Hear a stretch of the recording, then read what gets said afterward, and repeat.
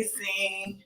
Welcome to Rise Movement and Meditation. My name is Marsha Shackelford of Raw Yoga. I'm here with EarthGirl, Dove, and Pass the Crown to just give you a morning boost, a morning bit of movement and guided breath work. So we're going to go ahead and get started.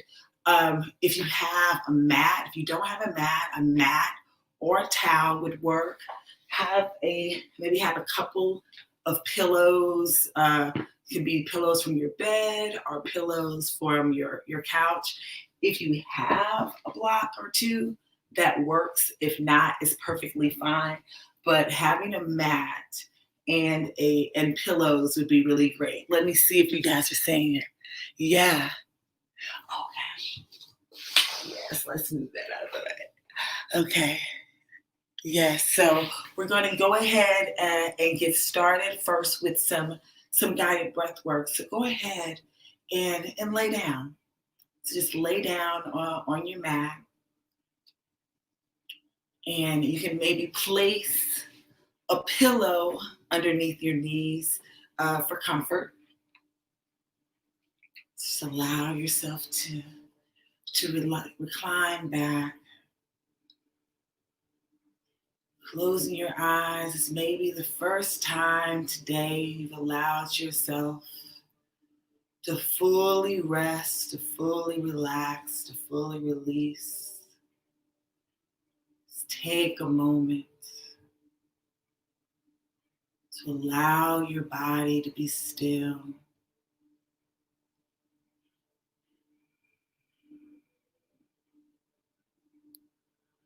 I'm going to guide you through a guided relaxation.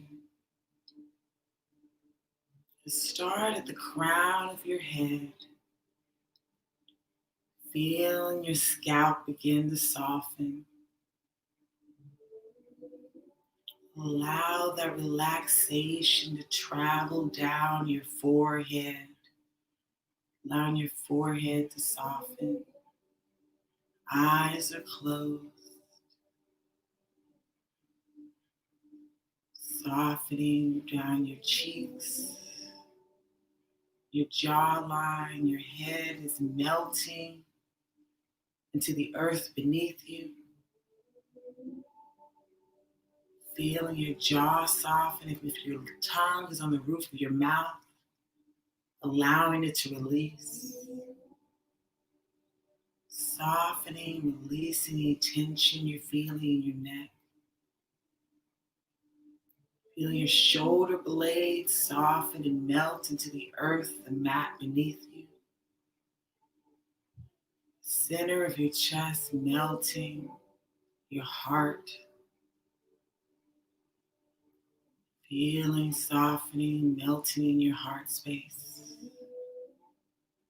Melting in the center of your chest. Feeling the center of your back melt into the earth, into the mat. Your lower back melting into the earth, maybe even feeling your tailbone begin to uncurl a bit. Feeling your belly soften. Allowing your hips to melt further into the earth.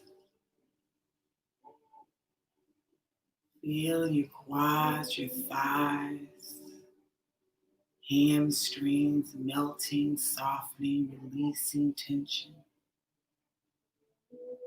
Feeling tension release even through your knees. Melting, releasing tension in your quads, your shins, your ankles. Feeling your heel melt into the earth beneath you. Feeling your feet release tension, releasing all the way out, each individual toe.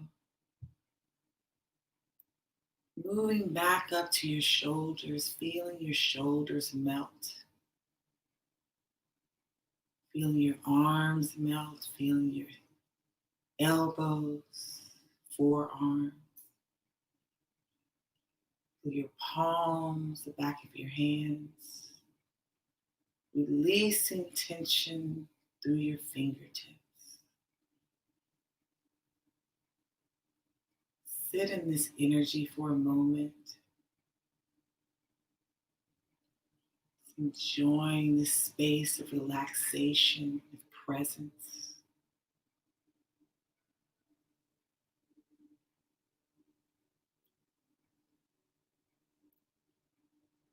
Take a deep inhale in, feel your belly rise, your ribs expand, your heart space expand. Then draw your belly button in and exhale audibly.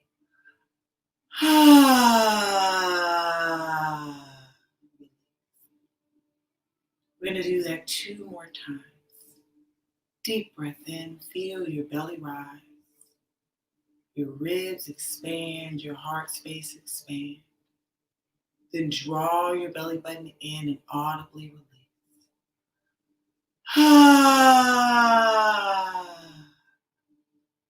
Letting go. One last deep breath in. Feel your belly expand. Your ribs expand. Your heart space expand.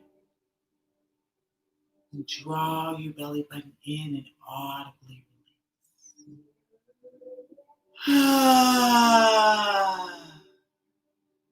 Letting go. Now take your left hand and place it on your lower belly, about 1 inch or 2 below your belly button. Then place your right hand right in the center of your heart. Body still relaxed. Go through Durga Pranayama 3-part breath. Take a deep breath in. Feel your belly rise. Your ribs expand. Your heart space expand. Pausing at the top. Then slowly exhaling, releasing from your heart space. Releasing from your ribs. Releasing, letting go in your lower belly. Inhaling again, feeling your belly rise. Your ribs expand. Your heart space expand. And exhale, releasing from your heart space.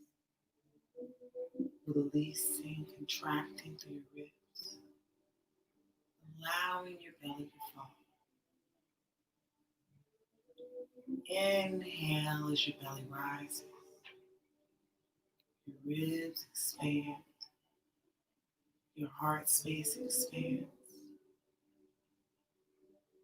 Exhale, releasing from your heart. Releasing from your ribs. Releasing from your lower belly.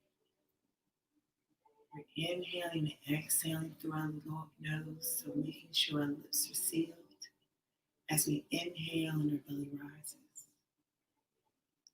Ribs expand. Heart space expand. And exhale, releasing from your heart. Releasing through your ribs. Releasing through your lower belly.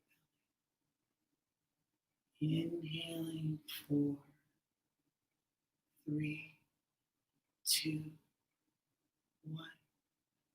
Exhaling 4, 3, 2, 1. Inhaling 4, 3, 2, 1. Exhaling 4, 3, 2, 1.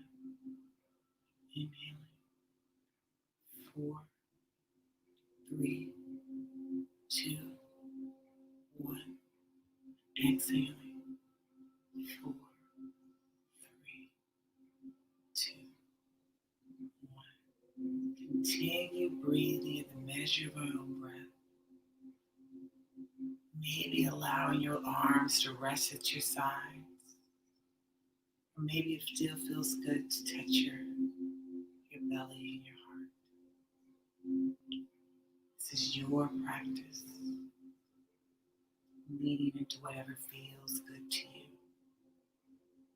As you continue to slowly inhale. As you inhale, feeling yourself fill up with oxygen, life force, light, love, abundance, gathering all the energy you need for this day. The universe is abundant. You are abundant. Connecting with that space. Exhaling, releasing anything you brought to this present moment that doesn't serve you. Letting it go. Any doubts, any fears, any judgments, any beliefs that no longer serve you. Allowing them to fall away and release as you exhale.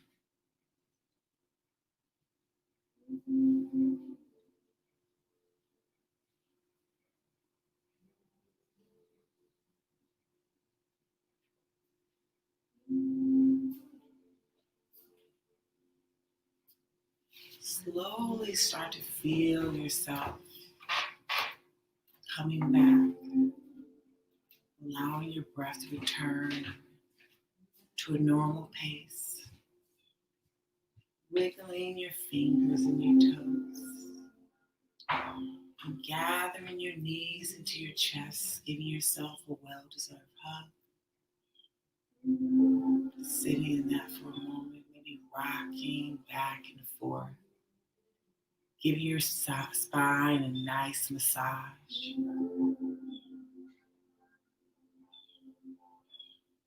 Then roll over to one side, the left, the right. Doesn't make a difference. Make a little pillow for yourself.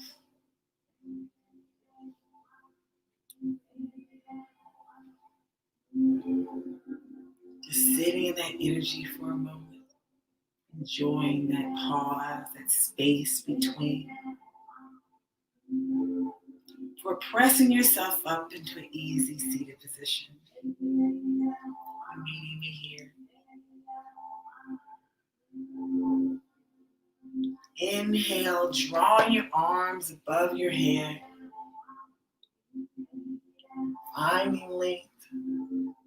Pressing your hips into the earth while reaching your fingertips towards the sky. Exhale, bring your palms to heart center. Eyes are closed. Taking a moment to set your intention for your practice today. What do you want to welcome into this day, into this moment? You are energy, you are abundant. Just ask, and shall be received. Inhale your arms up, wrapping yourself up in your intentions, stretching your spine. Then exhale, bring your fingertips to the earth, grounding your intention to the earth.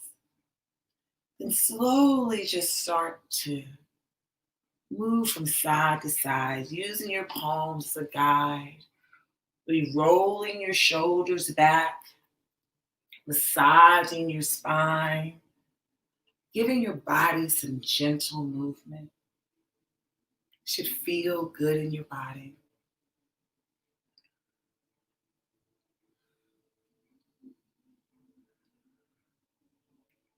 Rocking back and forth, massaging your spine. And maybe start to rock your shoulders forward. Maybe even move forward. This is just some free movement space. Just move your body, connecting gently. Putting your hands on your elbows. Reaching your arms above your head. Can't see my arms. Let me slide up a bit more. Just moving your arms. Then placing your right hand to the earth, stretching your left hand up, gazing upward at your fingertips. Then place your left hand on your right knee. Right hand goes a bit further back behind you, pressing your hand into your knee and reaching your heart towards the back of the room, giving yourself a nice side body stretch. Inhale your arms up, stretching, pushing your hips into the earth while pressing your fingertips up. Placing your left hand to the earth, then pressing in and reach up, gazing up at your fingertips. Stretching that side body. Then placing your right hand on your left knee, placing your arm behind you, then pressing for a side body stretch again. Pressing your heart up.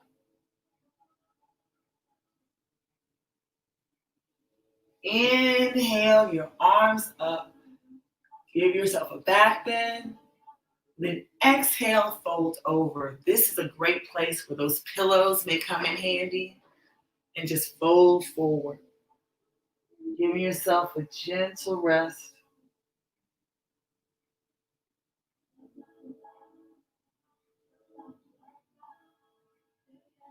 Pressing back up. Rocking back and forth. Massaging your spine again.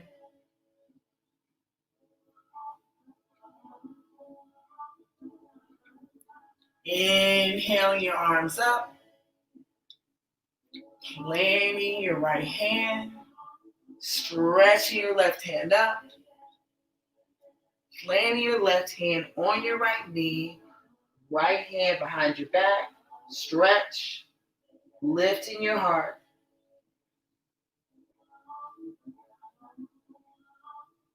Inhale your arms up, pressing your hips into the earth while reaching forward. Press your left hand to the earth. Stretch and gaze up at your right fingertips.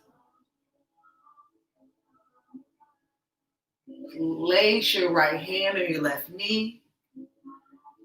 Left hand's behind you. Press your heart up.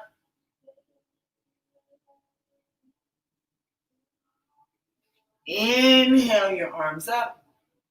Pressing. Give yourself a little back bend. And exhale, fold.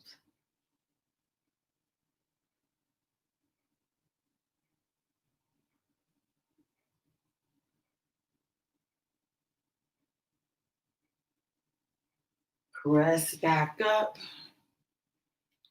And slowly rock back and forth, massaging your back, your shoulders, your hips. Then, let's move here. You're going to move up into a tabletop position. Just a few. Pillows out the way.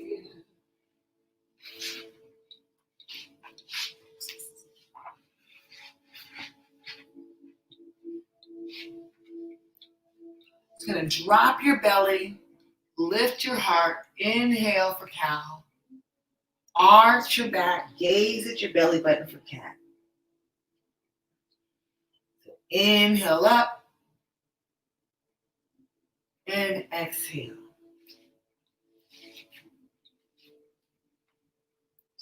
Warming the spine up further with some cat-cows.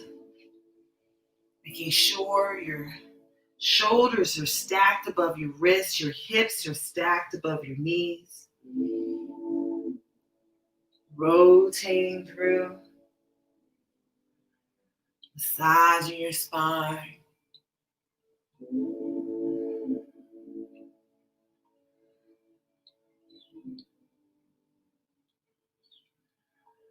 Maybe you want to allow your movement to get a little freer.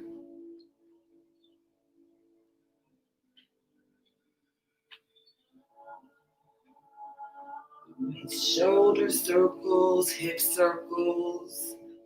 So allowing yourself to get into your body, giving yourself some gentle movement. Maybe even pushing back into a child's pose.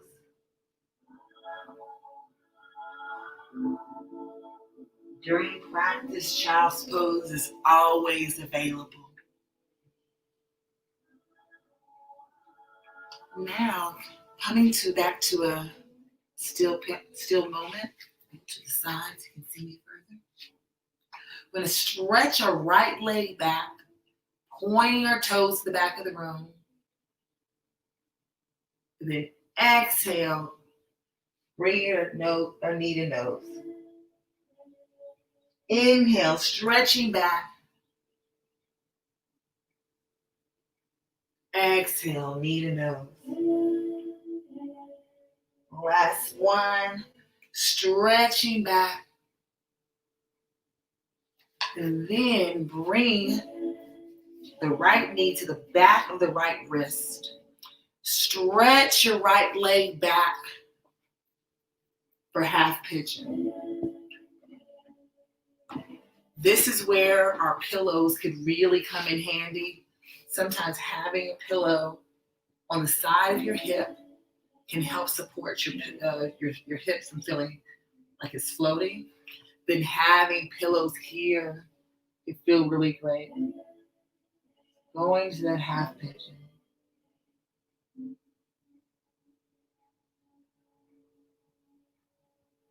If that feels wonderful, continue to stay in your half pigeon. But if that's not accessible to you, let's go ahead and move on to your back. And you just take your right leg, your left leg up, cross your right leg underneath your knee.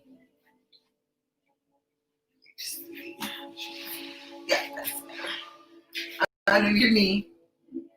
Thread your arm through for figure four.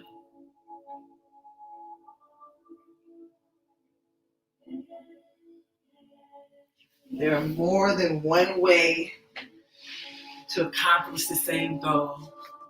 The goal is to get into our hips, to stretch our bodies, to feel good in our bodies, to open up space, to open up energy lines, to stretch. Allowing yourself to melt into the shape, allowing your hips to soften, your heart melt to the earth beneath you.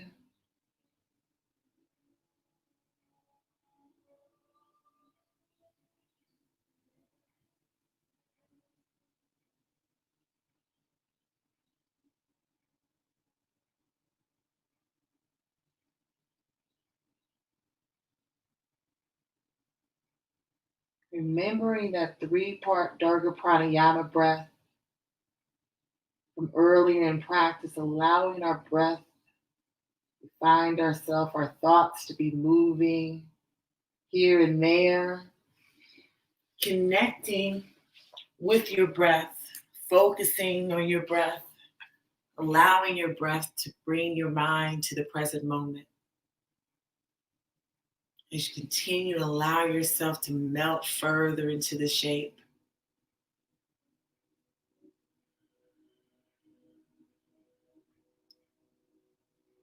We carry a lot of tension, a lot of trauma in our hips. This pose, this half pigeon or figure four, we allow ourselves to melt into that shape. Allow ourselves to release, let go.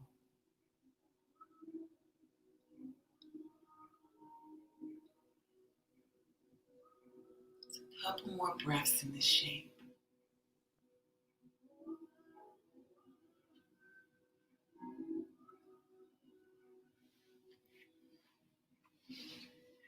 If you were in a half pigeon, I want you to press up, pause for a moment, then swing your leg forward.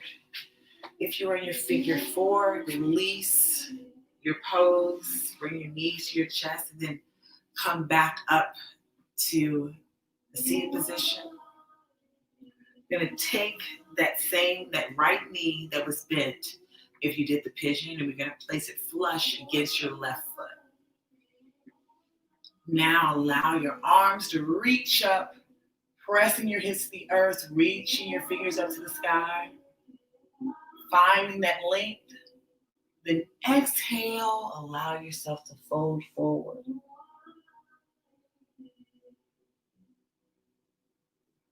If you have any tension in the back of the neck, allow it to fully release. Have your hands just planted. You're not reaching for your toes. You're not stretching.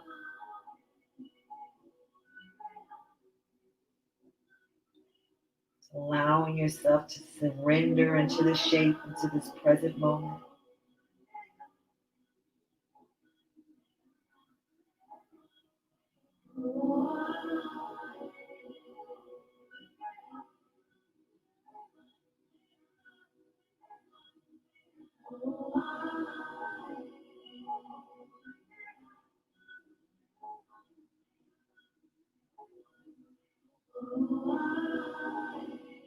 You notice, you find stillness in the shape. You begin to melt further the longer you stay still.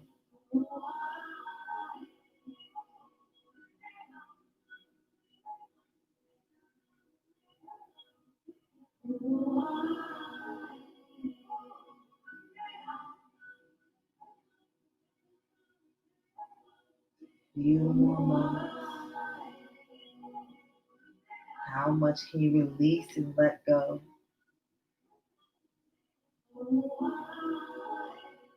We're slowly pressing up. Your neck and your head coming up last. Pausing.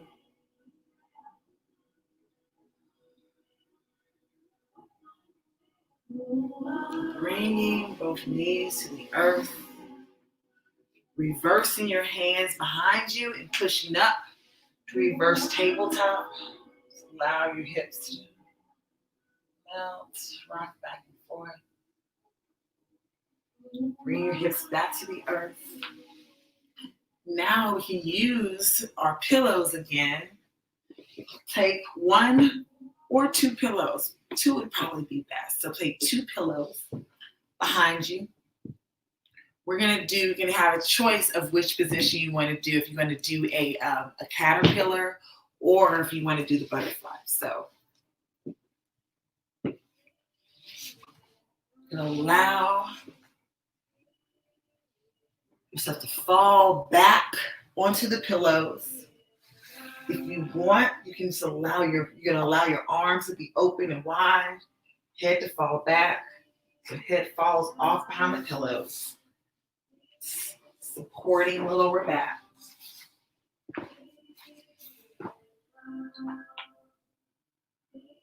For a slight back bend.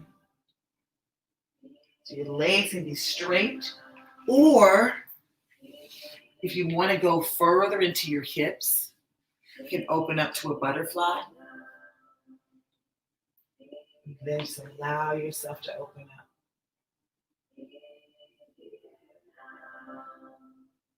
It's another position where props can be helpful if you choose to opt for the butterfly. You can also place a block between either knee. Now, so allow yourself to release into this position. Feeling your heart opening.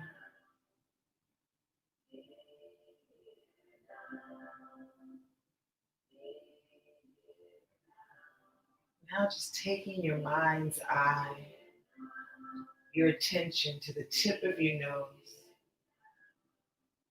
Using the tip of your nose as a focus point, a drishti, a place to rest your attention.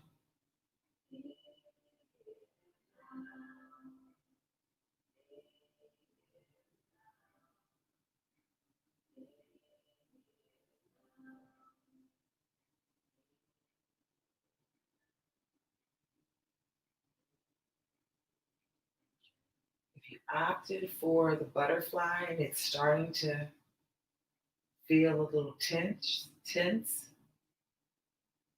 if you could allow your breath to let you soften further. Sending breath to wherever you feel tension in your body. And allowing it to soften further.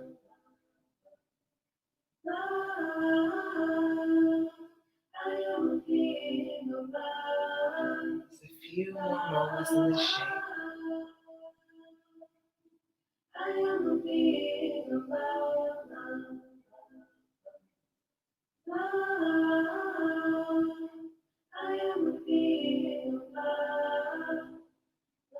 If your legs are butterflies, grab the outsides of your knees with your hands and bring them together. Pausing for a moment, your feet to the earth.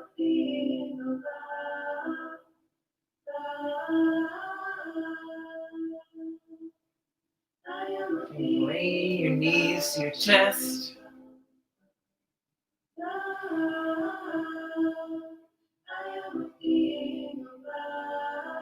We're pressing back up.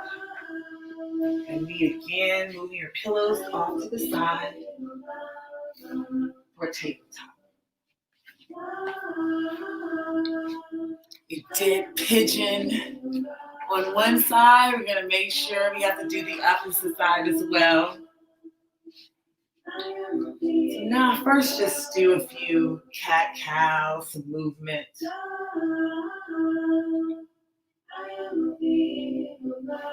Before then stretching out your left leg, pointing to the back of the room. Then exhale, bring your knee to your nose. Inhale, stretching out, extending your spine, pointing your toes. Exhale, knee to nose. Inhale, stretch out again. Then bring your left knee to the back of your left hand. Stretch out your back leg. Press up, gathering length in your spine before folding forward. This is half pigeon. In this position, you could place a pillow here to rest. Also place a pillow underneath your knee, your hip, if it's elevated. That can feel really great. And if you did figure 4 on the opposite side, let's go ahead and do it here. So now we would take the right leg up, cross the left leg over the leg underneath the knee, bend it, thread through, grab behind, and stretch.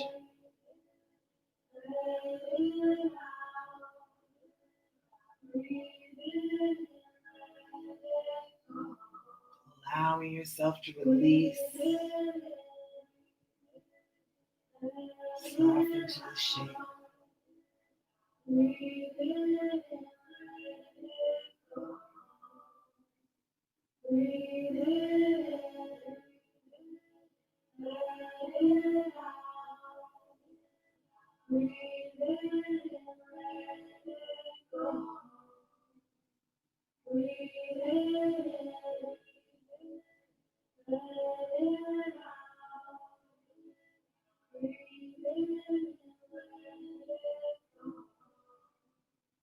Using your breath to release any tension in your body. If you feel any points, you feeling more tension, direct breath in that place. Allow it to soften.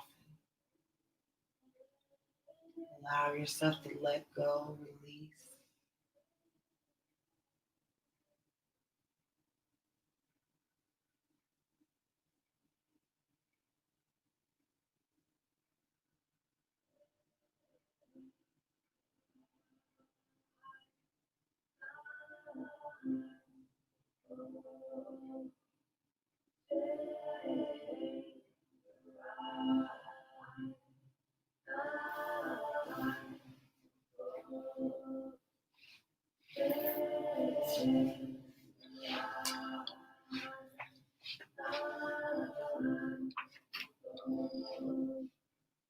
Just a few more moments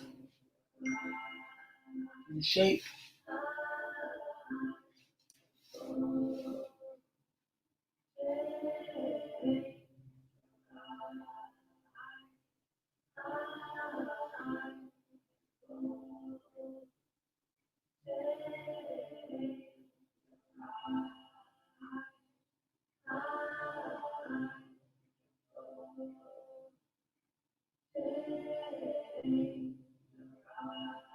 Press back up. If you're in the pigeon, pausing for a moment.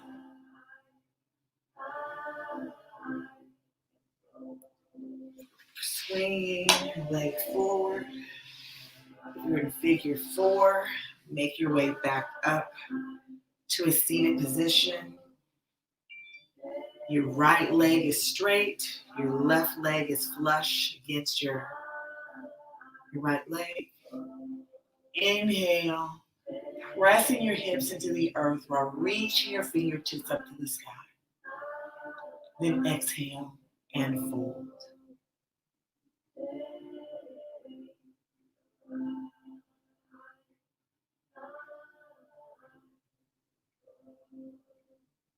Allowing any wrinkles in the back of your head to fully release.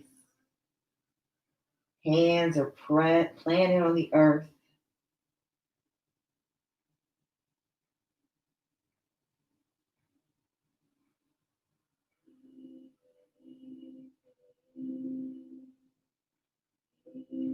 Any tension you feel in your body, allowing your breath to release into it.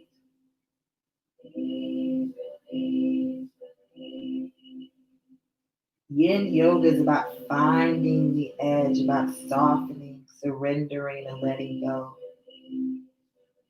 Finding that space of comfortable discomfort and leaning into it. That's the space where you find growth. Growth is on the other side of your comfort zone. Guess what? On the other side of your comfort zone is also joy. Slowly roll up, vertebrae by vertebrae, your neck and your head coming in line. On the other side of the work, whatever resistance you're working through, is joy, is abundance.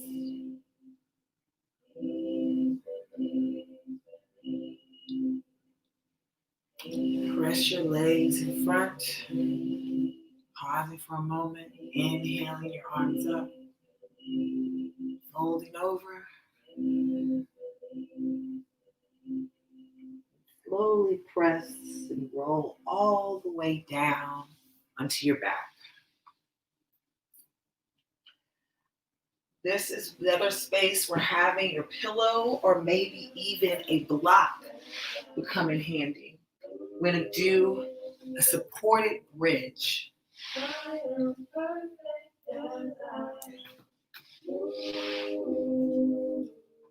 So lifting your hips, going to your back.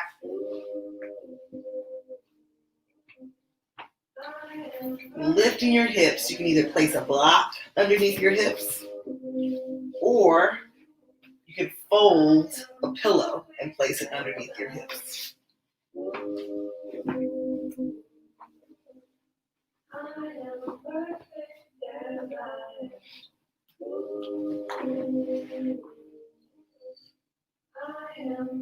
Allowing your hips to melt.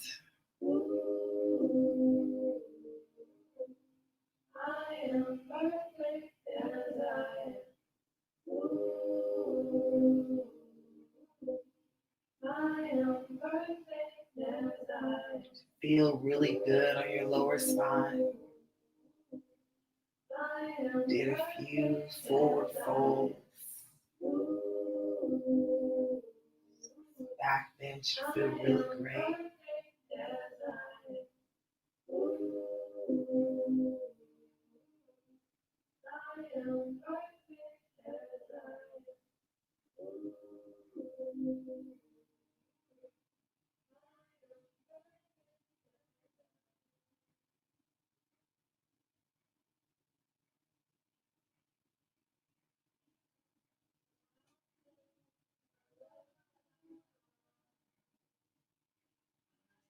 Lift your hips, remove the block of the pillow. Your hips to the earth. Bring your knees to your shoulders. Grab the outside of your feet for happy baby. You may want to rock your baby.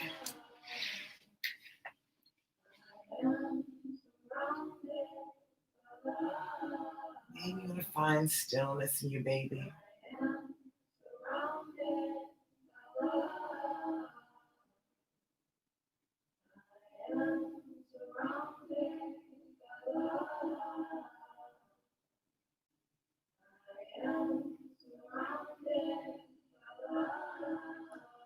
Now bring your knees to your chest, rock back and forth, massage your spine. Bring your feet to the earth. Shift your hips to the right. Bring your knees, allow your knees to fall over to the left. Arms are out to a T. Gaze in the opposite direction of your knees. A side body stretch.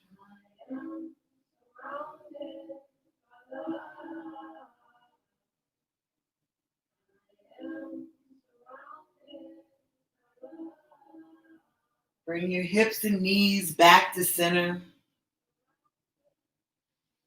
Shift your hips to the left. Allow your knees to fall over to the right. Gaze the opposite direction of your knees. Allow your hips to melt. It's a nice side body stretch again.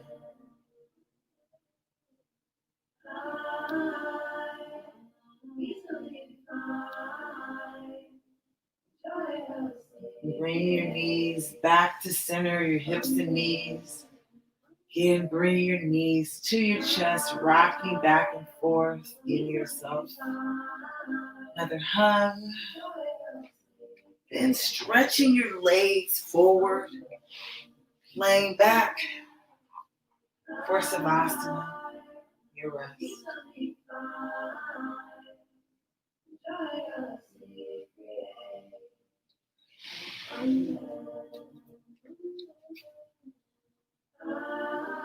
Just feeling your body melt further. After a few minutes of stretching, moving our bodies. How does it feel?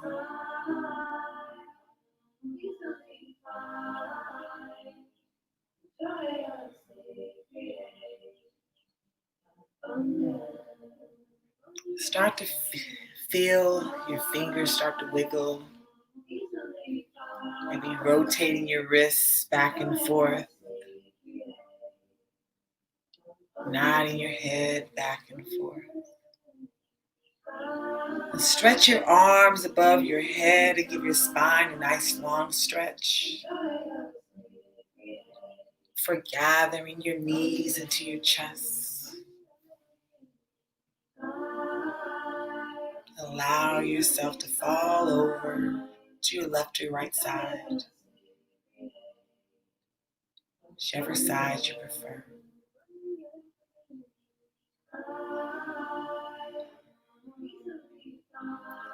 And press back up into an easy seated position. Eyes still closed, still in your practice. Inhale your arms up to the sky, pressing your hips to the earth while stretching your fingertips to the sky. Exhale your palm first to your third eye. Think loving thoughts to your lips. Speak loving words to your heart. Give and be love in your heart. What's highest in me recognizes what's highest in each and every one of you. Thank you for sharing your practice with me today. Namaste.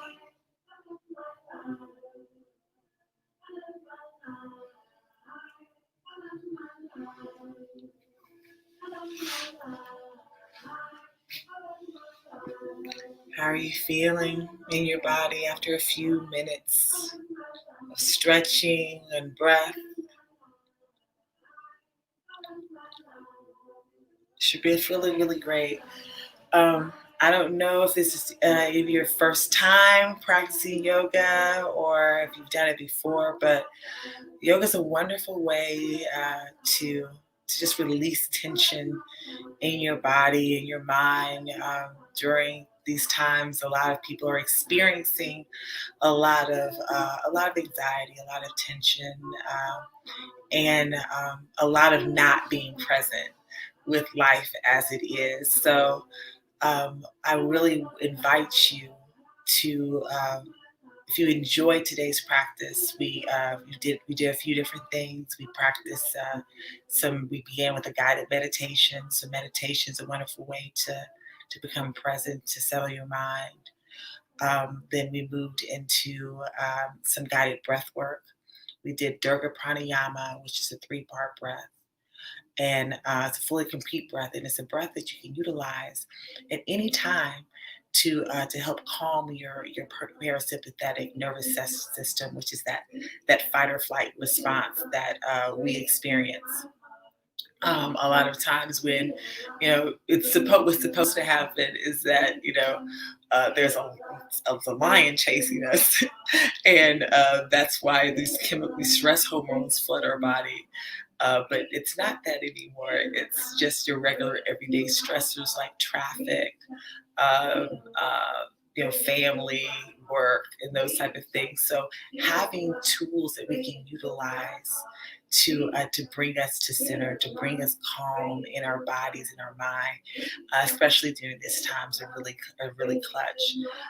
So being able to use that breath, 90 seconds, 2 minutes of breath work. As soon as you feel the onset of tension, connecting to that breath work will help you bring down those chemicals that are coming in your body, and to come back to center where you can be present and responsive with life.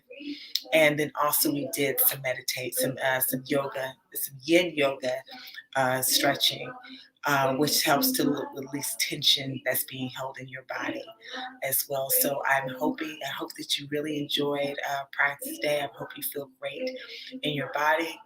I really invite you to stay for the remainder of the day. We have some amazing women on the calendar for today. We're here from 9:30 till 5 o'clock for I'm going to say the thing wrong. We're here to 5 o'clock. And so happy to be here with EarthGirl, the Crown Act, to pass the crown for the Crown Act, where women can wear their hair naturally the way it grows out of their head. Isn't that a wonderful thing? It's been passed in 7 days, and thank you to EarthGirl, thank you to Dove for really getting behind this for equality for each and every one of us. The light in me recognizes the light in each and every one of you. Thank you for sharing your time this practice with me today, these moments. Namaste.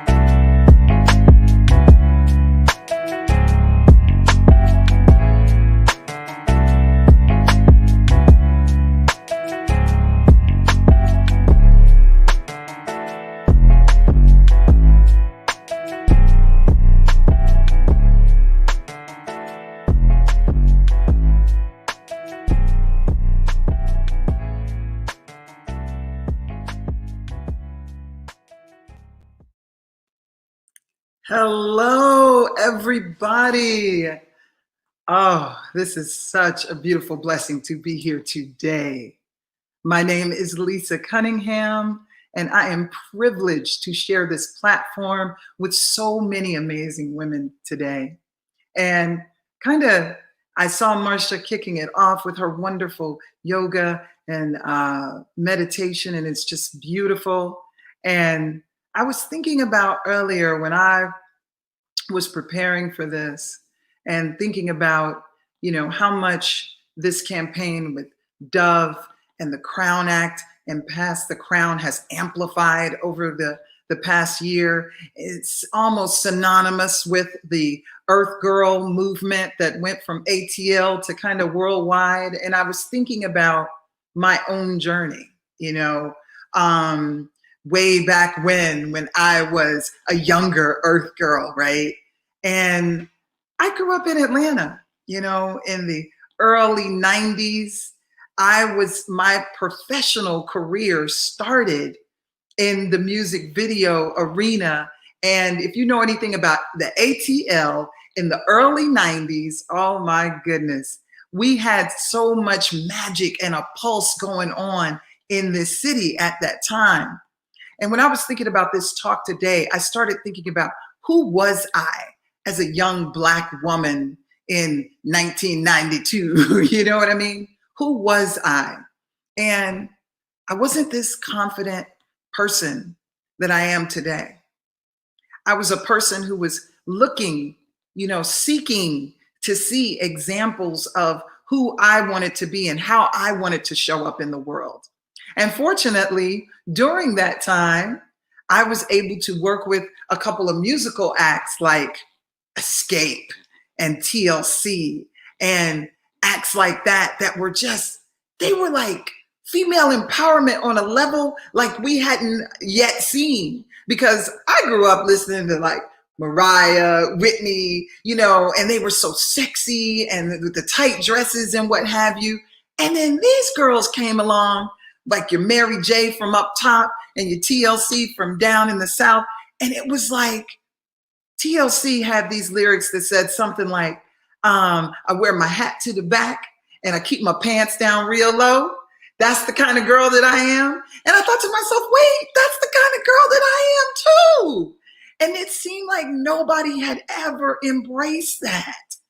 And I do believe that that was my first hint of feeling, that I could connect with other women who didn't necessarily have to fit into a certain mode. And I wouldn't be fully transformed at that point, right?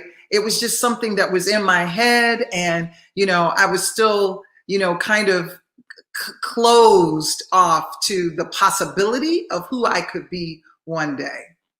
But I'll tell you, I had an experience a few years later that really changed my life.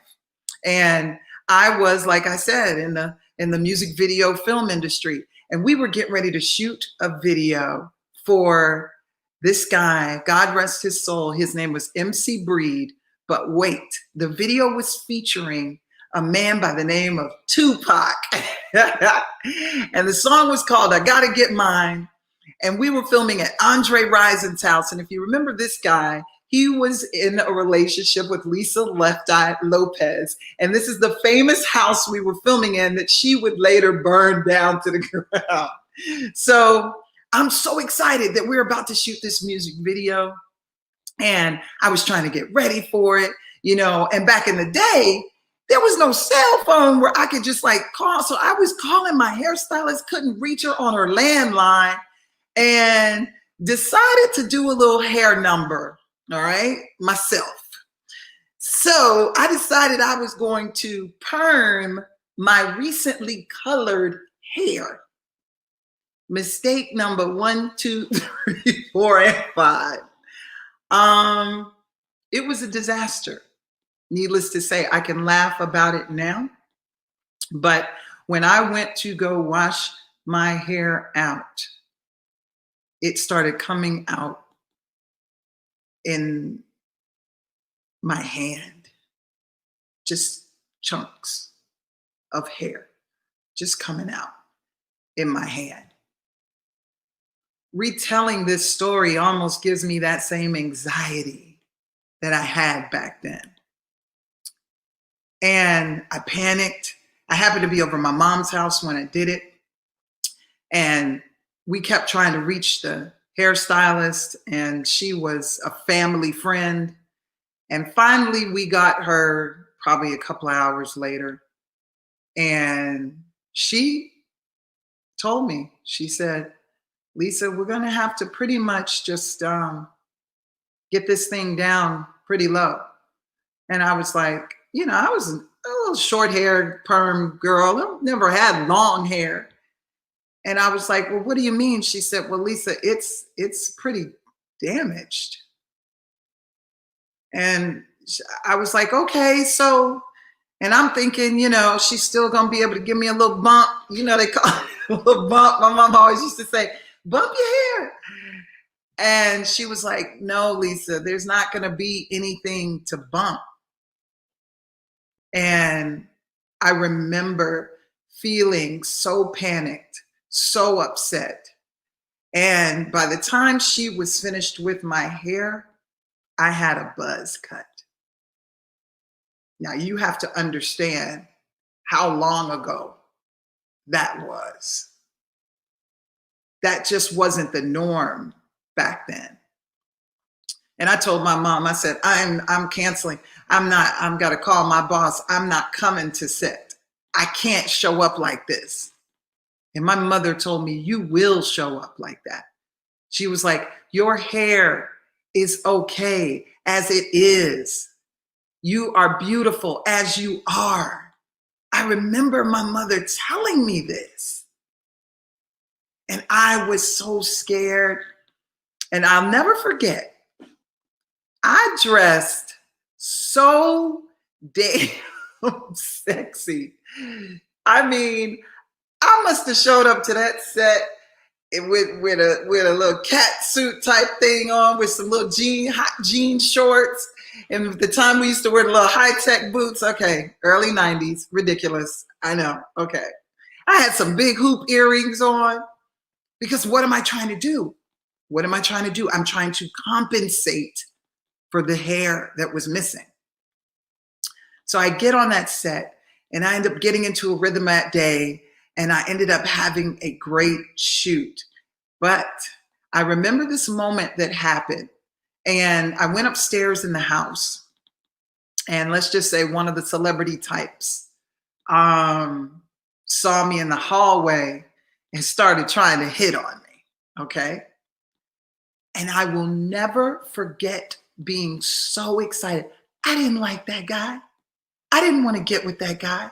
But I was so excited that he was trying to hit on me. Why? Because I didn't have my hair, and that meant I was still sexy and desirable to a man. I'll never forget that. That I felt like showing up to work without this hair, this certain type of hair, made me somehow substandard, or not as beautiful, or not as anything. I'll never forget that. And that's why it's so important today, this beautiful Crown Act movement. When I started reading the statistics, they say like 80% of Black women don't feel comfortable in their workplace with their own natural hair. And that's today. And here I go way back then thinking, wow, not a lot has changed. Because I remember that feeling. And here I am in the entertainment industry. You would think I wouldn't care if my hair was purple or blue or whatnot. But something happened to me when I lost my hair, when I didn't have that perm in my hair. The perm was like I don't know, it was just like my mask. So I didn't realize until later that it was a very dangerous thing for me to be okay only after someone had given me some sort of validation. Because I should have been okay in my own skin. But that would take some years, right? That would take some years. That would take what I call the remix. Because I stand before you, I sit before you today, a completely different person. So how did that remix end up happening? You got to go through this journey to get to where you can stand tall and proud. And I'll never forget, a few years after that particular incident, I experienced something that I later now see that it was actually very pivotal for me to see it in real time. And I used to work for this record company, and it was a small record label, Ichabod Records, this little label out of Atlanta, Georgia. And we had this group called The Organization, and they had a pretty popular song. And so we were going to do like Ryan Cameron's annual event with the radio station. So we're backstage getting ready, to perform. I think, they always have the new acts go first. So they don't have the hot songs, So this little girl group gets up, and they just cute as a button, these girls were. But you could tell they just weren't seasoned yet. They were they were coming out there to this Atlanta thing. And, the Atlanta crowd is not always an easy crowd. And here they go. They get out on that stage and they start to sing this song. And they say something like, no, no, no, no, no. When you mean yeah. I can't sing my way out of a paper bag. But they started to get booed when they were singing that song. It wasn't quite a real boo, but it was just like that rumbling of, and it was a slow tempo, And all of a sudden, somebody in their camp said, put on the remix. Put on the remix.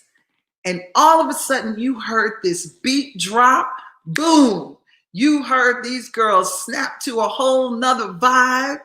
And that remix was the No, No, No remix by Wyclef. And that group was Destiny's Child. And the crowd went nuts after it. A group that was getting booed, but the remix is what came on and saved them. And it would be years before I would put that together in my brain. But I started thinking of my own life in terms of a remix. Because sometimes you have to slow things up like you do when you make a remix. And sometimes you have to sometimes you have to slow them down, and sometimes you have to speed it up, right? And most importantly, sometimes you have to collaborate outside of your comfort zone. And that's now how I live my life, knowing that the remix is something that fuels me. I know that I can't stay in that same place all the time with those same people, because I need to make sure that I am finding people in my life that can enhance me to my next hit, my next, moment in the sky. And that song, that moment, definitely taught me that. My second big remix in life wouldn't happen for years later. So I was changing gradually, not transforming, changing. But that definitely was a moment where I was like, that's interesting. And then I had the big pivotal moment in my life. I was deep into the music video scene by that point. I mean, I was like, you couldn't even say music video without saying Lisa Cunningham's name in Atlanta. And I thought I was such a big deal because of that. I wasn't a very good person back then. I'm gonna let you in on that secret, okay? I'm not proud of it. I wasn't a good human being. I was a jerk. Seriously, an actual jerk. And I was spiritually, mentally, physically, all of it. I was just void of anything that I felt like was good in my life at that time. But you couldn't tell me anything at the time. I was the man, right? I was the woman. And I got ready to do this shoot with this unknown artist at the time, but he had a hit song and it was called So Icy. And that was the first big directing job for a music video I ever had. Yes, I directed the god awful So Icy video for Gucci Man. His very first video that put him on the map. Yes, I did that. Not very proud of it. I looked at it the other day and was like, that video is terrible to me. Anyway, but all jokes aside, I was doing post production for the video. We had shot it, like maybe the week before. And I got a call from my mom back to back, cell phone ringing. I'm like, it's mom. That's who I was back then. I didn't answer my mother's phone calls. Hey, she can wait. What? She can wait. But she called back to back. And I answered the last time. And she let me know that my dad had only a few hours to live and that I should get to the hospital so that I could see him.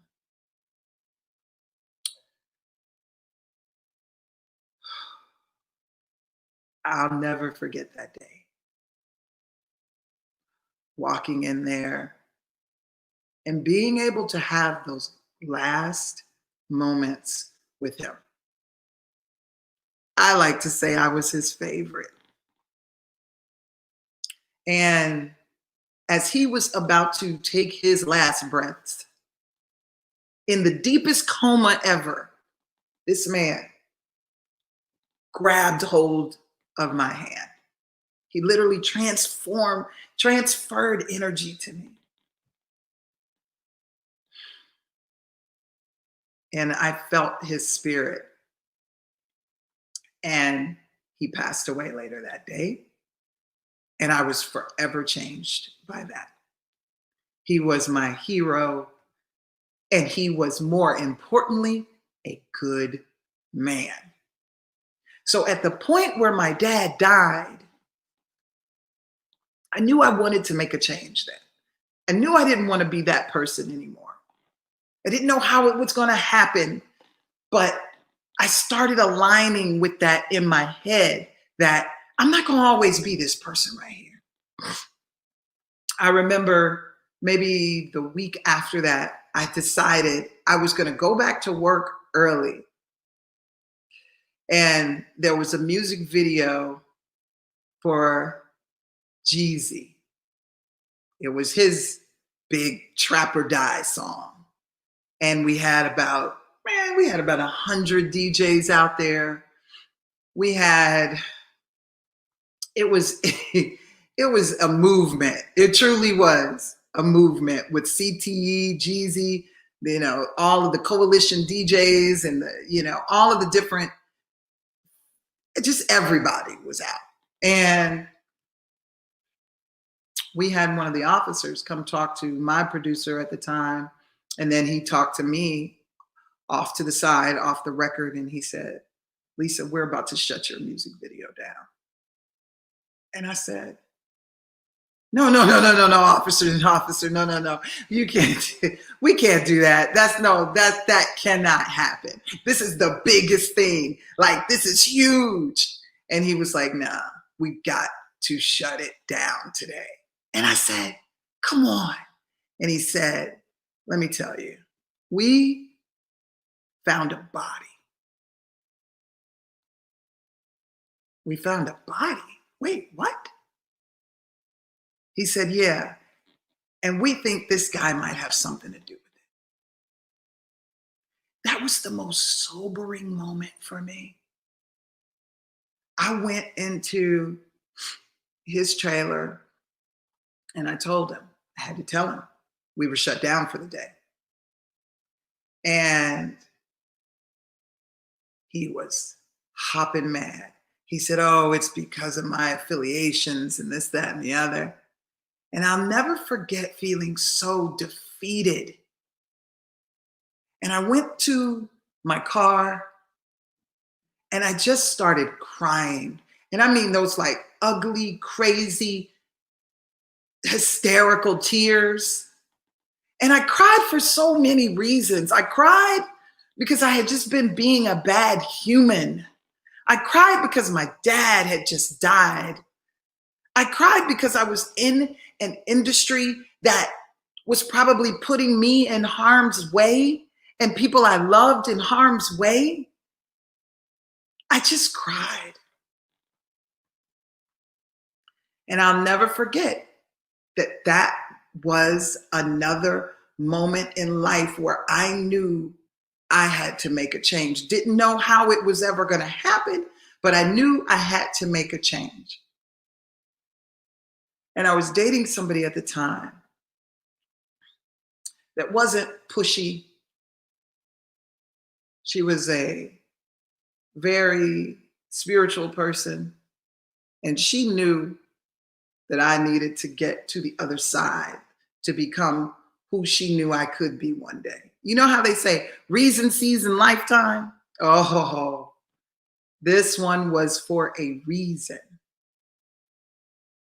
And she didn't push me, but one day I just saw a book on the side of my nightstand, The Secret. And then I saw another book, Ask is and It Is Given. And I started to read up on all this stuff. And my mind was blown because I had never heard of any principles like this. I had never heard about being aligned and being on the right frequency. There goes that thing back to the music again, being on the right frequency. So it was at that point that I started trying to get on the right frequency. So think about it. If you want to hear Meg the Stallion, you're not going to be tuned into the country station, right? But that's how a lot of us live our lives. We are trying to get to the next level, but we're not on the right frequency. I call it being in receiving mode. We got to be ready to receive. We might not know what it is or how we're going to get there, but you've got to be ready to receive it. But I knew that I needed to do some work. So how was I going to start that work? Because it was a heavy lift at the time. I had a lot of bad habits, a lot of bad influences, a lot of bad everything. How was I going to deal with that? Well, somebody had invited me to a church, and I had heard this pastor. I promise you, I don't remember anything else this pastor said to me. And he said, look at your life. He said, in your life, there are adders, subtractors, multipliers, and dividers. I was like, wait, what? This dude broke it down so simple. And I started to immediately click. I started to say, wait, oh, you know what? Yeah, so-and-so, that's a subtractor in my life. Because every time they call, they want something. And, whoo, okay. And then I even had a couple of dividers in my life. And those are the people that you really have to look out for. Because not only are they taking away, they are oftentimes creating factions between different things going on in your life. You don't want the dividers at all costs. And I had to think, who's adding to my life? Who's adding to my life? I had a couple of those. But you know what I didn't have? I had no multipliers, or I thought I did. See, if you don't hear anything else I say today, I want you to know that if you feel like you're stuck in any capacity, it's probably because you don't have enough multipliers in your life. And you want to know why you don't have enough is because multipliers exist on the other side of fear. Multipliers exist on the other side of procrastination. Multipliers exist on that LinkedIn page that you don't think is valuable and it's just for old people. Multipliers exist in areas you haven't even thought of yet. Because the people that are usually, closely associated with us in our immediate circles aren't the people who can do what? Lift us as they rise. You need somebody over you that can multiply your life. Sometimes you need a person that can be a spiritual multiplier for you. Sometimes you need somebody that can be a career multiplier for you, a health multiplier for you. But you have to get out of your zone in order to do that. And that's what I started seeking out. Slowly but surely, I started seeking out multipliers. Because what I finally realized, and this is so pivotal, I finally realized that I didn't want to just change. I wanted to transform. And I'll tell it to you like this. There's like all these little cliche things that we've heard over the years, like the analogy of the caterpillar that turns into the butterfly. Okay, we've heard that a million times. Like, oh, this person, you went from the caterpillar and then you became the butterfly, and that's amazing. But we forget the most important part of that cliche analogy is that once the caterpillar gets out of the cocoon and it becomes the butterfly, it doesn't fit in the cocoon ever again. It can't fit back in that space because it has not just changed, it has transformed. So that's what we should all be trying to be.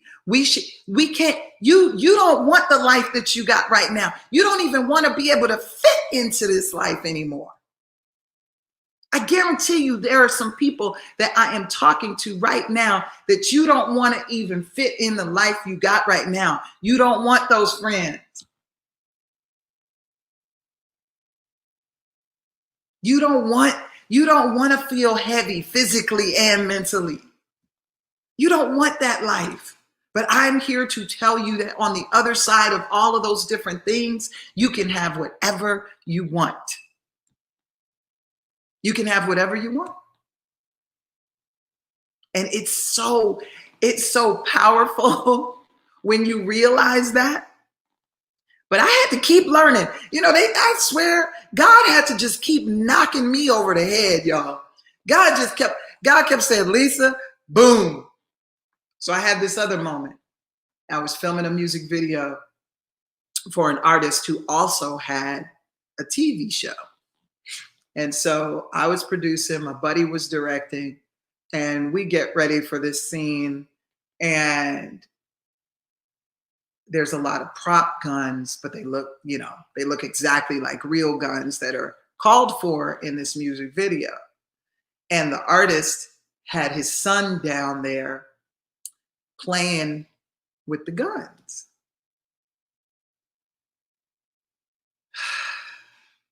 And this is just me. This is no judgment. It didn't sit right with me. It's no judgment. It made me so heavy. Because it wasn't about, the right to bear arms and protecting yourself and your loved ones from harm. It was some real thug, vendetta, crazy, gang-related concept going on. And I left that day knowing that I would never do it again. I left that day knowing I just couldn't do that ever again. And I was forever changed. So I started thinking, what was I going to do? I had to like let go of things that no longer served me, you know, and that was a hard process to do. Once again, no judgment on the friends that you might have to let go. I remember I was invited to a little party at a friend's bar, and I went out that night, and I didn't know that it was a tornado before I left. I didn't see the warnings and everything. So when we got there, everybody started getting these notifications that it's an actual tornado, you know, and I was like, I got to get back home. I got to get back home. And I remember getting in the car and racing, trying to get back home. It was raining. And this is a true story. The lights went out on the highway, like darkness, like boom. I got home that night and I said to myself, God, oh, you're trying to tell me something again. Maybe that's not what's going to serve me for my higher purpose for the future. Maybe that group right there isn't what I need to take it to the next level. Was it fun? Was it comfortable? Yes. But was it what I needed? Was it what my soul was craving? No. So I just let it go. Never hung out with them ever again. No judgment. Great, nice people. But I had to dig deep for what I wanted for my life for the future. And I remember starting to use this daggone smartphone. And I remember being like, okay, let me seek out some people that make sense for where I'm trying to go. I remember doing that. I remember going on Instagram and being like, who's here in the city? Who's from my neck of the woods? Who's this? Who's that? And I ran across a girl. We had known each other a little bit from back in the TLC days. And she was from Southwest Atlanta, my buddy Inga Willis. And I started seeing her and I added her. I don't add strangers. I'm too stuck up for that. I added her as a friend on Facebook, added her on Instagram, and we started to talk back and forth. And then one year my dog died and my mom's dog died. And she gave me a recommendation for a place where we could get a new dog. And that is how our friendship started. This woman has been so instrumental in my life, helping me out as a friend. My other friend, Monica, same thing. It's like you got to look at the people around you because you may already have multipliers in your life that you're ignoring. Look around. And so we're friends, and then we also do business ventures together, and it's just amazing. And, you know, I know that it was only through me setting that intention, not knowing how it was all going to turn out, I had to tune out. Get this part seriously. I had to tune out everybody who was like, come on back in, come on back in. Hey, we ain't seen you. Where you been? And it's hard. That was my life. But I had to become the person who I knew I wanted to be. And I had to ultimately get so comfortable in my own skin that I could be around all of the people I, for years, was so scared about being around. But why was I scared? I'll tell you. I never lived an authentic life. I just didn't. Like, you might look at me and I might look like a gender non-conforming person. But I'm going to tell you what I wouldn't do back in the day.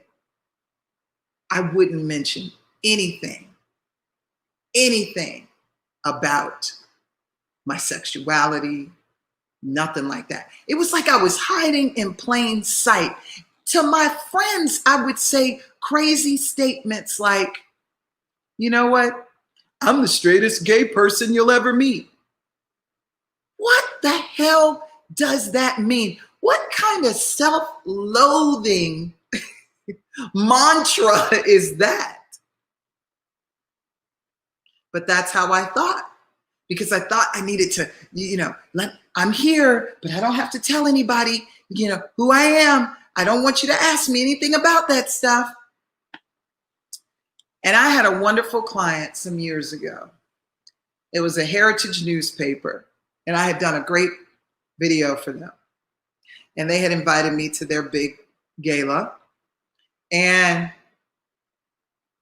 most of the people in the crowd were old Atlanta, and I'm from Atlanta, but I've never been comfortable around old Atlanta. Why? Because that's a lot of especially like the older of old Atlanta. I felt like those were a group of judgmental people that didn't get me. That didn't get me, the way I look, the way I present. And I was scared. And I was invited to this gala. And I remember sitting in my car outside of the place, not wanting to go inside. I was scared. And finally, I got the courage to go inside. And when I walked into that room, somebody shouted me out and said, "There she is." And I said, uh-oh. And all of these people started congratulating me. "Oh, I saw that video you did. Oh, it was such a wonderful tribute. Oh, thank you so much." Didn't matter. Didn't matter how I presented. And I started to feel a little bit more comfortable. And I'll never forget, this older gentleman comes up to me, older gentleman. And he first said to me, he said, "Hey, I want to first ask you how you identify." What? An older black man? What do you know about saying how do I identify? And that's what he asked me. And I said, "You can call me what you want."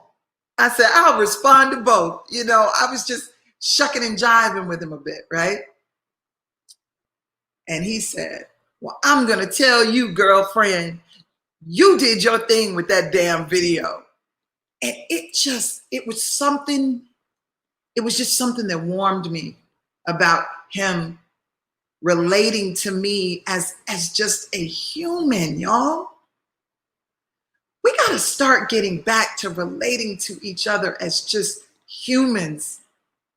But I would have never, ever gotten to that point if I hadn't started loving myself in my own skin for who I was, understanding that through life, I'm going to go through all these different incantations and remixes.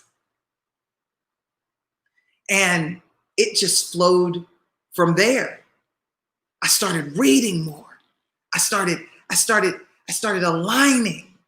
I read this book called The 4 Agreements that just changed my life. One of my favorite things that this book talks about is don't assume anything. That was me walking into that event that night, assuming that people were going to look at me and judge me a certain way.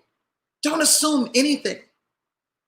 Don't assume that even when people are looking at you weird or treating you in a different kind of way, don't assume that you know what their motives are. It may have nothing to do with you. I learned from the 4 Agreements to always do my best, no matter what it is. I show up and show out every time I'm given the chance, and people will always remember me for that. I don't always get it right, but best believe I'm going to show up and show out and do my best. Because when you walk in that spirit of excellence, it rubs off. It magnifies. And I just kept reading, kept exploring, kept aligning myself, leading with intention. And one of the most important things that I stopped doing in life is I stopped saying what I don't want. Stopped it. You know, you do it all the time. Many of you. Oh man, I don't want another boyfriend like I had. I always get the same type of dude. You've said it before. I don't want to be this weight. Girl, I'm so sick and tired of being this size.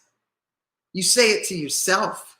Sometimes you don't even say it out loud, and that's worse because you're talking to yourself with all of that negative rhetoric. But instead of focusing on what you don't want, you've got to focus only, solely, completely on what you do want. So you flip those phrases around. If you're looking for a boyfriend, you define clearly who and what you want in a man. I did it. I made a list. Checked it twice, prayed on it, meditated on it, and manifested it. Manifestation is so real, but it only happens when you surrender. And I like to tell people this other thing, do it in a way where you think about what the outcome is on the other side of it. I heard this guy say it like this. He said he wanted to change his relationship with his father. He didn't know how to do it. He started imagining being at his father's funeral and them still being in the state that they were in this unforgiving, unloving state, and that his dad actually died before they could change that. That's what he imagined. And he said, I am not going to have that happen. And he started imagining being at the funeral and having repaired that relationship with his dad and being uplifted and being able to speak proudly about how they had repaired that relationship. That thought process for him is what led him to repair it in real life, in real time. You got to be the one to bend sometimes. Always remember that. It's not going to be the other person sometimes, but I promise you on the other side of it is a beautiful, wonderful light.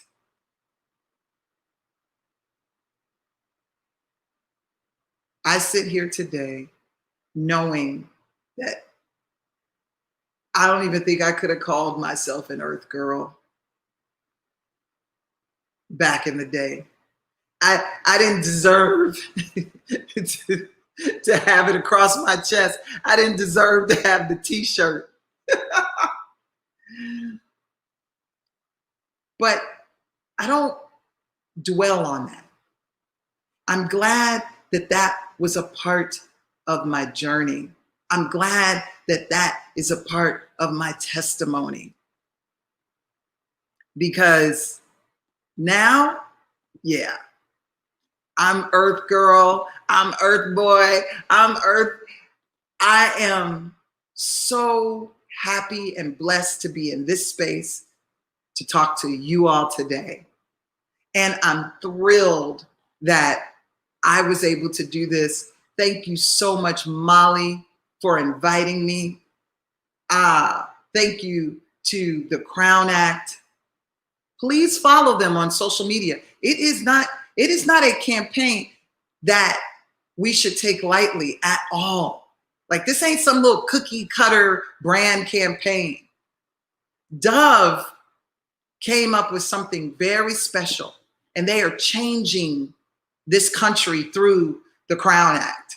They are enacting laws so that women do not have to feel bad for having the natural hair that we were born with.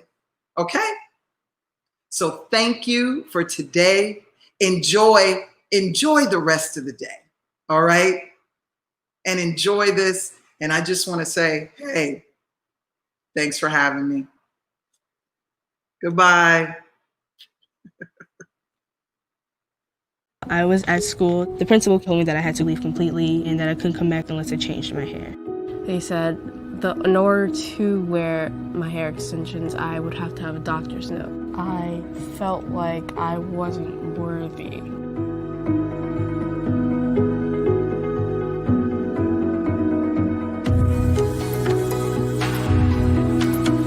People getting fired from jobs, girls sent home from school because they have braids.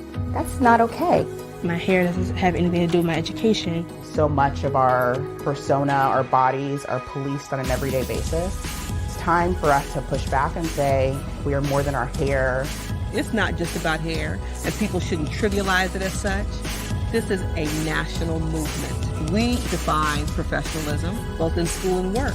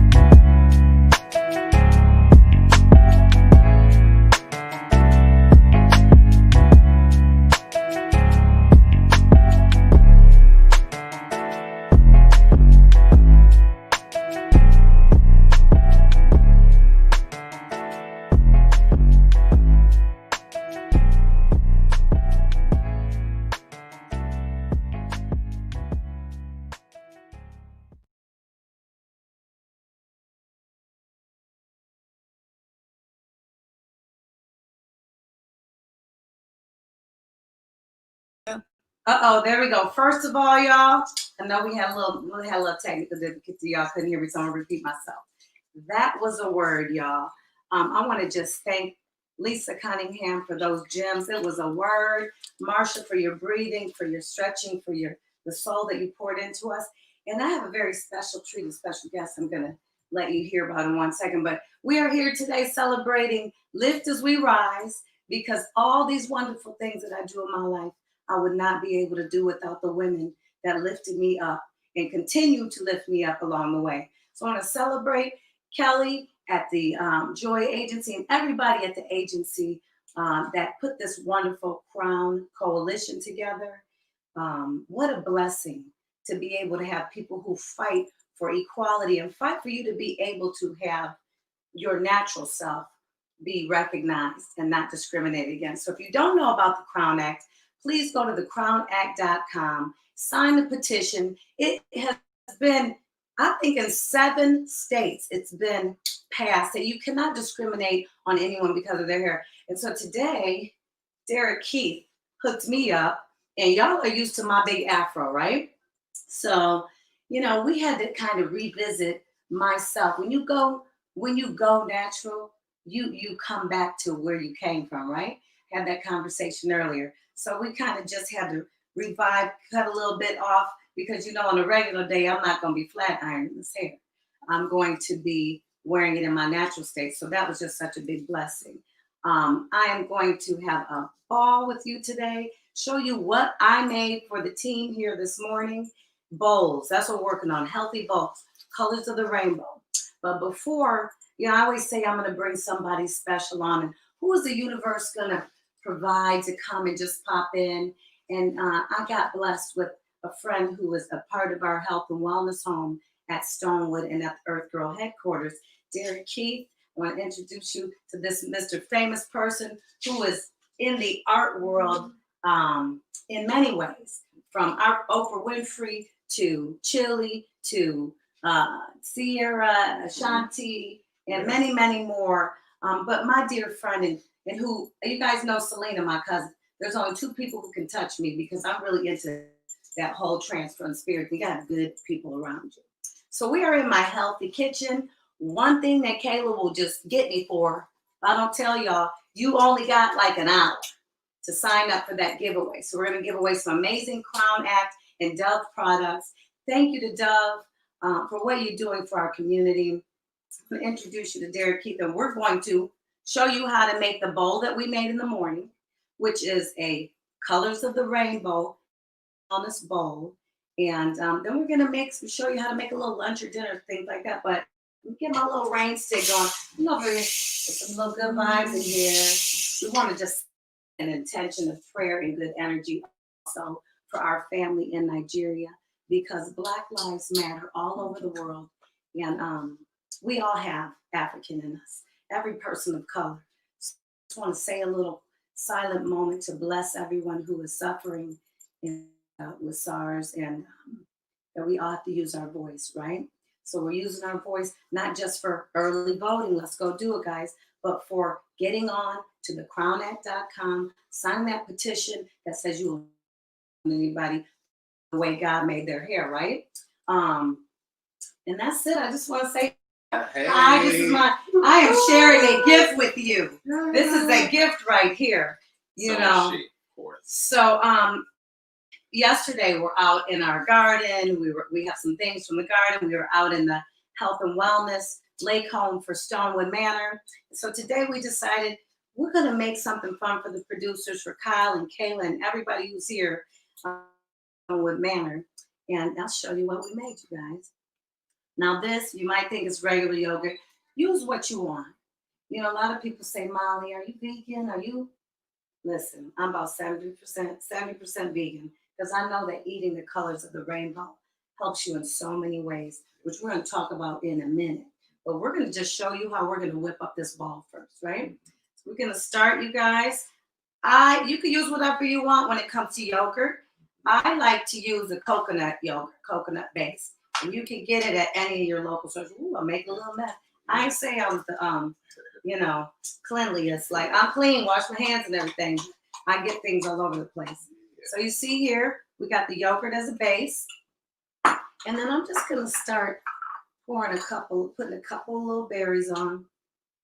And do what you like. I always say if you eat the colors of the rainbow, you can put it right in. You will never ever have to worry about your health.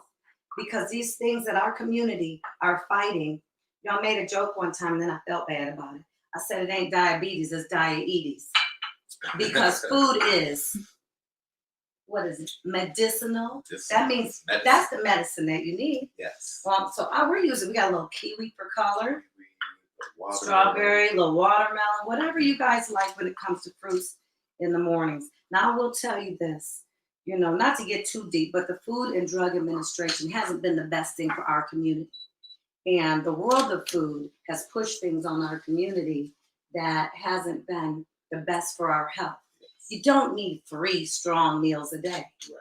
No, nobody needs that. Okay. So, and that will hurt you. That's why we have all these issues. So what we do need is to understand, and I want you guys to take some time to understand and have a relationship with your food. We were taught as people, going out and eat and have some enjoyment, entertainment, because that is, honestly, capitalism. That'll mess up your body. Capitalism will kill you. If you eat for them commercials on TV and what they tell you, you will be in big trouble. So I got my strawberries. Did you get some strawberries? Yeah. Now, Derek asked for, will you keep the stems on? Green tips. So tell him about the green tips. I just find that all the good nutrition is in there. That's right. Those green tips. It is. And we've been taught to cut off the little furry part of the little celery, to cut off the end of that. When I'm doing my smoothies in the morning, and that is how I lost all that 30 pounds I was eating with my macaroni and cheese. Because you guys, if you know me, I'm not just famous for cooking healthy meals for people who are vegan or vegetarian or pescatarian. I'm also known for, making the homies the macaroni and cheese and the soul food. You gotta have balance in your life, right? Mm-hmm. So blueberries brings down those antioxidants. And we're talking about these viruses that are going around. Yes. You have to talk about the things that fight. That fight the virus. If your body is filled, every 30 days, your body regenerates itself on what you eat. So it sounds kind of, you are what you eat, but guess what? You are what you eat. Quit playing. Yeah. So, my favorite nuts are like the fat nuts, cashews, the pistachios, which we're going to talk about pistachios in a minute. But the best nut for you are walnuts. For your heart, if you have any kind of diabetic problems. One thing I love is seeds, y'all. Seeds will bless your body. These are roasted pumpkin seeds because it's that season. Mm-hmm. And then I got a little shredded coconut. Y'all go to these little acai bowl places. All these new places are popping up. You're going to spend this money with other people. This is a fun way, if you have kids, to have them make it with you. Mm-hmm. Yeah. And then I like to do a little maple organic granola that's grain-free, but once in a while. And you need your grains, guys. Don't let them fool you. No carbs this or no carbs that. You need it. You need it. There's a couple things you need. You need food that helps you be happy. And that's what we're talking about today. Happy foods that help you stay positive. Because I think one of the biggest things that we don't recognize is, cut up a banana. One thing we don't recognize is our gray and white matter is affected by how much water we drink. Gotta stay hydrated. Keep that brain hydrated, y'all. What else? And your gray and white matter determines, I don't know why I'm depressed. Right. Derek, why I'm depressed. Why do I have a headache? Why do I have a headache? Why am I stressed? I've been working all day on the computer. I don't know why. Did you get hydrated? Yeah. Did you drink some water? Have you had healthy brain foods? Because these foods, without the pesticides, and let me tell you, I know, and it's a battle that we've been fighting. It's expensive to eat healthy. But if you really want to do it, you will not get that handbag. Yeah. You will not get that belt. Medicine. Because medicine is expensive and surgery is expensive. Mm-hmm. And the time that you'll have to take off is expensive. So if you preventative medicine is if you do that, your family will be blessed. You won't be snapping on the kids when you're homeschooling them. Right.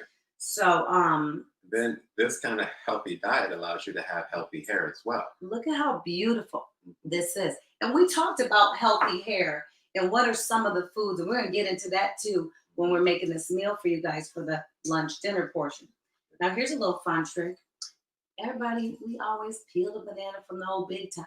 And did you know sometimes this just be hard to get up in here, right? And squeeze it. So do you know the best, most righteous way is to go from the bottom, y'all?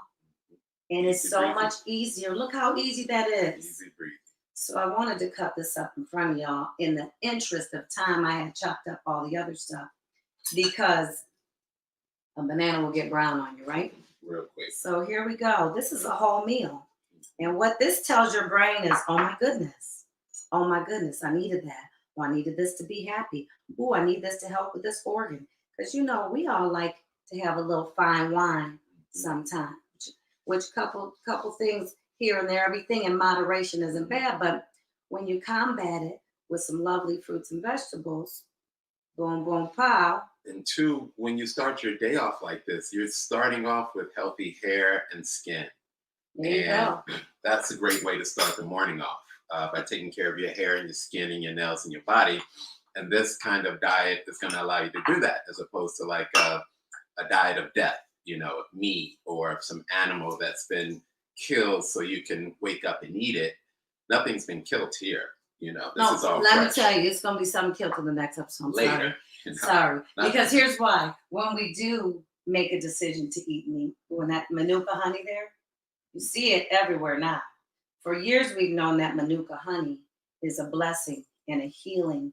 I mean, there people who are getting these viruses are using honey to heal. But going back to the meat thing, people always say to me, you know you ate meat. Well, I didn't for 12 years. Right. And I don't often. But because I'm cooking, I have to taste my food. I got to make sure if I'm cooking for Drake, if I'm whipping it up for the Braxtons, you got to make sure it's tender and juicy and ready to go. ready to go. But you try your best to get no antibiotics, no steroids, Farm raised. and farm raised. I'm lucky I have some friends who have some farms. But Derek and I volunteer with some Goats. Nigerian goats. You have your own goat milk. We'll talk about that later. Super fun. So look at how beautiful. Can I show y'all how beautiful this is? Now, how much did that take while you're just hanging out? By the time you drive somewhere and go do that, you could have been Full. off. But look at how beautiful that is. And we're not going to eat these. You know why? Because we already have Very them before crushed. the show. Yeah, that's I'm it. going to put this over here. No, I really, you guys, I'm so grateful for Dove and the Crown Coalition. I'll get back to that because I have stories about hair that when D-Rock and I first met, and this is many, many moons ago, I had an incident happen where I was taken to a barbershop and I had almost a 2nd-degree burn from somebody leaving a permanent going out to do something and left me there. So all my hair is gone. And they said it'll never grow back. I woke up, my hair was off the pillow like one of them scary movies. Wow. And luckily I was tomboy. And right. You know, but it still affected me in a way that I said, I'm not going to let anybody touch me. If you have someone who blesses you and touches you, make sure you're using the right products. Make sure you're eating the right things, because what you put in your body, it shows. Yeah. It shows, you guys. So that was our breakfast bowl. And guess what? Make it a dessert bowl at night. When you want to have that piece of cheesecake, which is the same doggone calories, you can whip this up. These kids don't want to go to bed. What you doing with? Exactly. You're going to say, let's make a little dessert bowl. Call it whatever you like. Yeah. Eating the colors of the rainbows are going to bless you. So we are so grateful you are here in our healthy kitchen at Stonewood Manor. We cannot wait to share 2021 EarthGirls around the country from our kitchen, recipes, ideas, just healthy thoughts in your mind. Because you know why? Your thoughts create your world. They do. And I know it sounds cliche and I say it all the time, but if you can eat healthy things that give you a mindset that you wake up every day grateful. Thank you, Lord, I have a meal. Thank you to the creator in the universe that I have the ability to stand up on my own 2 feet and walk around to the grocery mart or to the farmer's market, which I encourage you to go online and do in your area. And I'm going to grab those couple things there too. So now, healthy brain foods. This is what we're talking about. I had this conversation earlier because there's so many young people in my life, and I wish somebody was here to tell me when we were doing our thing in our 20s, just go-getters and hustlers, because that's what we are, to calm down. Yeah. Focus. Give yourself a minute. Pump on the brakes. Think about what you want to think about, because your thoughts really do create your world. Yeah. Am I right? Yeah, exactly. Yeah, your thoughts create your world. The food allows you to think certain thoughts. You know, if you eat negative food, you're gonna think negative thoughts. It's really that basic and simple. So by eating the colors of the world, it actually opens you up to have a more worldly sort of thought. You know, you care about more people in the world as opposed to having, you know, the same brown meal every day. You know, meat and bread, meat and bread, meat and bread. That's usually our staples. But that usually is what keeps us in a pre-existing health condition, you know, because we're not putting those colors in there that our organs need, our heart, our liver, the kidney. I'll tell you what I just thought about. What? This is the craziest thing about food, you guys. Look at this little piece of carrot. I don't know if you can see what, if you got carrots at home, cut that carrot open. Doesn't it look like a little eye? Mm-hmm. When you look at certain foods, they resemble, I eat this carrot now. They resemble certain parts of your bodies. Right. So if you look at what do the green things do for your organs, study. Okay, where do I have my issues, my dietary issues? What are you prone to? What are your grandparents? My dad has diabetes, my grandpa had diabetes. I wasn't making fun when I said diabetes, but you can change and heal yourself through food. Definitely. The Native Americans knew that. So when we were taught to eat in this country, when capitalism happened, we weren't taught the right way. So we're going to teach you the right way to eat and give you another recipe that you can try at home. And like I say, substitute. Do things that you like. Some people only like broccoli. You might be the broccoli king. Right. But what we're going to do now is we're going to show you one of my favorites. I pre-made some of this so we won't have to be at the stove so we can chat a little more. This is quinoa mixed with brown rice. And it's so beautiful. This is what we like to do. We like to start our bowl in portions, y'all. Don't be like I'm trying to lose weight. I'm eating all this healthy colors of the rainbow. Know what we're gonna do? Right. Yeah. Eat 2 people's worth of food. We ain't doing that either. So And usually they say you should eat what you can put in your hand. So that's your. And I'm belly greedy, size. y'all. I'll be like 1 or 2. but I can put 2 it is here. greedy. But Okay, so I'm gonna give you this. So this is what we're gonna do, guys. We're gonna start with this. And if you're like, ooh, I don't know what quinoa is a grain that is so yummy. It's almost like a small. It's not couscous. People are like, oh, I don't really do couscous. It's a little gritty. It's softer, almost like a pasta, but just really tiny grain. Yep. So here we go. We start with our base. And then what I like to do, I like to flavor and season my food. Not too much, but I like this little pink salt. Here, just a teeny bit over this. Just a tiny bit. Yeah. To bring out the To flavor. bring out a little flavor. Do a little bit of pepper, black pepper. Cacao. A little cow. And then let me tell you the ingredients that I built wrong. Let me get this big bowl. I'll show you some of this beautiful stuff. Obviously, you saw the carrots. Microgreens. Amazing superfood. You want to tell me a little bit about this? Superfood. This superfood here is so wonderful. And you can get sunflower microgreens, all the broccoli microgreens. This is what it starts off being. So this has got all the nutrients to grow into an amazing plant. I like to substitute this sometimes for lettuce. And I know that's being greedy because it's expensive. But you can find it. You can find it at all your grocery stores. Totally. And I used to, it was hard for me to kind of eat that because I'm like, really? Sure, again, how pretty. But I decided to mix it with hummus and different things.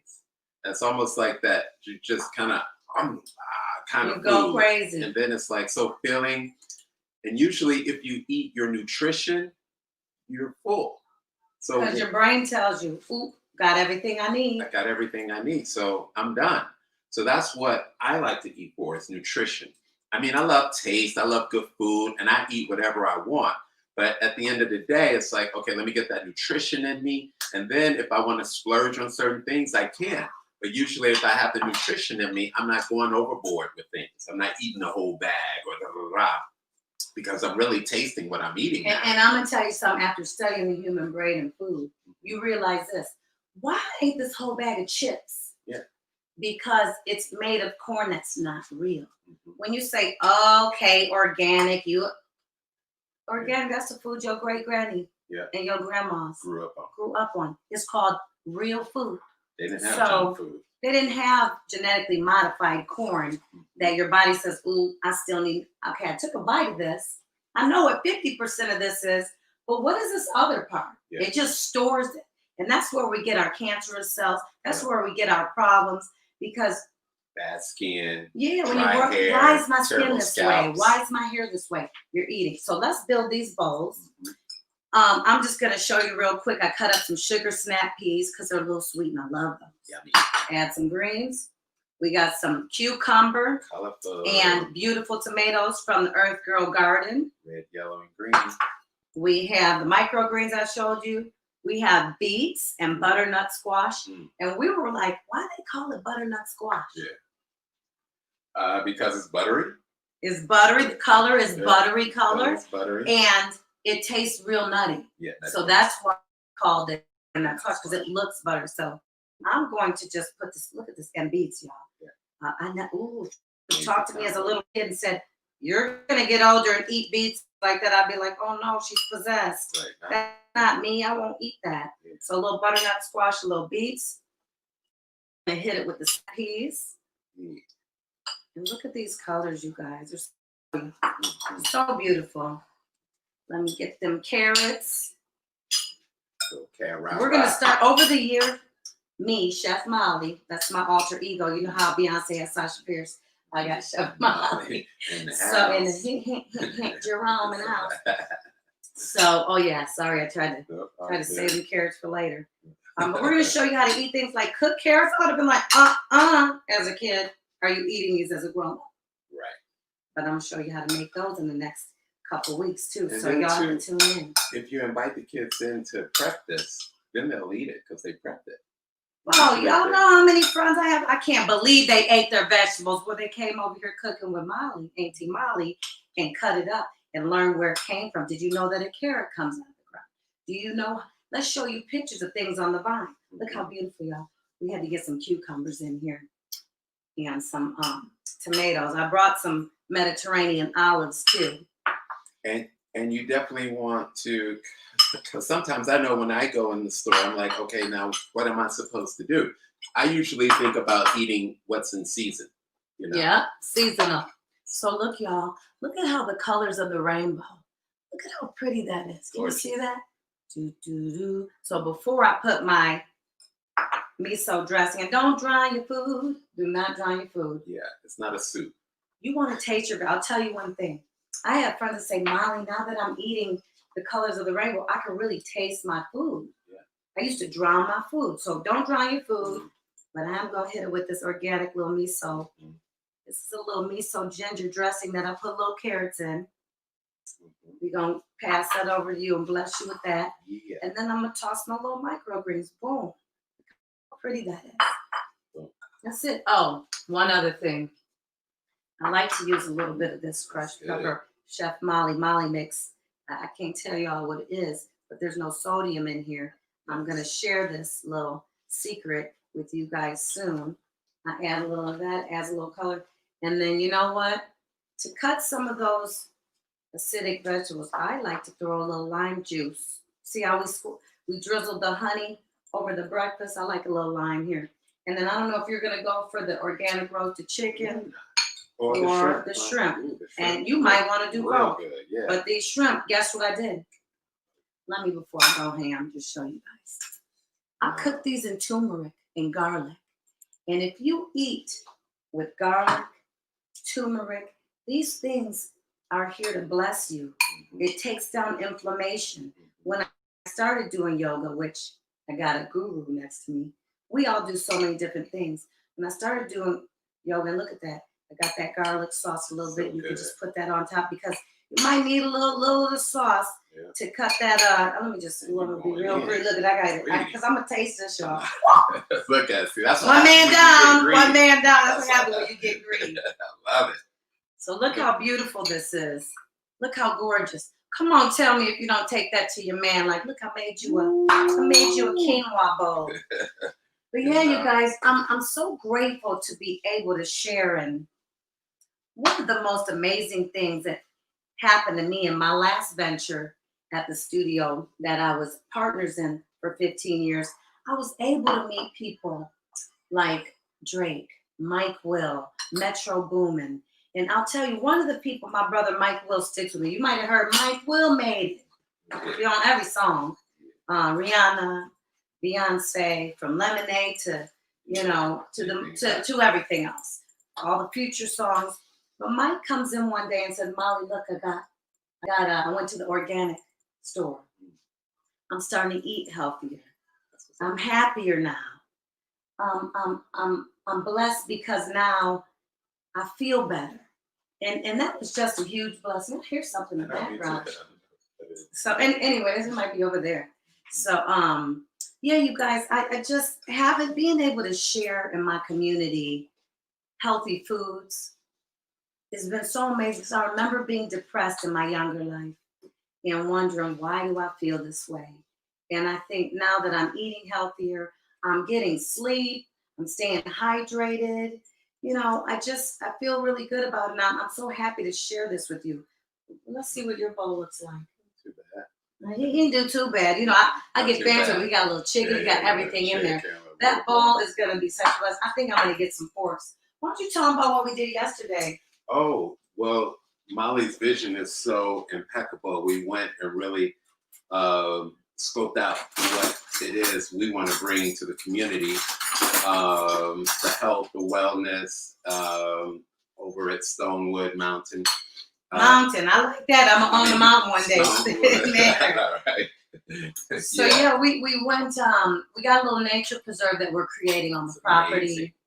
We're really just taking our time to bring you guys some health and wellness experiences, from fishing to bike riding to, you name it, canoeing, paddleboarding, growing your own food. Yeah. That's going to be important. One thing that we are just so grateful to be able to share is the idea of growing our own food.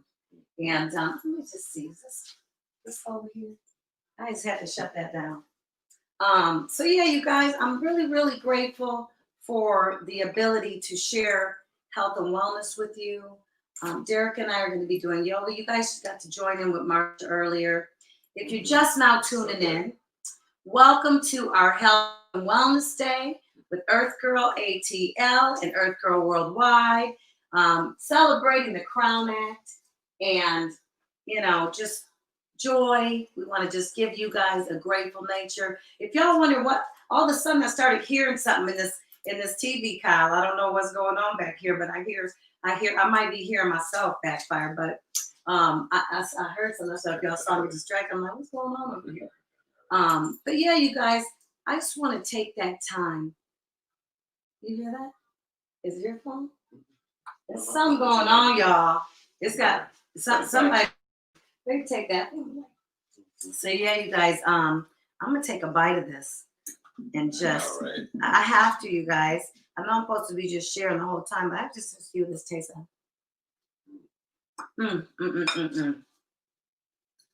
So many different, flavors and tastes in there. So my hair is straight, like I said earlier, because we're retraining it. What do we call it?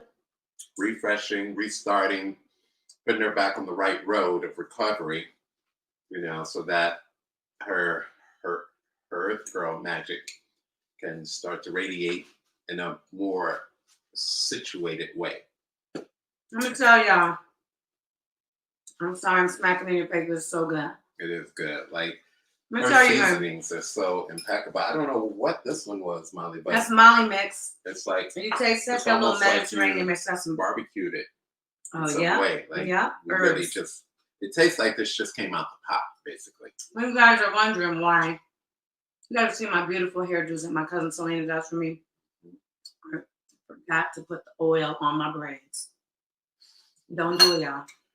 Don't get busy like I did and wear braids for almost 2 months and not put anything on it. Get lazy. She told me. So I had these little crispy ends that I had to get taken care of. And there's 2 people in the world, I tell you all the time, 2 people in the world who can touch my hair, and that's Derek and Selena. But just like I'm retraining myself with my hair, I'm retraining myself with my body and my spirit. And I hope that you guys do the same thing because it's important. It's important. You can read these books. You can ingest positive things. But if you don't continue to live that life and really unlearn, just like my hair had to, can I get a Fresh. Can I get a refresh? We redid when he was refreshing my hair, I was singing. You know how we sing when we eat, sing when we're in the chair. I was thinking of my friend Elle Varner. Shout out to Elle. She had a song, Can I get a refill? Well, I had the Can I get a refresh on my hair. Yes. So y'all know I ain't gonna be blowing this out. But Derek gave me a really great cut where when it's natural, it'll have a natural look. So I'm grateful for that. But when we talk about refill and refresh, don't be lazy when it comes to what you put in your body and your mouth. And I always say this to rappers. People are like, how do you get these rap guys to eat healthy? They mamas. Miss J, shout out to Miss J, Stephanie, future mama. Shout out to Mama Payne, T-Pain's mama. Shout out to all these OG Peachy. And she can cook, y'all. My friend Peachy. Wiz Khalifa, Cameron's mom. All these women, like, how did you get them? You know what? You gotta have flavor, y'all. You can't just do the salt and pepper. No. Because salt is not great for us anyway. Nope. It is. It is in certain, like, I like this pink sea salt, y'all. I'm giving y'all all my little Himalayan tips. The more color, the better with the salt. It's purple and blue and all of that. If you can find that kind of salt, salt. That's the real, that's the bling bling. White table salt will destroy you. The colorful salts, the purple, the blues, the colors, those are all the minerals in there that are going to get into your bloodstream to help do the work that the salt needs to do. When it's just white, plain salt, it's terrible for you. Most things that are white and and powdery is not good for the body. You know, it's not more, no wheat, not no refined sugar, not all that stuff is bad for you. Sorry, I'm eating in your face. Yeah. Now, when I'm on, my show on NBC in the mornings at Cow Shoes, I don't really get to eat. Showed you how good it is because she just ate. I did that gritty on me. All right. But no, really,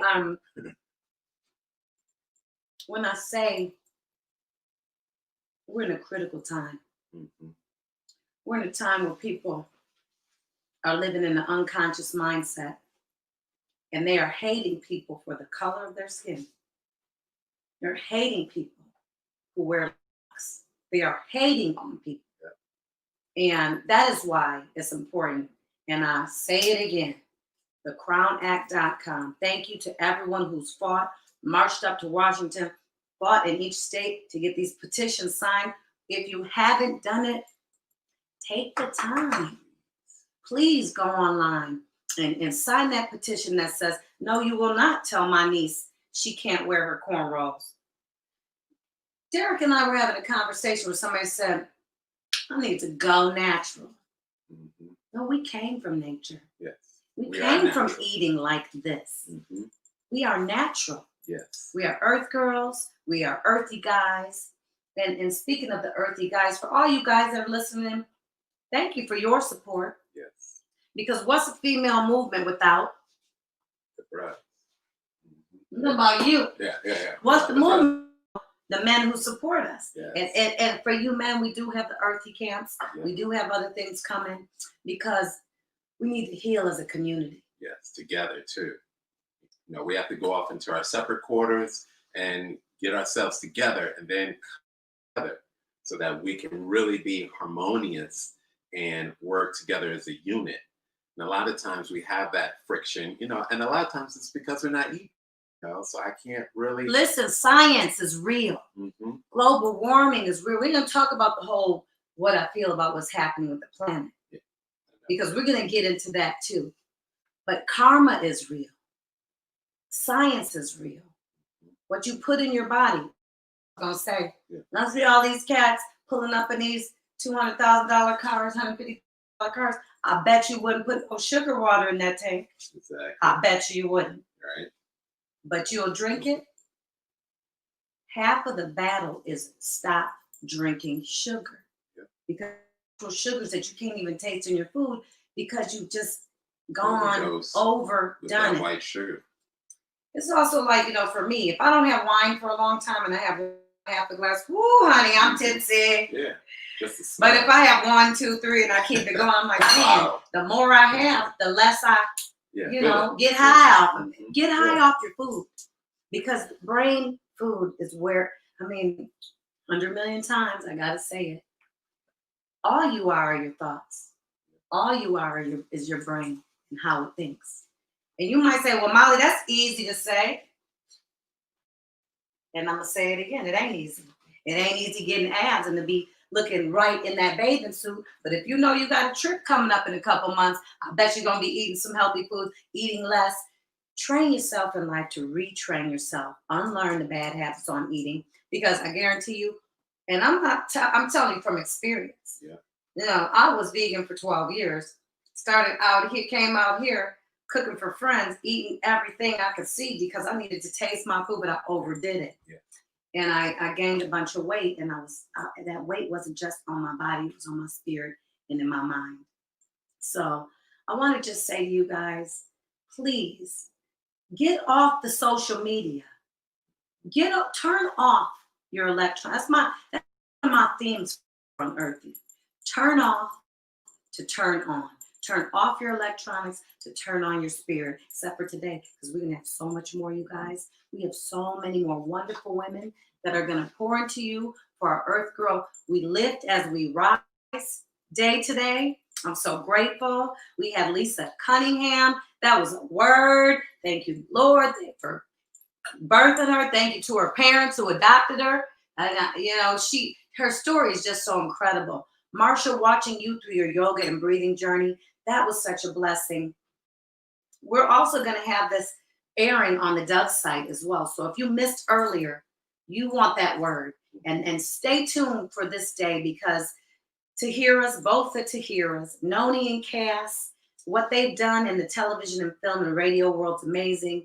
Marv, what she's done in the digital media world, there's so much learning and so much loving for you guys to get out of this day.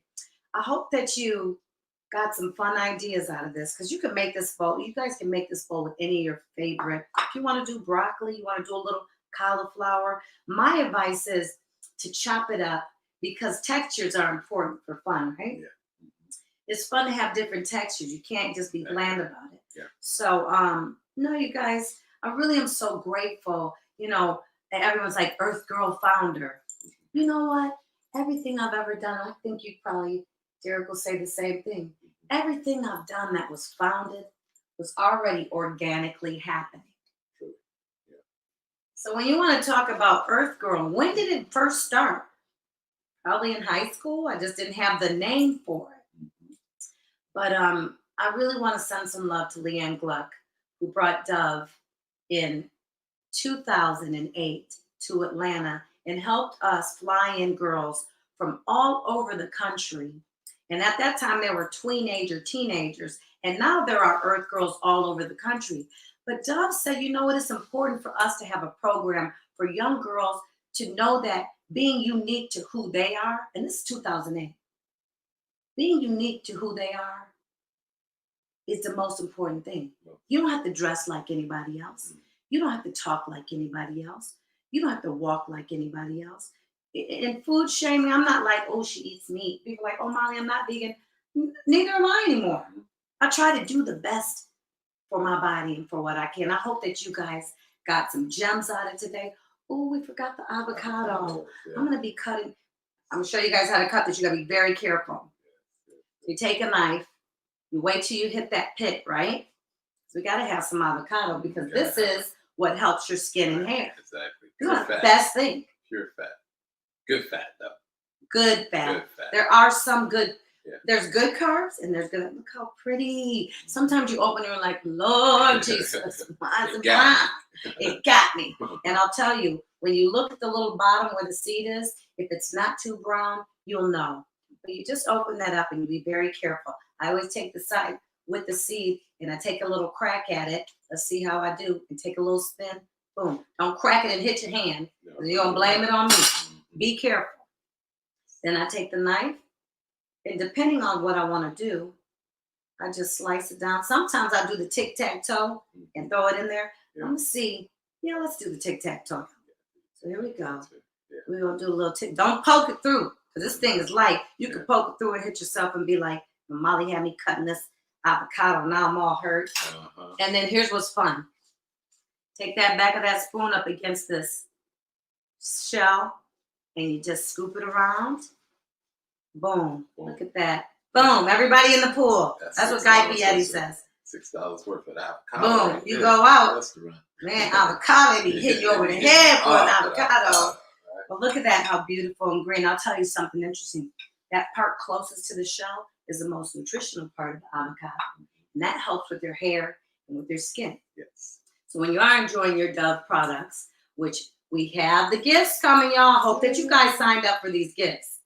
Because there's 10 lucky people that are going to get the Crown Coalition gift bag. There's going to be some Dove products. You can get EarthGirl hoodie and shirt because I threw that in this morning.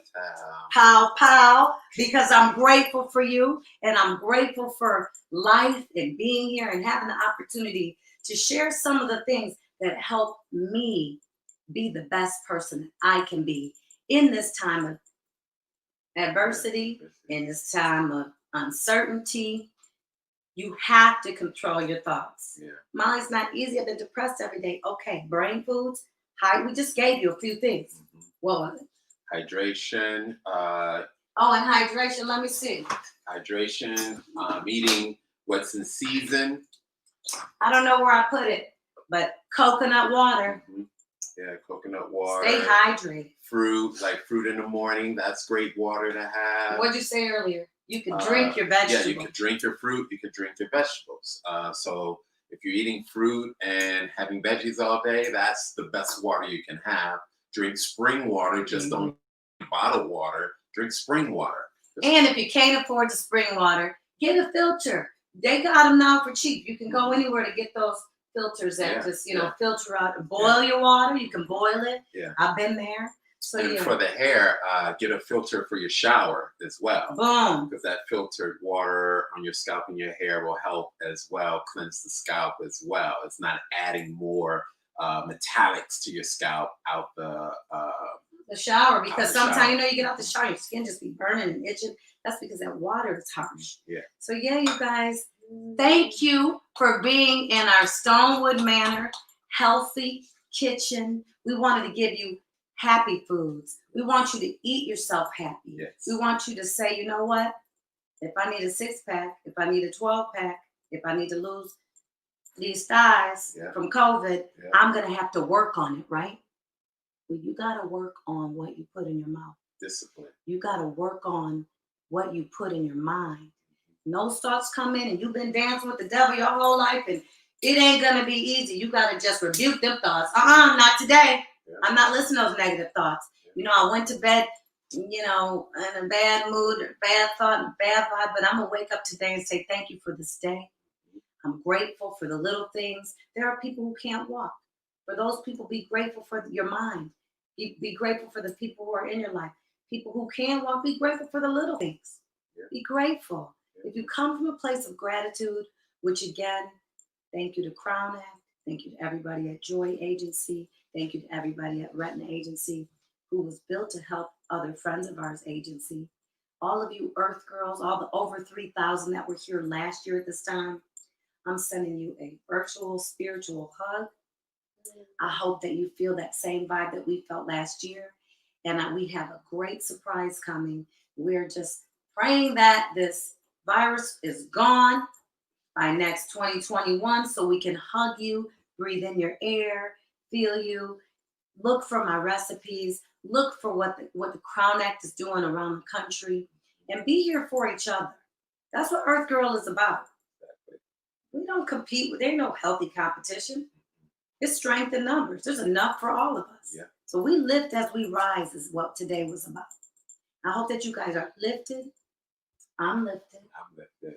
Lifted. I'm lifted, right? I'm so lifted, I feel like I'm about to levitate. I know, right? Yeah. The food alone has got me charged, you know? I hope you guys say, by the time you sit in that drive-through line, you could have ran up into the grocery store and picked out something for a bowl. And if you're like, ooh, I'm not good on the stove, I can't even burn the toast, there are quinoa packets already pre-cooked that you could toss in the microwave. Okay? There's some little sayings over here. No, thank you. I love y'all too. I haven't even really looked at the comments, but I'm going to go back and I'll get on my live tonight after I rewatch this again, because I think it's going to be happening again. Check on the Dove site, the Crown Act site, because I'm going to just ingest what I said so I can practice what I preach. Preach. Yeah. Don't forget to sign up. Do not forget to sign up, you guys. Please. It's important for us Please. all. For us all. Yes. You know, even one girl, like, oh, I'm bald now. Okay, well, you're bald. They might discriminate that you don't want the natural hair. Right. Exactly. Your nephew might get, you know, all the little things that happen in the world with this discrimination and the Suppression. promotion of separatism. We have to stay together. We are stronger together. We are better together. We are not victims. We ain't coming from a victim standpoint. We're coming from warriors. I said I want Earth Girls to be like this is the Black girl, and we come in all shades and colors. We don't do colorism over here, honey. This is the Wonder Woman Island that we're creating over here with this land at Stonewood, which I'm so very grateful for. Who would have thought last year during EarthGirl that we would have these 3 beautiful health and wellness home on the lake, the Stonewood Creative Space, and my bistro over there. It's a whole restaurant, y'all. Honey, it's private. To die for. But y'all can we're going to have all kinds of contests and things to get you guys down here to Atlanta. And then we're going to come visit you around the country. Yeah. When that world opens back up, to spread this light, spread this love, to say the boys are making it because they got squads. Where's your squad? Where we at with it, y'all? It's important. It's important that we put any kind of jealousy, any kind of envy, all that. Goodbye, Felicia, Felicio, whatever your name is. Bye. We here together in unity. Derek Keith Hare. You want to spell it for online? At DerrickKeithHair, all one word, Derek Keith Hair. Let me know whatever you need. I am here for you. And you know where to find me, right next to Molly. signing off, Chef Molly in the kitchen. And sending peace and blessings to you all. Thank you for joining. Stay tuned. It's about to be lit. Satnam. Turn all the way up. Turn it up. I'm eating this food. We got some bowls. What we doing with avocados. So how about you have a happy food day? I know, that's happy food day. What's the one little boy was down here? Right. Happy food day, y'all. We're doing in the kitchen.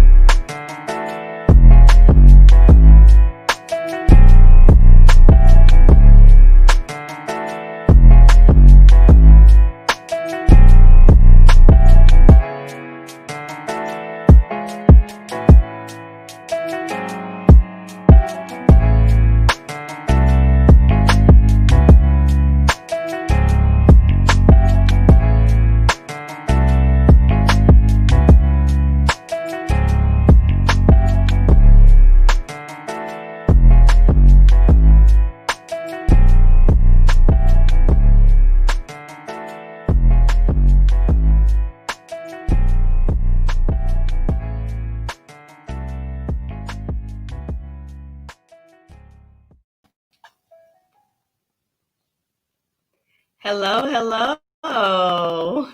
Hey, Tahira. I can't hear you. Unmute your mic.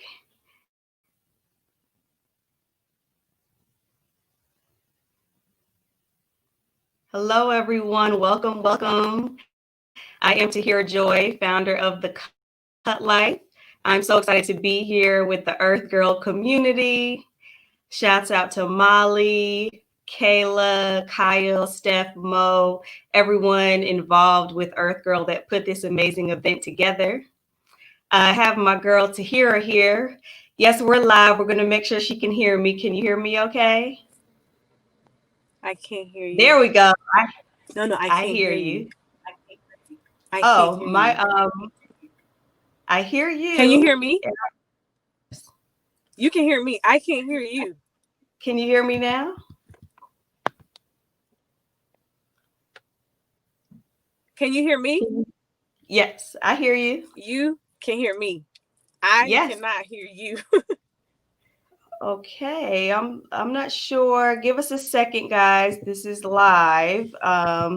See if we can get. Can anyone hear me? Let's make sure. Okay, they're saying they can hear me on their end. Okay. But can you hear me though? Yes. I cannot hear you at all. I can see you. I cannot hear you. Try to unmute and mute again.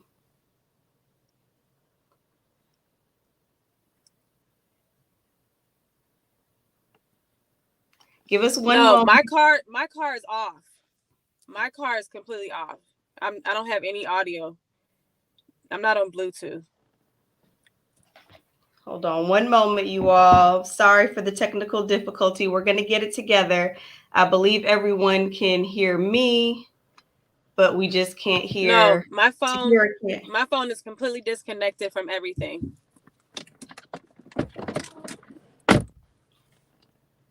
Okay, everyone. So I guess the issue is Tahira. She can't hear me.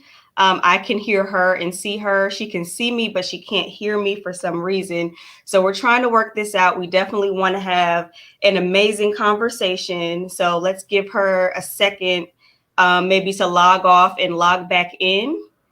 I still cannot hear you. Hold on. So we'll have her check the chat. We have our amazing EarthGirl team that's going to help her facilitate to log off and log back in. In the meantime. Okay, she's telling me to leave and come back. Okay, hold on. So we'll give her a moment and we'll be right back, okay? Hope everyone is doing amazing. I actually had a chance to tune into the speakers today. Molly just did the cooking demo. Elisa Cunningham delivered such an amazing and impactful talk with all of us. It was so inspiring. And I personally know Lisa, so it was just amazing to hear her transparency. That was so beautiful. And then we definitely got our yoga stretching on with Marsha. Okay, Tahira, we're back. Can you hear me? I can hear you. Yep, we're good to go. I'm like, I'm not connected to anything. I'm in my car. I'm hot, but I'm in my car. It's all good. You know, Earth Girls will work it out and we make it happen. Yes. So again, welcome everyone. I am Tahira Joy, founder of The Cut Life. We just want to thank Dove and the Crown Act and Earth Girl for having us today. And this is a real moment. I'm here with my girl, Tahira Carter.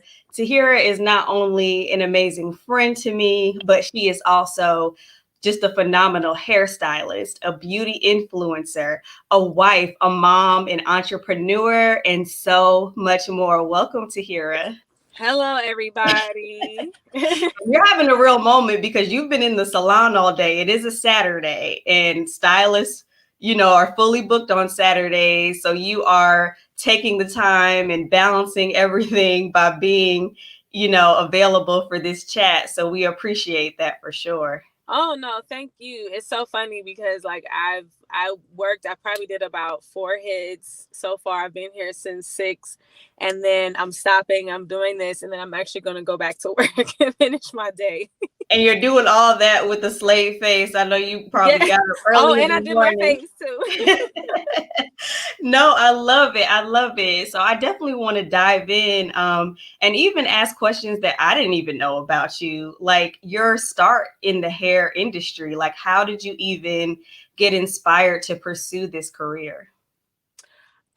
What got me started was I was approached when I was about 17 or 18 here in Atlanta when I used to work at North Point Mall to be a hair model. For back then, they used to have Hot Atlanta, they used to have Style Cute Hair, and I was approached to be in a couple of magazines. And I did some more magazines after that, and then I was approached to do like a couple relaxer boxes, and just being in the culture and being around hairstylists and being around that vibe, like I just thought it was so much fun. It just looked fun. um and it became something that I was interested in because I used to sit there and watch them do hair. I used to watch how they interact. I just watch how fun it was, and I was like, man, I really want to do this. And so that's what actually got me into it, and I decided to pursue the career myself. I called up the Aveda Institute. They got me in there, and that's how it got started. That's so awesome. So even though you were in front of the scenes, in front of the Yeah. camera, because usually we hear a lot of times about people starting behind the scenes and then going to the front, but then you started in front of the camera and found an opportunity behind the scenes. So I love that different take on, that story. And also, did you have a natural ability for hairstyling that I kind of? did. I did because when I was in high school, that was kind of like my hustle. I learned how to braid when I was like 11 years old.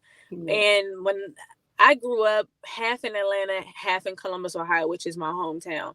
But in the Midwest, we had these styles back in the day, the updos, the pin curl sets, the sculpture sets. And I just knew how to do them. I just naturally just picked up the talent just from other girls from high school. And so braiding, I used to braid all the boys' hair on the basketball team. I did all the girls' hair for homecoming and prom, and Now, were you charging? $20.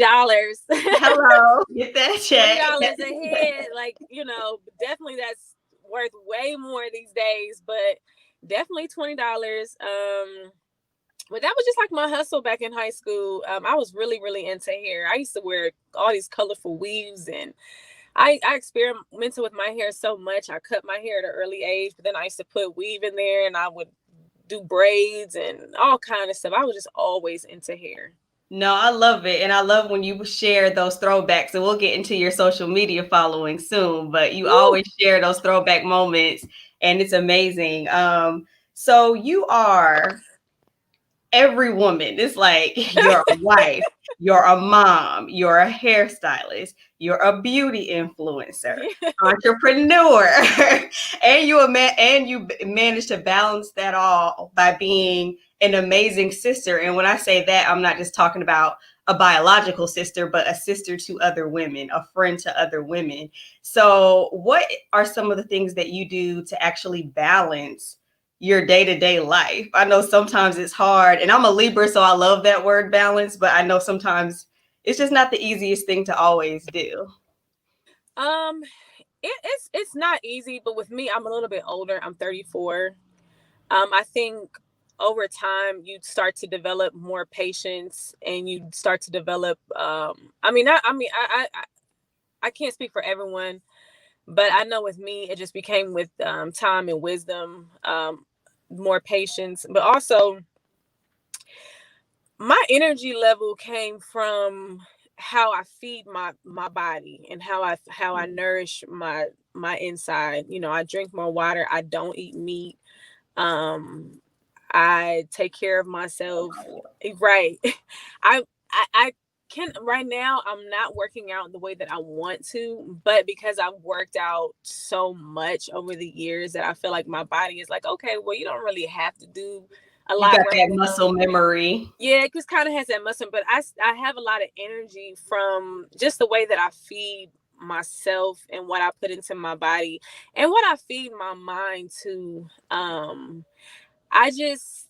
I have a very positive outlook on things. I try not to go into the negative and think like, oh my God, like this is so much, I'm so overwhelmed. But instead I push myself to the positive space and say, I just thank God every day that I have these opportunities. I'm very grateful. I'm I'm doing the best that I can. You know, I'm not perfect, but I'm gonna wake up every day because everybody doesn't have this opportunity. So I really just try to stay on the positive side of life. I love that, showing gratitude with your attitude. Yeah, I have a lot. I mean, I'm just and with my dad being a reverend, and I grew up in the ministry, I grew up in the church. I'm very connected with God. I'm very connected with my spiritual side, and I just feel like that's a dishonor to, not trying to get into religion or nothing like that, but I just feel like I'm dishonoring God by being, you know, like, oh my God, like, you know, I don't know, instead of just saying like, thank you for this opportunity, thank you for waking me up this morning, thank you for giving me another chance to earn income, because there's people out there that's really struggling right now. So very true.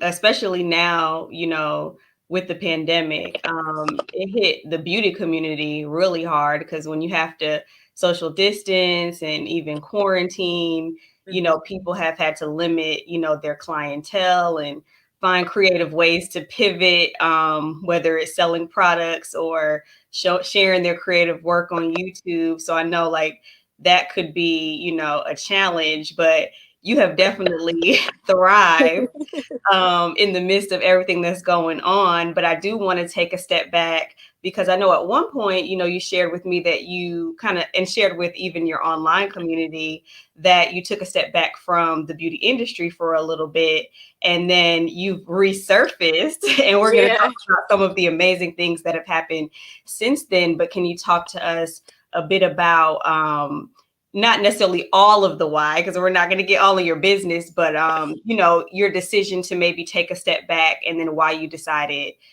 to rejoin the industry? I took a step back for several reasons. One is I did give up on myself for a second, you know, because as the same thing with a lot of young people, I went to cosmetology school when I was 24, and I just had it in my mind when I got out that I was going to be rich and balling and have all these clients and just, you know, and then it was like 5 years later, and I was still like trying to wait my turn, and it wasn't fulfilling for me. And then and then I started becoming a mom, you know, and then I was a wife. I'm not saying was, but I became a wife. I became a mom. So it was like, I can be at home doing this. You know what I mean? Like, I was just like, I can be at home. I can be with my kids. Then I became pregnant with my twins. And then I was like, I just love them, by the way. We love all of your children are beautiful. But I was just like, you know, I'm okay. Like, this is not, you know, maybe this is just not for me, because I've seen so many girls who just kind of use cosmetology as just a starting point until you get married, until you start your family, and then, you know, then you have that. You know what I mean? And I've seen that so many times. So I thought maybe that was my life as well. Like, okay, I could just do this for a few years until I start my family. And then I could just go be a mom and be a stay-at-home mom and stay-at-home wife and have that life. But it was actually my barber, Tariq, with Dream Cuts Barber Lounge. And he was cutting my hair last year. He was like, you are so talented. He was like, why did you stop doing hair? And I was just like, well, I'm a mom now. Like, I'm out here, I'm at home. And he was like, you have so much to offer. He's like, I don't believe that you are finished. And he's the one that actually like forced me. Like, he didn't even encourage me. He didn't even encourage me. Like, he forced me to go back into doing hair. And I thank him all the time for that. It's so important. You know, we always need that encouragement, that support, and affirmations from people as well. Because a lot of times we try to say, oh, I don't care, you know, I don't need anyone. But, you know, we can get stuck in our own ruts or not see things in ourselves that other people see. Because sometimes we have that tendency to downplay ourselves, and like we don't need to do that. We have to uplift ourselves and uplift each other. So I'm glad that he pushed you back into it because, girl, some amazing things have been going on in your life. It was like, because when I said that I was coming back, as soon as I said I was announcing coming back, like I became booked, like booked up, like immediately, and I'm like, y'all love me, like y'all been waiting. Like, and this is like my old clients, and it was like, yes, like we literally. They were already what they waiting for doing. you to They come stopped back. what they were doing. It was like, we coming back. Yes. Like we're coming back home. And I was like, wow. And so it's just been such a positive.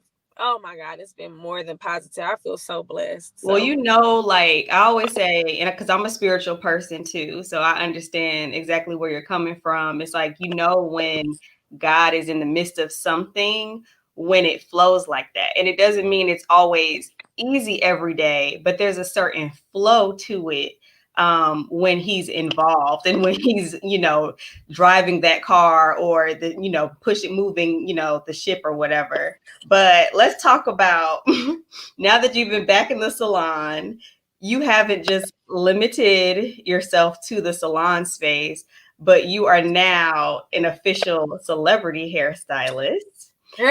You styled Tiana Taylor and her husband Iman Shumpert for CR Fashion book, The Cover. Yes. And that is Shout out to Tiana Taylor for that opportunity. That is no small feat.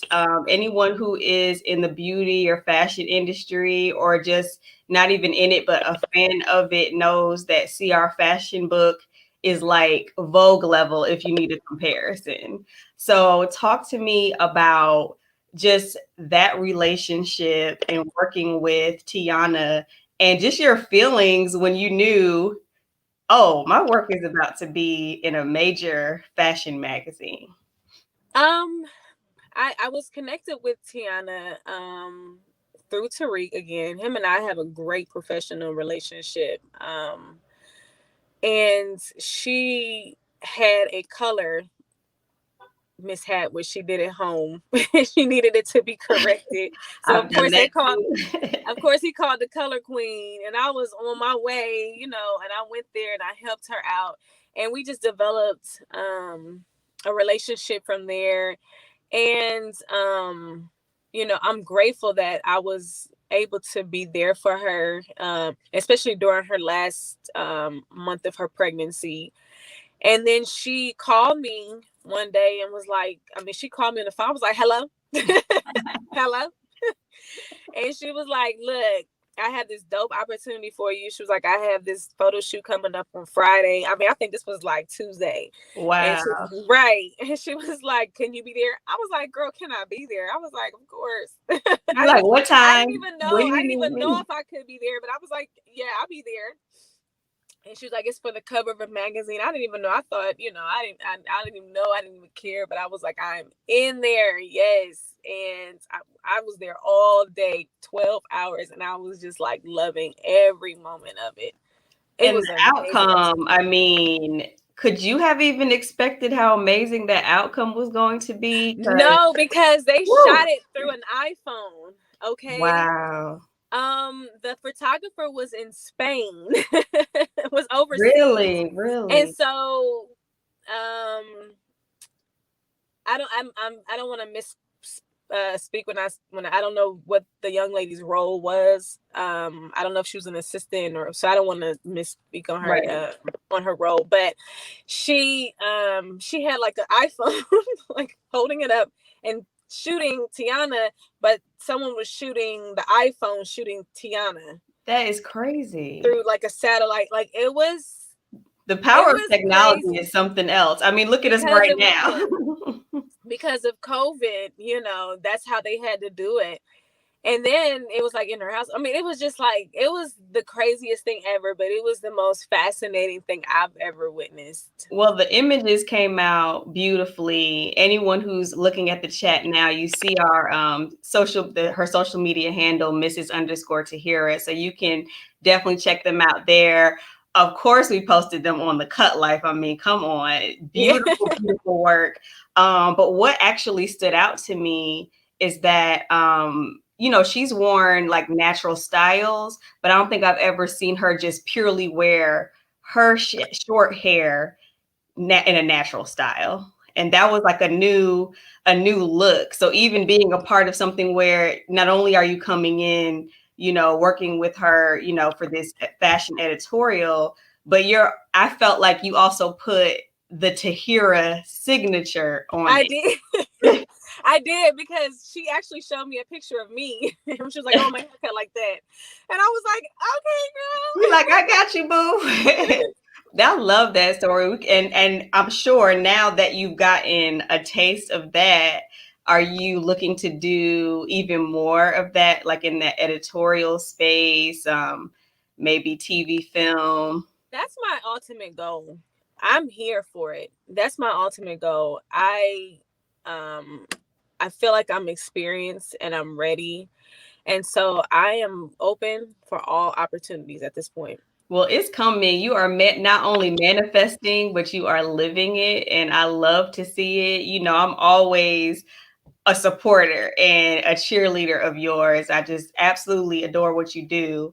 But we have to talk about the fact that besides being a hairstylist, you're also a major beauty influencer. You have over 147,000 followers on Instagram and counting. So I want to talk to you a bit about how did your following grow? Because it's not easy to get to over 100,000 followers. From the Cut Life. Well, we appreciate the shout. I mean, no, because seriously, because the Cut Life started posting me in 2013, and I think that's the year we launched. Yeah, right. And I think when I look at my first photo that you posted of me, we maybe got like 57 likes. I love it.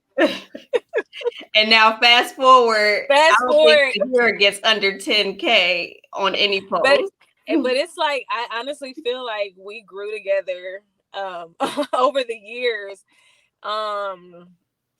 since 2013, and I must say, that's the reason why I support the Cut Life as much as I do, because and then it's like, whatever you need from me, I'm there, because it's like from one space, my pictures were able to were being, spread around and reposted, and everybody else got you being humble. You went viral, boo. Everybody shares your pictures. But it's just off of like, but it's off of one. It's like one page was like the beginning of all of that. So definitely shout out to the Cut Life for. Well, I appreciate that, and it makes me feel honored because we may have the platform to share the content, but women like you and even men, out there that we post, you guys create the magic. We just share it. And so it wouldn't be popping if it wasn't for women like you, that share this beautiful content, that we can spread out to everyone. And I don't think there's ever a time where someone's like maybe confusing the two. They're like, Tahira. Yeah, because people are always like, they're adding me, but they're trying to like ask you a question, and I'm like, "Hi, I'm the wrong one," and they're like, "Oh, I'm sorry."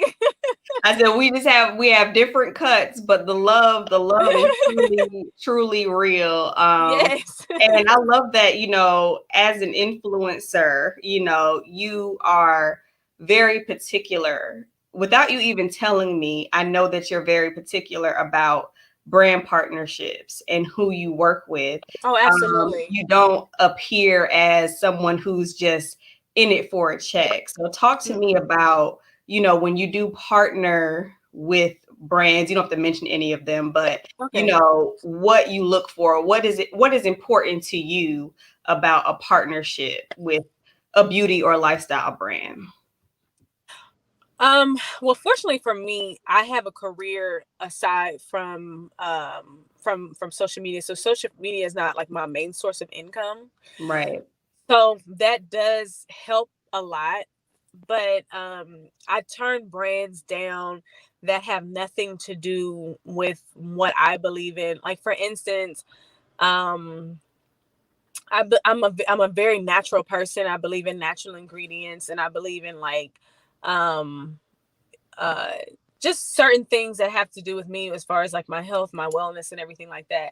And so if a credit repair company is reaching out and saying, you know, can you make a post with, that has nothing to do with me or what I have going on. You know, Right. it's just literally like just me dumping something, you know, on my timeline, but it literally has nothing to do with and then the fact that my followers, they really pay attention to what I do.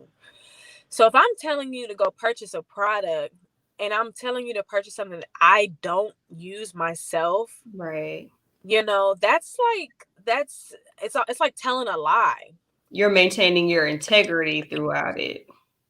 Yeah, I mean, it's definitely telling a lie, and then it becomes like a liability because it's like, well, Right. you told us to take this or ingest this, and you know, and then I ended up in the hospital or whatever. This didn't work or whatever. You know what I mean? Yeah, no, that's real. That's real. I just kind of stay away from that stuff. It has to literally have to do with me specifically, and then No, it's the same. I get it. You know, you're not, because you know you have that platform and have that influence and an audience that is so engaged and tuned in.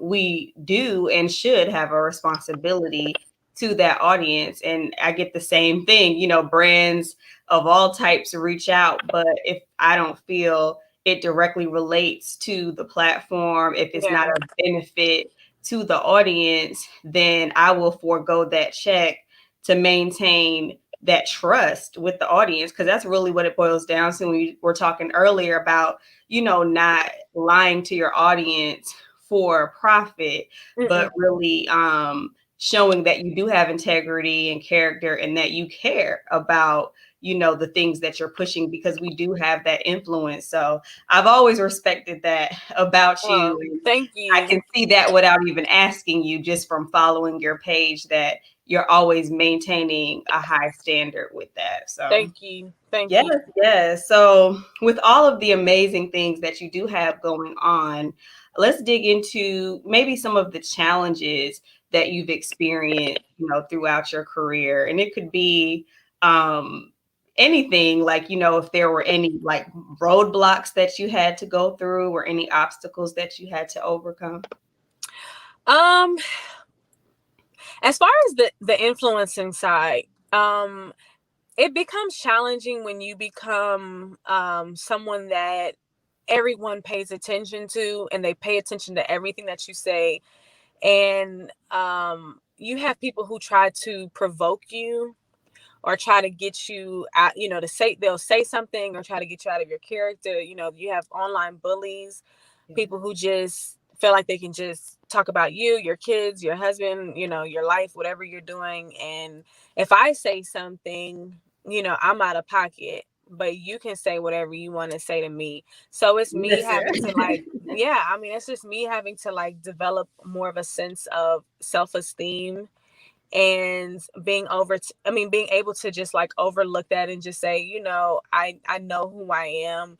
It's just they've said mean things, like really mean and hurtful things to me. Like when I cut my hair, you know, they were calling me like a tranny for a long time. You know, different pages were posting me and saying like, oh, those boys in Atlanta, you know, they're all looking, yeah, it was like they're looking more trying to be girls, or and then it went and jumped from that to like when I showed that I had makeup on when I had my C-section, and they were saying really nasty things like I wasn't a real woman, I'm not a real mom, I'm a bad mother for having The audacity. right. I mean, they just said some really mean things to me, but it hasn't gotten to me. that part doesn't get to me. I mean, girl, I was bullied so bad growing up. Like, I mean, I laugh at it now, but I was bullied so much growing up because like I didn't have any breast, I didn't have a butt, I was always so skinny. I just wasn't, I always dressed like a boy. And so at this point in my life, I mean, what can you say now? Like I don't care. I mean, it doesn't matter anymore. It's just like I've dealt with it. My mental is just fine. I'm not insecure. I'm okay. Right. I have tough skin. And then as far as like being a hairstylist, my challenges with that is thinking that you have this expectation that you're just, like I was saying before, that you're gonna like blow up and be rich and have all this money and just be balling out, and like you don't have to just, but you have to work. You gotta work for Yeah. it. Like, and it's been 10 years for me, and I'm just now discovering who I am as a hairstylist, and understanding like where I fit in. And I'm making the money because it's not, I'm making the money now because I'm not thinking about the money anymore. Like it's really just about like the client and the client and about them. So that's, but I think that was like my biggest challenge is the waiting around. Right, The right. waiting part. Waiting.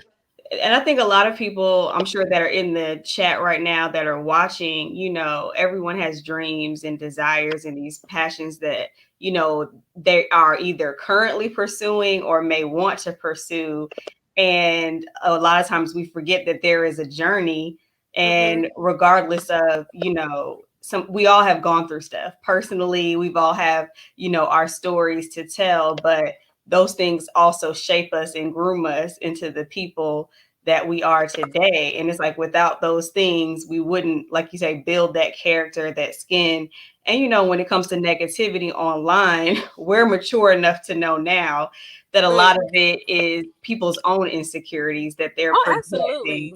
And if they don't if they don't get it, that block button is so real, that restricts comments button is so real, because honestly, and it's all about, creating that positive space and people not feeling like just because we're on social media, they're allowed the access to just say whatever they want and to be, negative. And I always, wonder what's in the mind of those people behind those keyboards. But a lot of times, they're in need of prayer. That's all I'm going to say. And it's so crazy because I was just talking to a client about that this morning. It's like it's crazy how some people really believe that this behavior is normal. Like it's okay. Like stuff that we see as like, are you serious? For them, it's just a normal way of living. And it's just so fascinating how we are not the same. Like humans are just not the same, and you can't treat one person like the other because everyone's mindset is so different. And that is also a challenge when it comes to like being a hairstylist, because I meet different personalities every day, and I'm just like, whoa, honey, okay. we having a bad morning, all right, well, let's just get through it, girl. Yeah, no, it gets real in the salon space, and I think that there is work to do in that space, and, respecting the stylist respecting the client. That's why I do appreciate, the things that you just said a few minutes ago about, as you've grown, your focus wasn't so much on, okay, things are not booming the way that I expected, but I'm focusing my energy on the client satisfaction. And then the money comes, from there. When the we're money does come, because on it's like when you that. focus on the client and you make it all about them, people don't understand. You get the money, but if they're not coming back, that's what you have to focus on. That's where the money comes from. You can get the money today and go get yourself something to eat. Right. But what does that have to, if they're not coming back because you have bad customer service, but they paid you, what that means nothing. And I love that, when you share content, whether it's video or, photos, and just the expressions of these women's faces when, you know, they've gotten these, you do a lot of like transformation, seriously. Like people have to, you know, go on the page and look, but to see how you teach women how to really appreciate the hair that grows out of their head. And speaking of that, Yeah.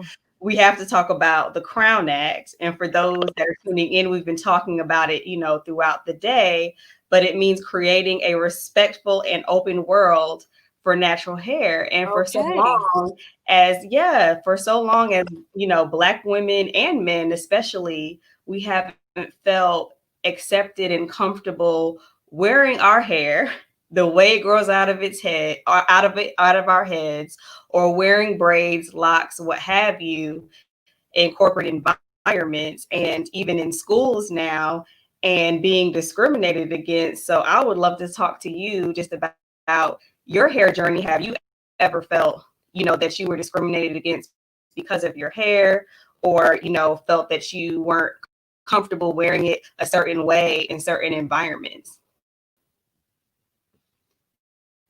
I think she's a little frozen. Uh-oh. You guys, we are live. Oh, she said her phone got a little overheated. Okay, we'll give her a second to come back in. I hope you all are enjoying this conversation. Again, you know, we could talk all day as my girl. I'm going to give her a couple of minutes to come in, but if we do get to time, you know, I will leave you with some great information to take you throughout the rest of the day. And I hope that you all have been, you know, really fed by this conversation. I know I have. We talk constantly on the phone via text. So, you know, we always have that engagement with each other. But let me give her a minute. Hopefully she can dial back in. That's what happens when you're Earth Girl, you know, in a real world, balancing everything. She said earlier she was in the salon literally, you know, all morning. I think I got a text from her responding to a text from last night at about 4:45 in the morning. So she's like up and out of the house by 5, styling heads, and then joined us for Earth Girl in the middle of her day. So trust me, we understand. Oh, here she is. We back. Make sure you're unmuted. I can't hear you. Let's see. Try to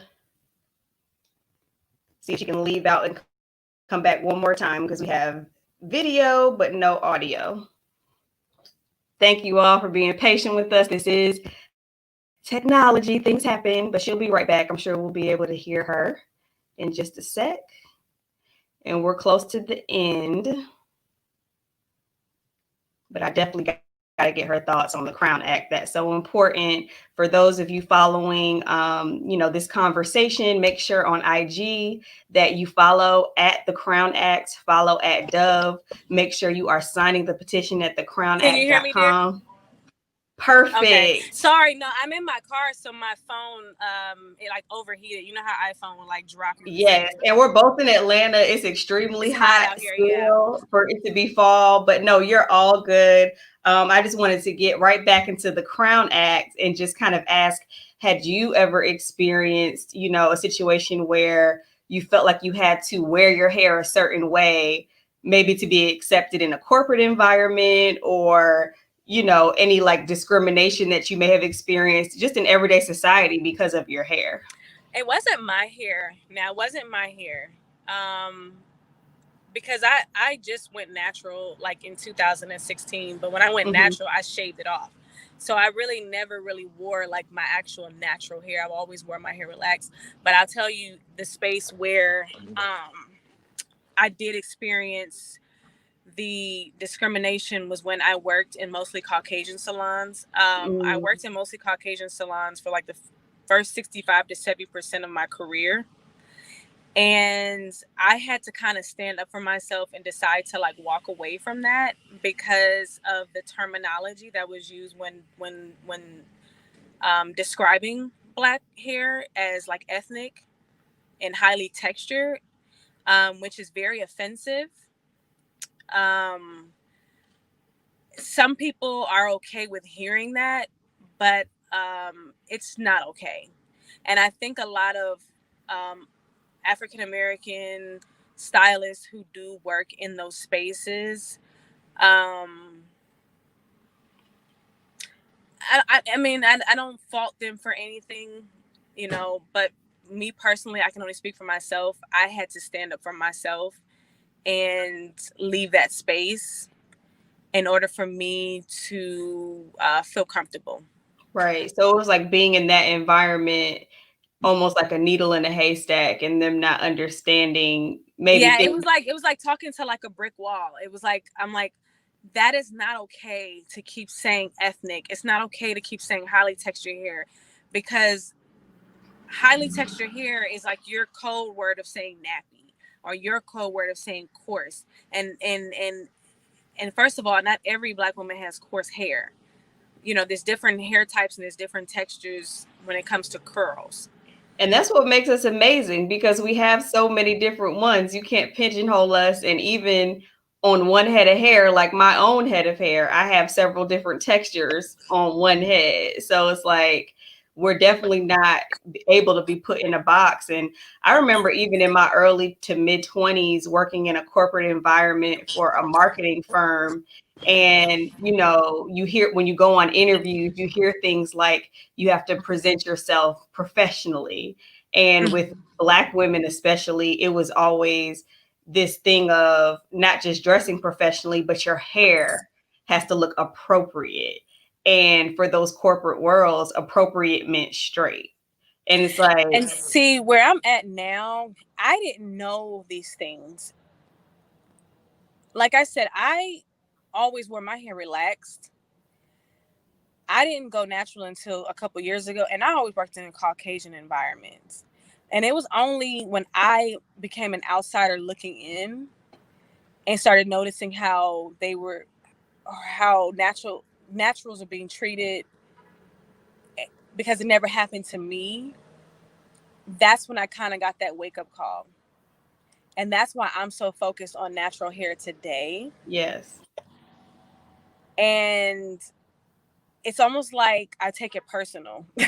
Right. And I had to tell women every day, stop saying this about yourself. Like, it's okay. Like, stop apologize. Like, stop sitting in my chair and apologizing, saying, oh, my hair is too much.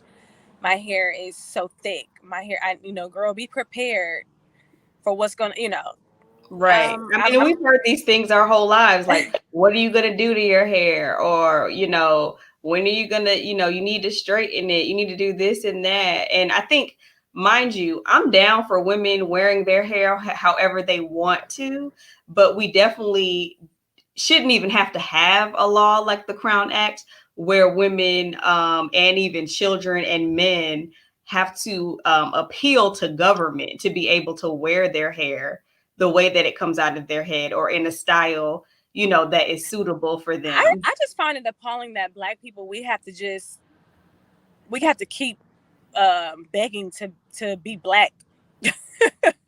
Right. Like, just be Black. As we are. Yes. So true. Well, like, why do I have to keep explaining myself to be Black? Why can't I be Black? And why can't I just live? Like, can we live? Can I just live? Like, why do I have to keep explaining myself? I don't understand that part.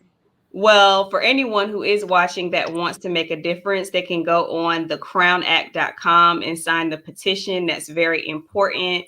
Tahira, this has been an amazing conversation. I love you down. You're an amazing person. Thank you so much for joining us.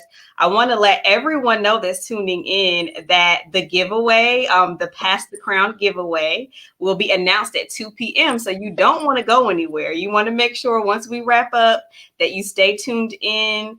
EarthGirl, Lift As We Rise. This has been amazing. Thank you, Dove. Thank you, The Crown Act. Molly, Kayla, Kyle, Steph, Mo, the whole EarthGirl team. And again, Tahira. It's the Tahira and Tahira show. I said we gotta keep this up. Yes, we definitely do. Thank you all for rocking with us, and enjoy the rest of the conference. It's been amazing all day. I'm gonna definitely tune in, and just make sure you guys follow us at the handles there, and follow EarthGirl ATL. Bye, guys.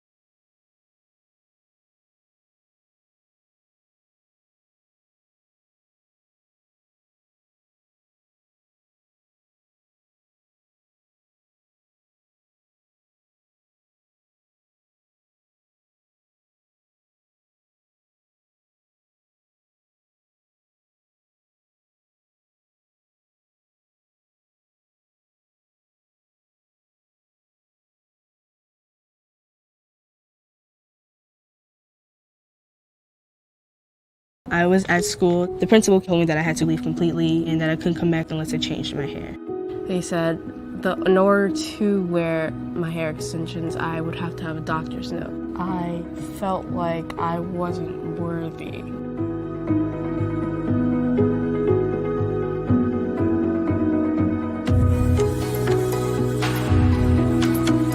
People getting fired from jobs, girls sent home from school because they have braids.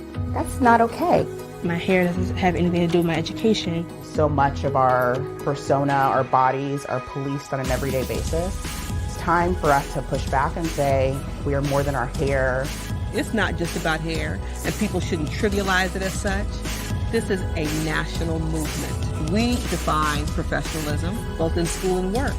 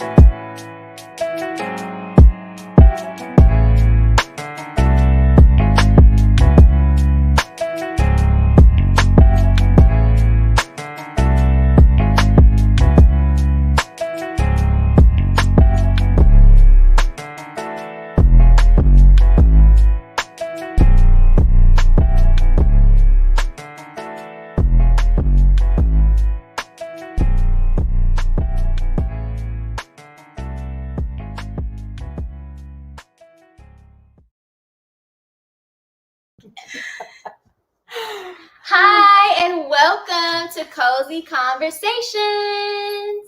My name is Kay Parche, and I am so grateful to be with you all. If you are just tuning in, welcome to Lift as We Rise. We've been having an eventful day thus far, some really meaningful conversations, but I'm happy to be sitting here at Stonewood Manor, keeping it cozy and real cute, with celebrity hairstylist, philanthropist, founder of Nuture, Selena Garrett. Hey everybody, I'm so excited. Welcome. So we got on our cozy socks. Yes, we're ready. And in our cream. We didn't plan this, and then we always, yes, we did this before. We've done this before. So we just was like, okay, we down with the cozy vibes. And so we're really grateful to, you know, be partnering with the Crown Act and Dove for this super meaningful day of empowerment and mentorship. We've heard from some really great speakers thus far. And so we're super excited to be chatting with Selena today. Yes, I'm excited. You know, this is a big deal, you know. Yes, absolutely.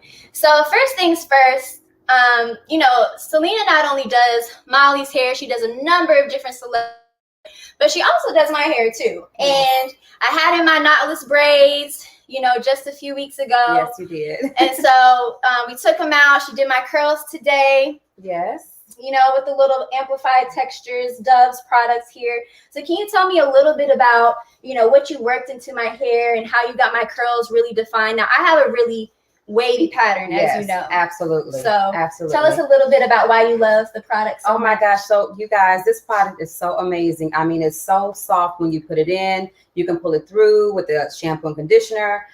With Amplified Textures, what I used on her today was their conditioning, nourishing shampoo and conditioner, the leave-in, and defined it with the leave-in conditioner. So with this, it's paraben free, it's sulfate free, because you know sulfate has like a lot of different cleansing agents that they use in cleaners, and you don't want that in your hair. So I use this to define her curl, and it worked very, very well. Her hair still feels good. It feels soft. You know, she's let it air dry, you know, Volume. and it has a lot of volume, and it's still nice and full and bouncy. So when I tell you, you guys, this product is wonderful. And it smells so good. Yes, y'all. it does. And they also have a mask too.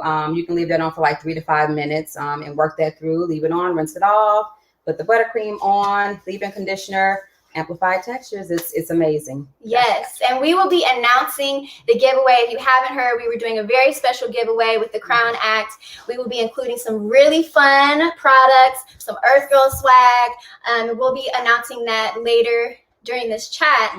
But Selena, tell us a little bit about, you know, how you got into hair. You know, what was it about, you know, styling hair and doing hair that you're so passionate about it? Like, what was it about this industry that you got involved in? Oh my goodness. So it's something that I started. I was a little girl trying to do my hair at 5. Then at 10, I kind of dabbled into it. By 14, my mom had built me a little, you know, shop in the basement, and my brother was cutting hair at the time. So we kind of just worked with everyone in the community, you know, charging a little nothing. And that's when that love, you know, came for hair. At about 14, and then 16, you know, it just continued and progressed. And I said, you know, I tried to run away from it, but it just kept coming back to me. And my grandmother, Edna Cunningham, she was a major hairstylist way back in the day. Edna Cunningham, she had her own salon in her basement in North Chicago. Yeah, shout out Chi-Town. I know, right? You know, Molly, like Stephanie, basically the whole team is damn near from Chicago. So, you know, we got to shout out to Chi. Yes. All our Earth girls out there. Absolutely. And, you know, that's when I grew the love for it. And I mean, just to have someone just sit in your chair and they feel good when they leave your chair, and, you know, they can be their most vulnerable, you know, there. I mean, you know, they're letting it all go. And when you make them look beautiful and make them feel good, I mean, that's an amazing feeling. Yes, because I know when I leave Selena's salon, I be feeling like I be doing all my Instagram pics. Oh gotta my gosh, flip the hair. she is too funny. She's just like, oh my gosh, I gotta do my boomerang. She's like, yeah, she knows every time we're definitely getting some so time. I get my boomerang on. So. And I really loved, you know, we partnered with the Crown Act, and we're if you haven't signed the petition, please head over to thecrownact.com to do that. You know, there's some meaningful legislation happening that the Crown Coalition has been working on. It's been passed in 7 states and counting. You know, we're currently in Atlanta and Georgia right now. And we're working on it here, but it hasn't been passed. So the more, you know, that we have individuals sign the petition, you know, the more that we can continue to raise awareness and get that legislation passed. So please continue to do that and spread the word. You know, 80% of women Black women feel that they can't wear their natural hair in a workplace setting. Absolutely. And, you know, this legislation helps us be able to pass this so that you can, as you should, be able to wear your hair with no discrimination. Absolutely. Curly, braids, bantu knots, however you want to do it. Yes, absolutely. Can you tell me about a time that you've experienced where, you know, you may have been in a space where you felt like you couldn't wear your natural curls or your natural hair out, maybe in school or at work? Have you ever had that happen to you before? In school, yes. I always wanted my hair to be straight, and my hair was so big and poofy, and I just wanted it tame. So I went to my mother. I was like 13, 14. I was like, Mom, can you just please straighten my hair? I'm just tired of it. It's just so big, because you just felt like you couldn't be in tune with all the other girls. You know what I mean? Like everyone was, you know, relaxing their hair. You know, nothing against it, but I just love the fact that we are able to do that now. And our hair is an expression of us. Yes. You know what I mean? It really and truly defines us. But I believe even in a bank setting, I worked at a bank before some years ago, and I felt like that because it was, you know, more corporate. I was doing a lot of different clients, and I could not walk in that place with my hair big and curly and Right. stuff like that. But you know, I'm so much more comfortable with it. I've been natural for years now. Probably about a good 12, 13 years. Yes. You know, so, and I'm loving the experience. Like, I embrace my hair now. I love my hair. And then when I'm using this product like this, it just defines my coils. So I love it. You know, but that was probably one of the experiences. But you know, I love it now. Shout out to the Yes. naturalistas out there. Yes. I feel that as well because, you know, I didn't really get comfortable wearing my curls until maybe like middle school, high school, and something Yes. that me and my best friend Selena, who you know, Yes, hey yes. Selena, Hey, Selena. she's so cute. We always talk about how whenever we went into job interviews, we felt like we had to straighten our hair in order to get the job. Yes. And so, you know, that's been something that we've learned to overcome. I've seen a lot of girls, you know, be able to just start from scratch, you completely, you know, Yes. chop and just grow it out. And it can feel so, it can be liberating that you're doing this big thing, right? But while it's happening, like you said, you're in a vulnerable space. Yes. We've been conditioned to think that we should have long hair all the time. Absolutely. When our short hair, shout out to the Cut Life and Tahira, Yes. who was on They just are before. amazing. You know, we've been conditioned to think that all we have to have is long hair, and to be able to now see, you know, a lot of women just start from scratch, do the chop. Oh my goodness, yes. And then grow out their natural hair, and it's so beautiful. I know it is, isn't it? It's really beautiful. It's sophisticated. It's sexy. You know, I think one thing that I hate is when people say, "Oh, you have good hair, you have bad hair." Yes. I hate that definition, you all. I mean, all hair is good. Mm-hmm. All hair is good to me. I mean, everyone has a different coil, a different texture, but all hair is good. Don't ever think that your hair is bad, ever. Yes. Love your curls. Love your yourself. You know, your hair is a reflection of you. Yes. I know when I was doing, you know, in management and had a team of my own, you know, I had a young girl on my team who felt like she just had to always wear her hair straight. And as a manager, I had to speak up and say, "No, girl, like, your hair is beautiful as it is. However you want to wear it, let's do that." And I think we should continue to encourage each other to just wear our crowns as they are. Yes, absolutely. And talking about you and business, oh, lady, and we always get into this because when we have conversations, she is just like a light when she sits in my chair. I love when she comes, but she always has so much going on. I mean, she's managed this product for Stonewood, EarthGirl, working with Molly closely, and Molly is amazing. Yes. And we appreciate her so much. Shout out to Molly. Shout out to Molly. Shout out to Molly Hunter, who did our cooking segment today, the EarthGirl founder, Grammy Award winning chef Molly. She has, talk about multi-hyphenate, the queen. I get tired around her. I don't see how Molly does it. I really don't. Sometimes I'd be like, what is this 3 a.m. text? But I'd be like, you know what? Yes. Let's go. Absolutely. What we doing? We running. Absolutely. Shout out to Kyle as well. Yes. You know, Groove, the entire Retina team, Mo, everyone who's been supportive in putting on this event. It's been a lot of fun. And what about you?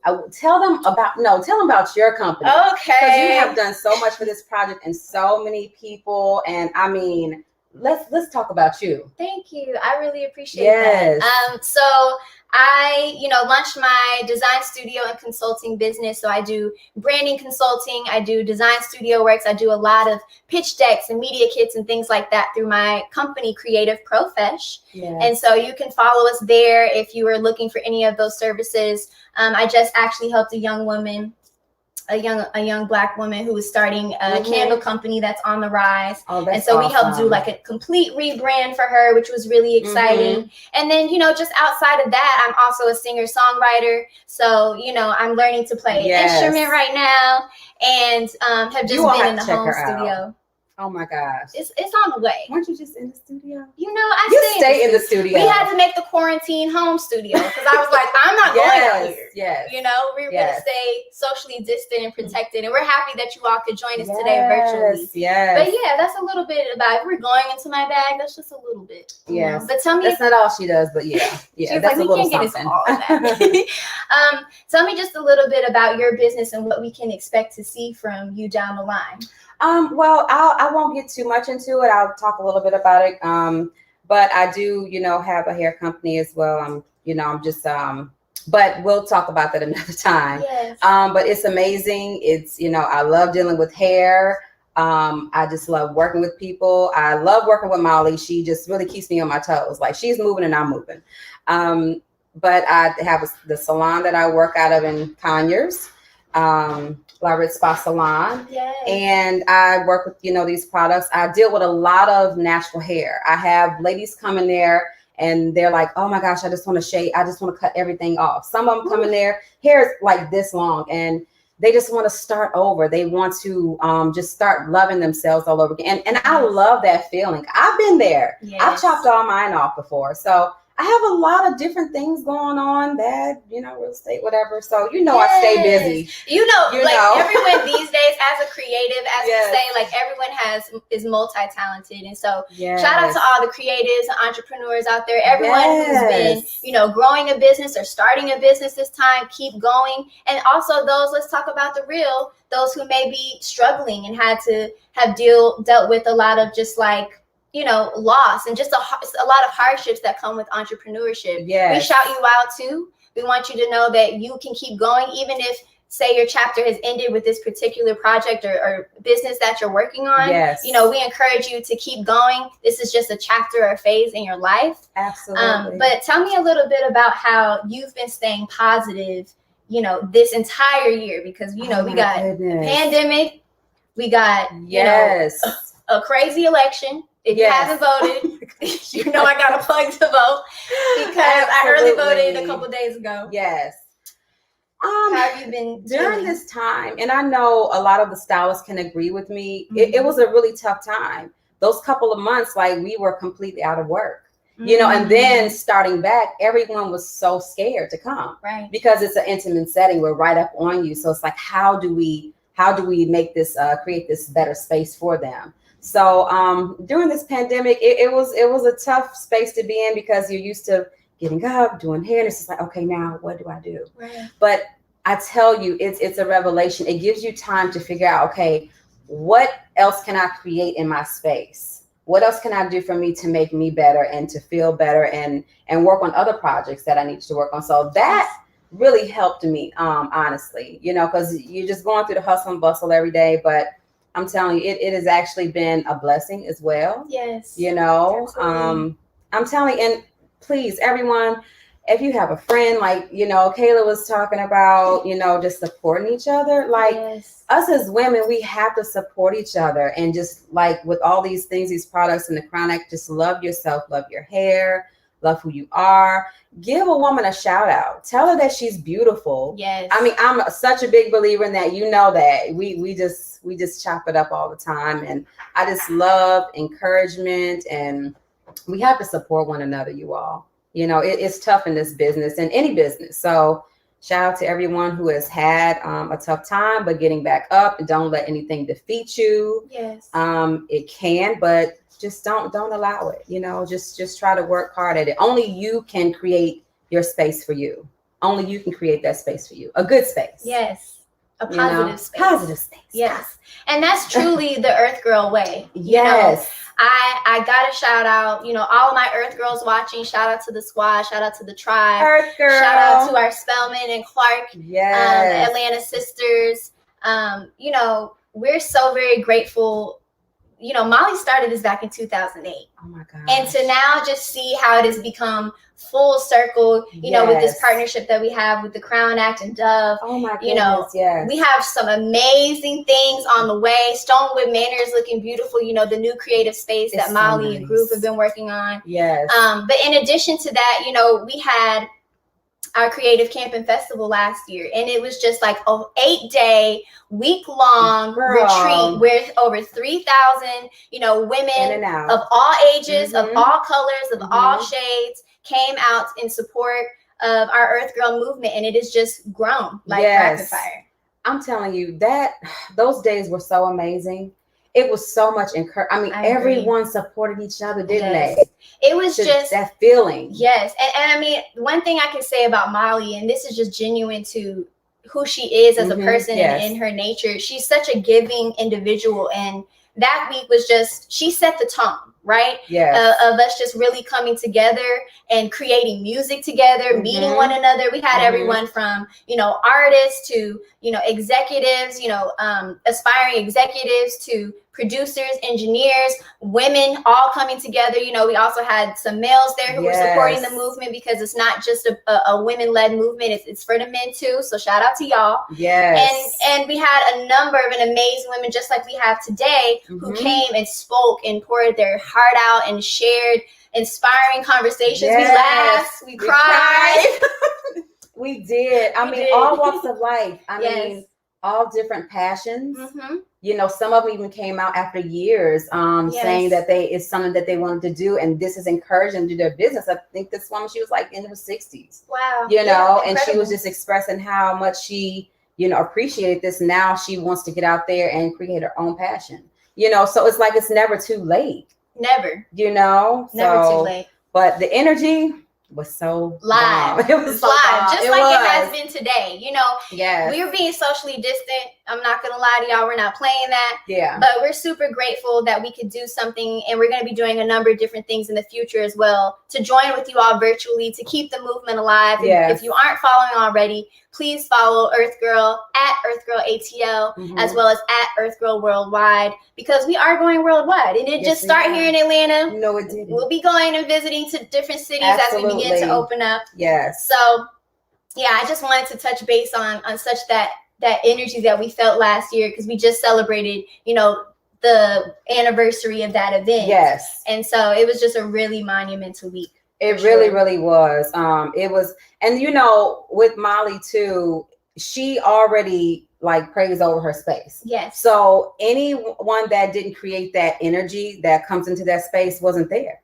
The people that were supposed to be there were there, you know, and you know, we're missing it this year, you know, because I know it'd have been like 10 times more. I know. Because people hated that they missed it. They did. Yeah, but we see y'all. We appreciate y'all. We got something for you. Don't even worry. Yes. I do want to talk about creative spaces, because as you know, as we've mentioned, we're sitting real cozy right now at Stonewood Manor at the clubhouse. You know, got a little fire crackling. Yes. And I want to talk about, you were talking about, you know, creating that space for yourself.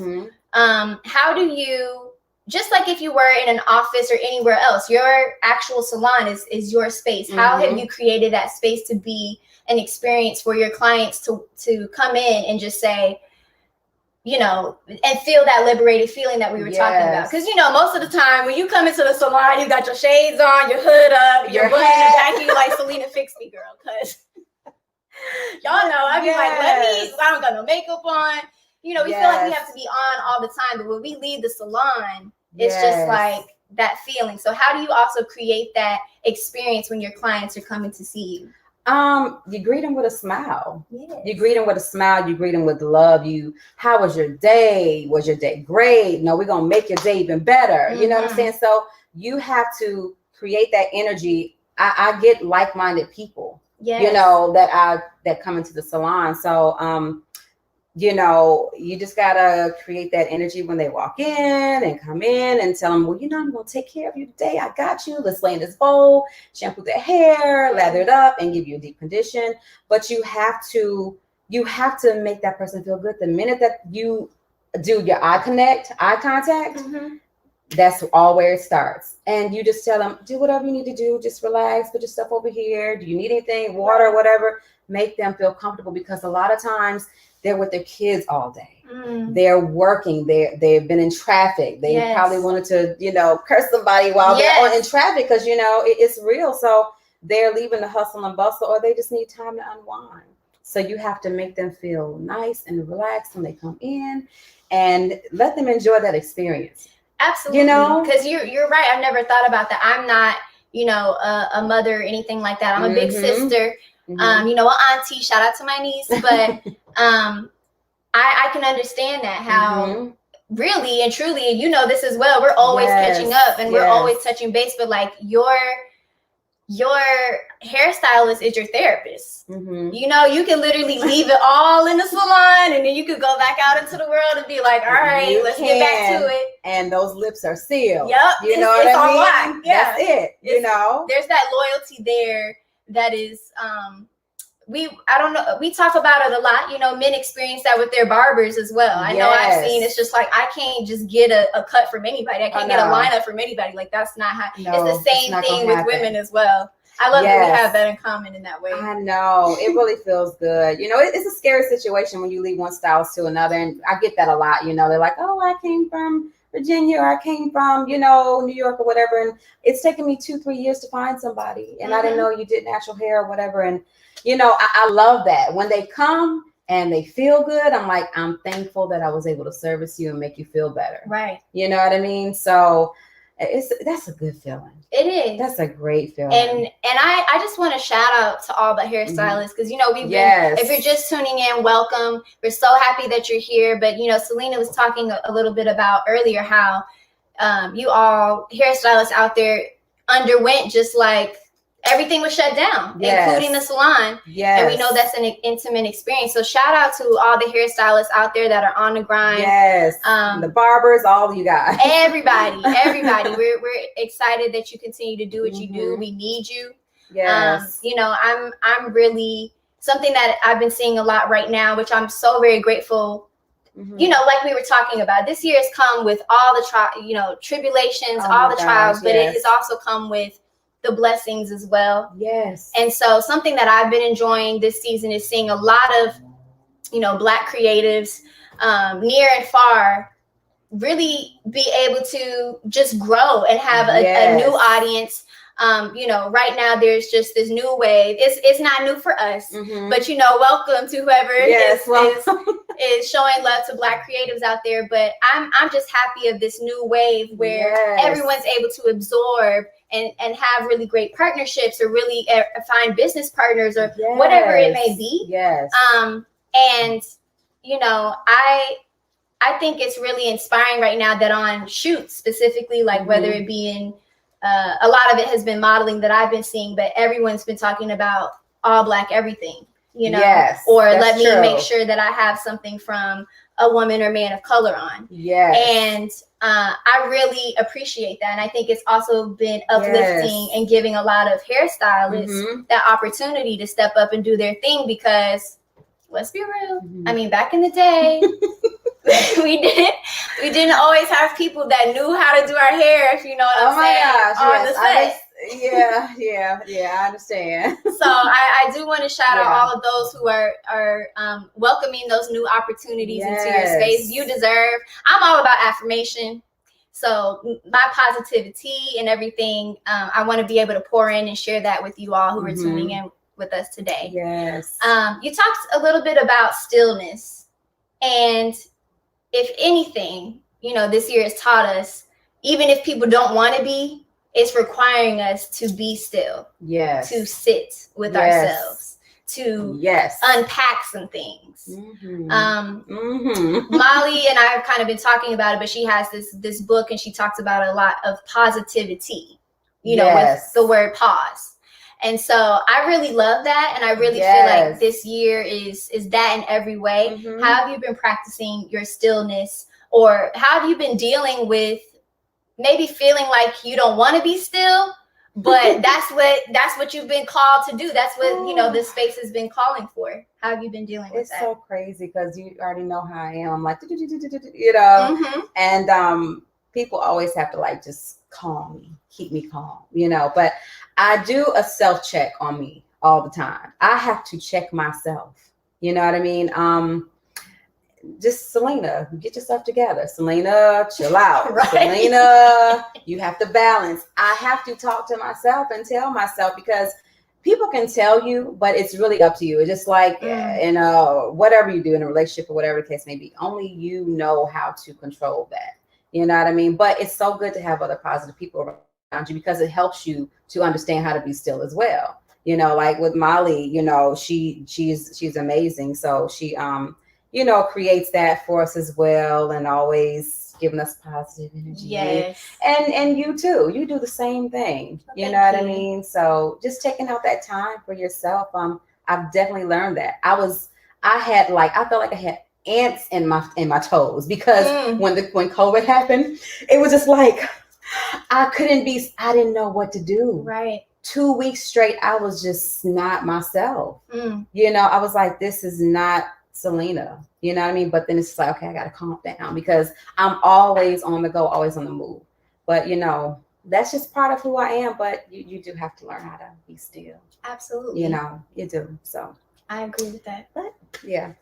well, I really preach stillness as well. It's something that I've had to learn as well. Yes. We all know multi-hyphenate, multi-talented people. We are doing that many jobs or that many things that we're involved in. And so a lot of the time, it is go, go, go. And so I'm grateful for this year in that it's brought a lot of clarity. Yes. You have expressed that truly. Yes. Clarity, okay, with the TEA, because it's just, you know, like you said, you have to sit with yourself and you have to deal with some of the feelings that you may have been experiencing. You know, a lot of people have been experiencing loss and grief this year. And oh my God. And I know as anyone can relate to that just as much. And to be able to still have your armor on and to keep going. Yes. But also at the same time to know when to take the armor off and be vulnerable and cry. I'm a Pisces, so I be crying. She's crying. I be crying. So I cry when I need to cry, and that's okay. Yes. And I think it's really important to how we're balancing out, you know, those really great days with those really tough days, because there have been a lot of tough days this year. But there has been, you know, moments like this, experiences like this allow us to lean on our sisters even more, lean on each other, our Earth Girls. You know, a lot of people have been reaching out to us on social, and you know, we're here for y'all. Like we're really grateful to be able to pour into y'all. You know, Molly talks about it all the time. And so we're just very fortunate to have such a positive community. Yes. I'm telling you, the EarthGirl movement has been so amazing. And during this COVID situation, it has, right? During this COVID situation, it's just popped even more. Yes. You know, like you said, everyone is just encouraging each other and just keeping positive. People say, oh, I don't need nobody. No, you do need people. Don't ever think that you don't need somebody, because somebody's either going to help you get to the next level. Somebody's going to help you to want to define who you are again, or, you know, everyone makes something click in themselves. You know what I'm saying? Absolutely. To help you make something click in you, I should say. Yes. But it's been a great journey. It has, and it's still going. We still rolling. Yes. How have you been practicing self-care in this season? Oh my gosh. What are some of your rituals? What are some of the things that you do to make sure that you are like replenishing and restoring your energy? You know, I've always been a person, I like to sit by myself. I like to go out to a nice restaurant by myself and just be to myself, have a nice salad or whatever. That's one of the things that I enjoy. I love the outside. I love nature. Yes. So me too. That's probably, everyone that knows me knows, you know, that's probably one of the biggest things for me. I have to find some nature somewhere. I think that's what saved me too. I like to plant. You know, you've been into planting. You know, I'm a plant mom. This girl, she has names for all of her plants. My plant it's so cute though, but she has the cutest plants. You have the best plants. Thank you. I love them. They have names. They have names. I have about maybe 6 or 7 plants. Yes. So this was something that I picked up in quarantine, which I feel like to what you're saying, I kind of found some things, even being more at home. I was cooking more. Yes. But I also kind of just got more into plants and started learning more about them and kind of just picking one up and seeing how it goes. You know, yes. RIP to a few, but we're so very grateful to have. I'm grateful to have the ones that I do have, and they really just they make me happy. Like when I wake up in the morning, I go out to my living room or I'm chilling on my patio writing a song or whatever. Like they really add to my space. Like they really pour into me. And so I'm trying to get all my friends who got fake plants to be like, no, get the real thing. But you know, it's a good thing because they help you breathe. They do. They give you oxygen. They just so it's just like I don't even know if I could really even explain it. It's like you said, it's just about bringing a little bit of nature indoors. Yes. And I've learned a lot about them this quarantine. Oh my gosh. And I even have a cactus. Like, yeah. She has a cactus too. The cactus is about as tall as me, y'all. It's crazy. It's so cute though. But that's what it's all about. Just like, how have you been dealing this year, period. So it's just been a great journey for me. This year has been such a great journey. I mean, I'm just learning to love myself all over again. I can say that. And just doing the things that I've always wanted to do, that I'm focusing more on spending more time with me and, just people in your life that make you happy. Yes. I'm just enjoying the space I'm in, and I want to continue to create that for myself and possibly help others to do that too, because it can get tough, but I'm loving the space I'm in right now. Good. And I feel good. Well, you have a giving heart, and I know you do some philanthropy work. Tell us a little bit about what you do in that space. Well, I do that, but the work comes from, it's so crazy because I call her my sis, Satara. She had mentioned the other day when she was on a post, and she said, "You have always been pouring jewels into people ever since we were young on the block. Like, now you're on, Right. And she said, she was just excited, and it just like that really, really hit me. I was like, wow, you don't realize how you touch people, at that time. That was, a while ago. So everyone that I touch, I just want something good to come out of it. You know what I mean? I'm definitely a giver. You are too. We always like to do stuff for people. A given, right? Yeah. But it's if it's in you, it's just in you. But philanthropy work goes far. I mean, when like my client is sitting in my chair, that's therapy, like you said earlier. You know what I mean? We're letting it all out. It's hanging all out. That's when you're most vulnerable. Absolutely. Like, I'm touching their crown.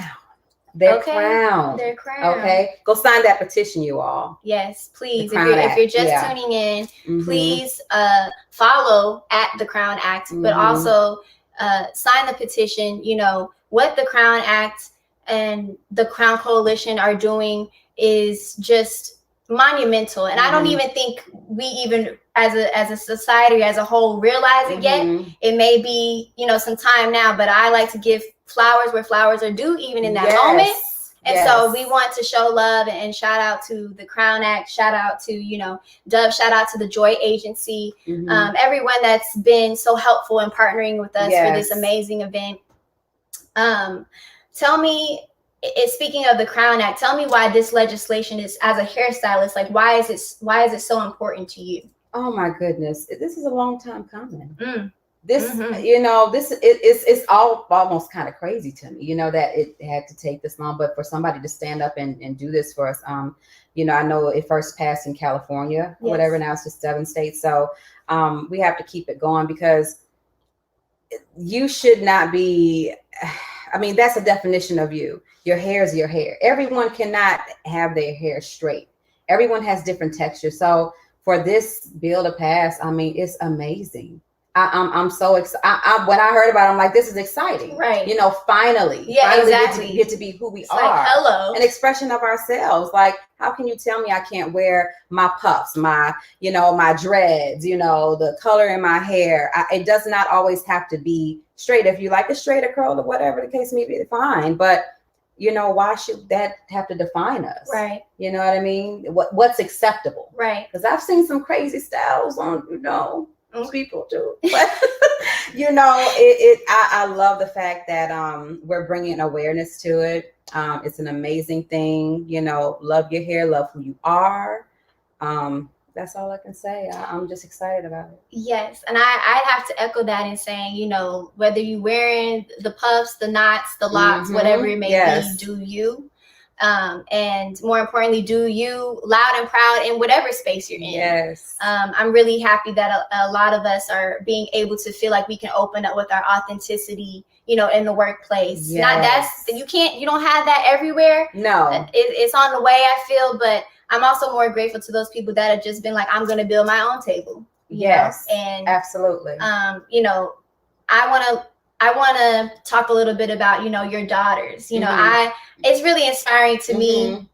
I'm the big sister in my family, the oldest grandchild. I'm the responsible one, you know, did all the things. Yes. As my cousins had, you know. So I love that, you know, my siblings and my cousins and those loved ones in my life can wear their hair naturally curly, and it's in, you know, like it wasn't similar to what you were saying. Like you didn't always feel comfortable wearing it like that in school. Like my hair was fried up until, you know, I did a big chop myself. Y'all know we was frying our hair through the swoop all the time, you know. So I'm happy that young girls growing up today can see themselves in media, can see themselves you know, in the fashion industry, in the music industry, and so in vast tech, wherever, beauty, to be able to see themselves and to be able to see their crowns.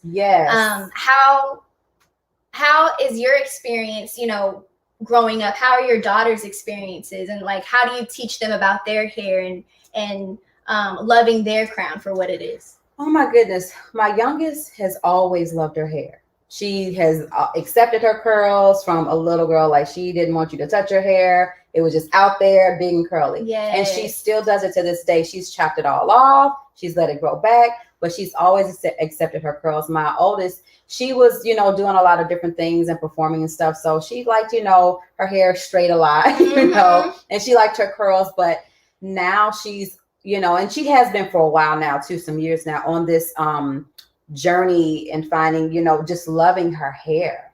You know, she stayed in Hawaii for a little bit, and you know, when she come back, I mean, her hair was just nice and big and full. Her curls are so beautiful. But I've always known that, and my youngest has always told her, you need to wear your own hair. Stop you know, doing your hair all the time, making it straight. And she loves it. She's embraced it. And you know, when your natural hair, you have your natural hair, it grows out so much longer too. You know, that's why you know, with your natural hair, using products such as these amplified textures, you know, put those products in from root to end. That's how you're going to be able to, you know, smooth it through, let your curl be defined, retain moisture. Yes, retain moisture, and that is so important. So in order to continue to you know, attain those curls, that curl pattern nicely, you've got to apply your product. I mean, it's a whole new wave. It is. You know, and I love it that everybody's embracing. There's so many, you know, things out there. So, you know, it's exciting, you know, but they're embracing it now fully. Yes. Yeah, fully. Well, you can find, you know, amplified textures in many places. So definitely check them out. Like I said, they got the recovery mask, the leave-in, you know, the shaping buttercream, all the good things. I do want to get into our giveaway. I know a lot of y'all have been waiting. Not only are you going to be getting some fun products like this, but you're going to get some Crown Act goodies. You're going to get some EarthGirl swag. You know, you got to rep your EarthGirl. We want to see you. All of your swag. So we're going to do a little giveaway before we wrap it up. Yes. So it was hard to choose. Okay, because you know, we did a little blind eye, a little hat swipe, but we have 10 amazing winners. Yes. Who are going to be getting this amazing gift bag. So if I do call, this is your handle. So if I do call your social media handle right now, just know our Retina team will reach out to you, or if not, go ahead and send us a DM at EarthGirlATO and be like, hey y'all, I'm trying to get my swag back. Yeah. And we'll make sure that we get your address, do all that good stuff, and get that to you. So our winners. So okay, if I butcher your social media handle, I still love you. Right. But I appreciate y'all for being y'all. Yes. So we have our first winner at Nohemi Pluto. Yes. At Carmen Olivia with a 0. Yes. At Miss Maya Williams. At GQ Akalan Fran. at Love to Moi, at Courtney Rue, at Gunshots, bang bang. Hey. At Dorette Brown Lee. Oh, you know her? Yes. Okay. Hey, Dorette. Dorette. At R Whitley Does Makeup. And our final winner at The Real Queen Nandi. So shout out to you all. Congratulations, We're everybody. so excited. Like I said, we're going to reach out to you all. But definitely shoot us a DM as well so that we can make sure that you get your goodies. Yes. We are so very grateful for this experience. Oh my gosh. You know, we've been able to get our mindset and our movement together with Marsha. We got to remix. Yes. You know, do a little remix with Lisa. We've also heard from the Tahiras. I've been saying Tahira times Tahira because, like, yeah, I know. They were wonderful too. Yes. Everybody. Yes. Everyone. The Cut Life. You know, Molly did an amazing segment this afternoon for you to be feeding your soul and in that self-care kitchen. And next, you're going to be hearing from Noni Nicholas and Cass Beatles. Noni. Yes, and Cass. Talk about two industry vets in TV and film and entertainment, producers, writers, directors. When we talk about people who are behind the scenes that you may not always see, but they're so pivotal in what they do. We appreciate y'all. Shout out to everyone in general who usually is behind the scenes a little bit. You are appreciated. We need you just like we need people in front of the camera. Absolutely. Shout out to Kyle who's holding us down today. Kyle. Thank you. Amazing. Because, you know, this tech sometimes. Kyle is the bomb, y'all. Okay.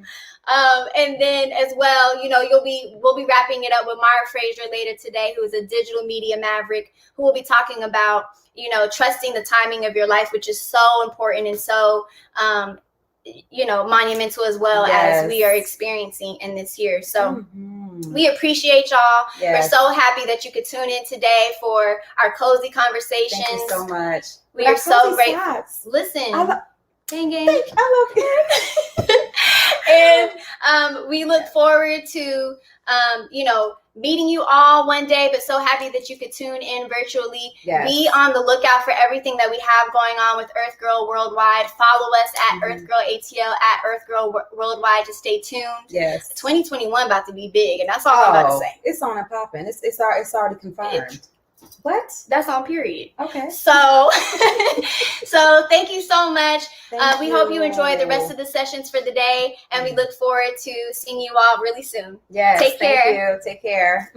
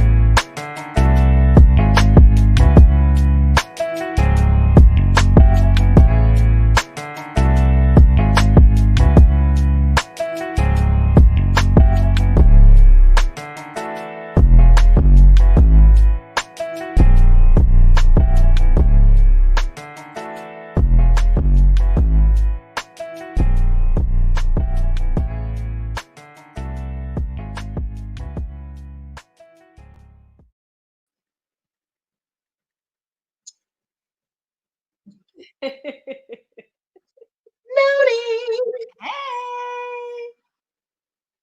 Noni, where's your light? We need light. I turned it down because I thought it was too much light. Ugh. No.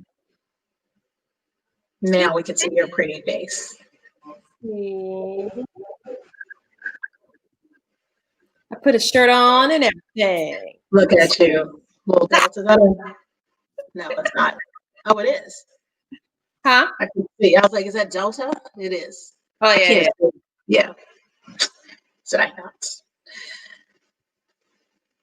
I was looking for my EarthGirl sweatshirt. I think that's at work. Oh, we're in the show. Everyone can hear all our conversation. So we need to introduce everyone. We need to say hello. We need to say hello to the people. But this is EarthGirl. This is what you get with EarthGirl. This is it. This is what real life is. Real life is Cass and Noni trying to balance our life, talk to the world, get our house together in the middle of a storm, a thunderstorm, where the internet goes off. Exactly. Hi, everyone.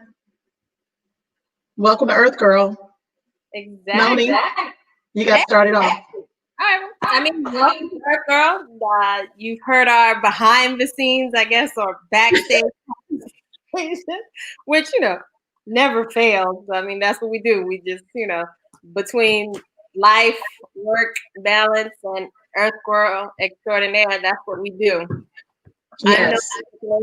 I don't know what they've told you or what you would like for me to tell you, but I am an executive who's been in this, I'm going to say TV and radio game for a long time. I'm not going to say how many years because I just realized how many years just recently.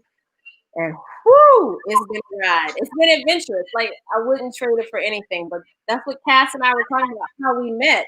And we don't know. We don't know how we met. I'm Cass, by the way, Cass Seeger's Beatles. It's an interesting name. But I am a writer and a producer and most recently a director. And I have been in the business 25 years at least in production of some sort, from costuming to writing and producing.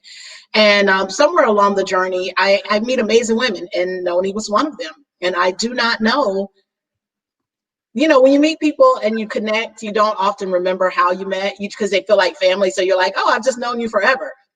Who knows how we met? I really do not remember, but we have worked together on a few things. We worked together first on the Monique show. Was that the first work relationship? I think that was the very first during that show. And that show, because that was 2 years that show ran. And so that was the first time that we worked together. And it was nonstop from day zero when she came in to when we wrapped the show, which, when you're doing things that are amazing, you kind of just like to keep those type of amazing people around you so that you can keep everything going. And it's when things are nonstop, you don't want to have any issues. And in this industry, just like Cass says, she's been in it a long time as well. Hurdles are going to come and you got to figure out how to jump over them, go under them, go around them, you be flexible. Right. Bust. When we did the Monique show, I had just had Brooklyn. So I had my second child, my baby.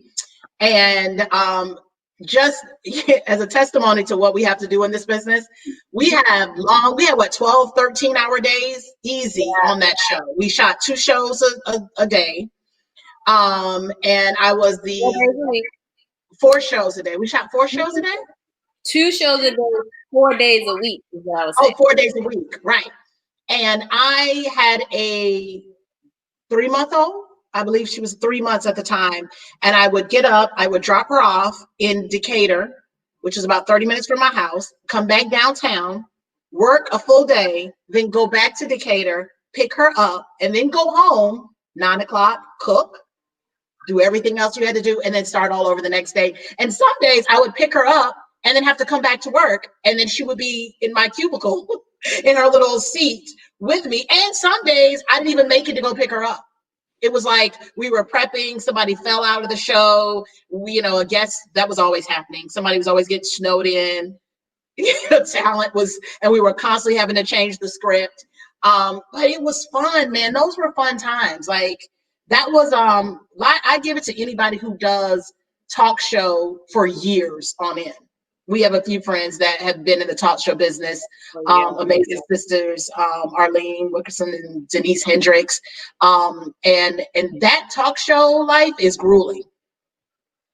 Because it's nonstop. The talk show is just like Cass said, because people are coming in and out of town just with weather. Imagine talk shows now during this COVID era where they gotta get a good signal, have good lighting, make sure, everything is where they need it to be.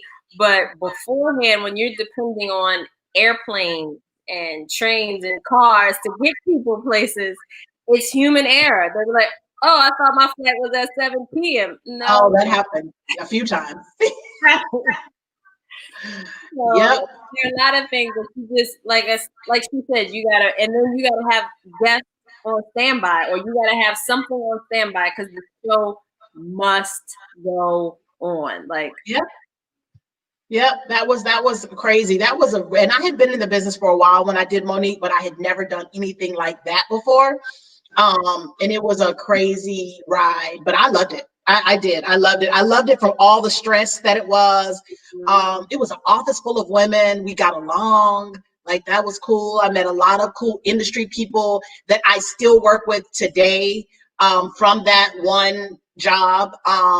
So I do. I love that. What do you like right now and what you're doing? Like, what do you like? Like, what keeps you in this business, Noni? Like, what keeps you in this? Because this business is crazy. Yeah. And it is not for the faint at heart. I tell people all the time, I want to produce. I'd be like, yeah, go produce. Right. Go. But what do you love?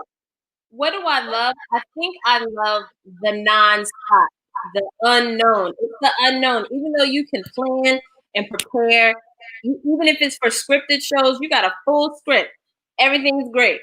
You go live and somebody forget one word, one sentence, and the storyline goes a whole nother way. You'll be like, what happened? But there's nothing you can do because you're live. So you got to just keep going, and everybody's got to catch up with however that trip. So I would have to say, what do I love about this is that the ultimate thing is that I get to meet amazing people like yourself. I get to meet amazing people like Molly. I get to meet amazing people that then the next project is just more amazing because you're like, wait, I just worked with her. Let's go. Don't worry about it. We're going to be good. It's going to be amazing. We're going to get awards. People are going to wonder what happened. And next thing you know, the Emmy goes through and you'll be like, yeah, it was a great show. Even though I didn't sleep for 30 days, it was a great show.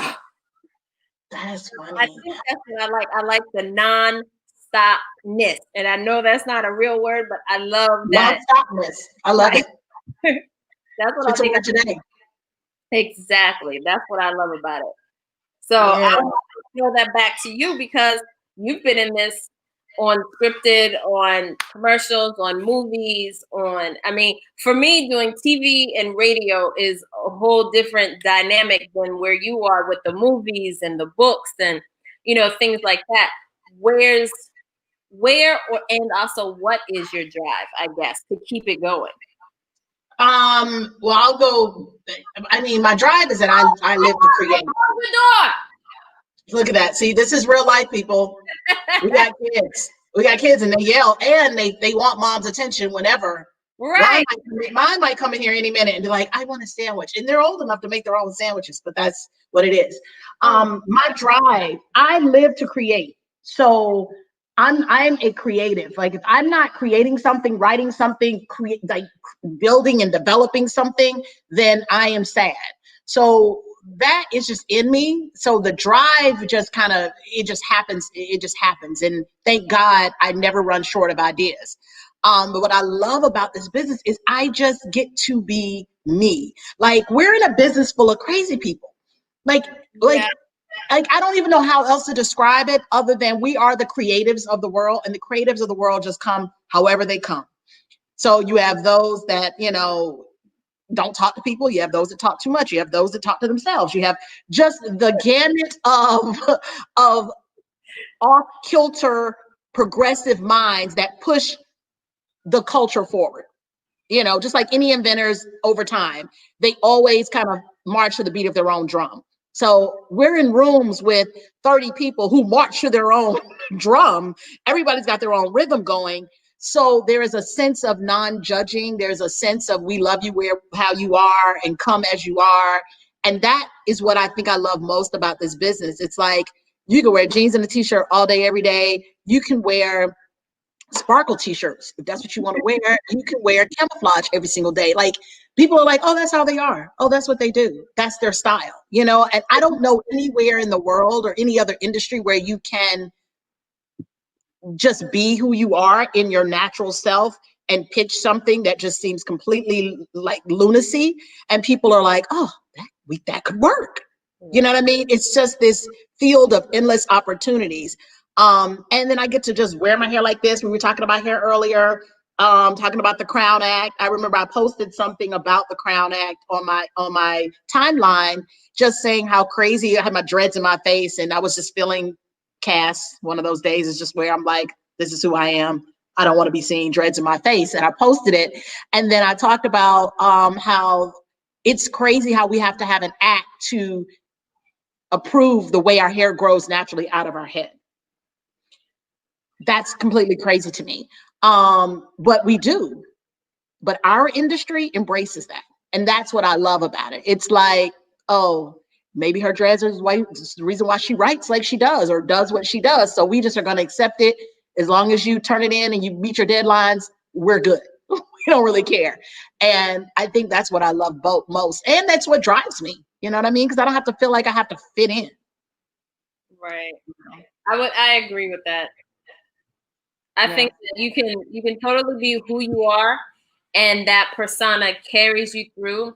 And as long as your name isn't leaving a bad taste in anybody's mouth, you will work and work and work and work and work and continue to work until the wheels really do fall off. Like it's one of those things that you'll be like, how many more we got?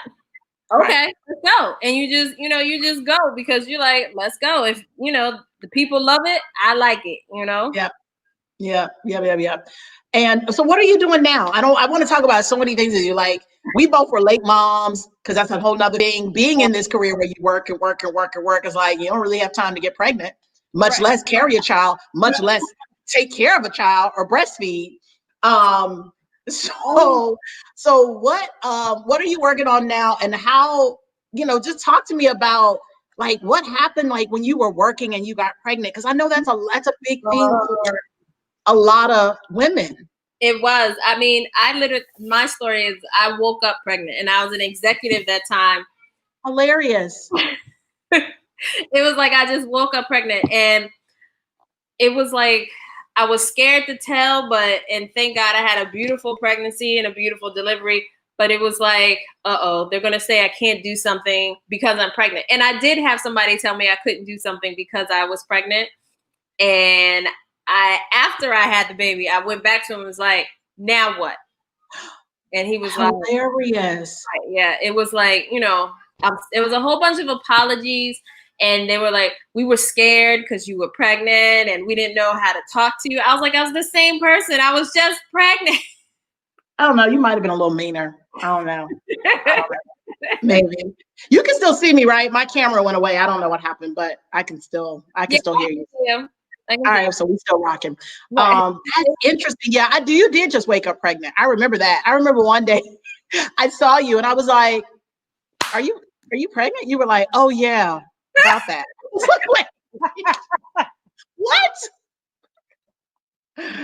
Oh man, I remember I was pregnant I worked on the neighborhood awards, the hoodies, as we like, as it was officially before it became the neighborhood awards.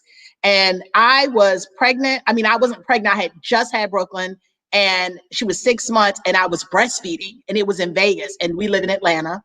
And I was like, oh, I guess I'm going to have to wean. I don't know what's getting ready to happen. So I got to go do this show.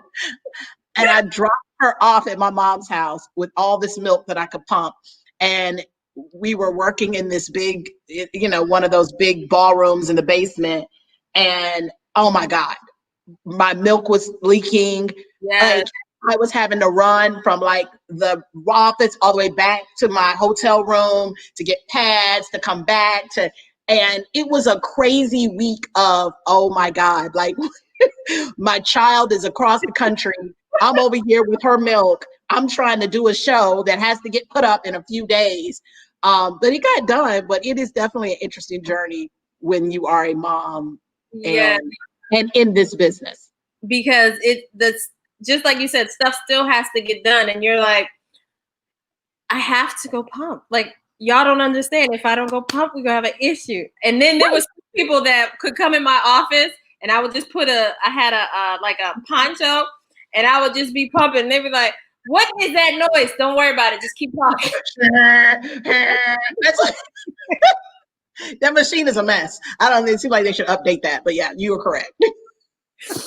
So it was just one of those things that, you get your little maternity leave, but then when you come back to work, you now have an added job, this thing called mommyhood that you didn't know how. So you find that balance of, let me see how much I can prep before I leave to go to work. So when I come home, it's a little bit easier so that I can start prepping for the next day.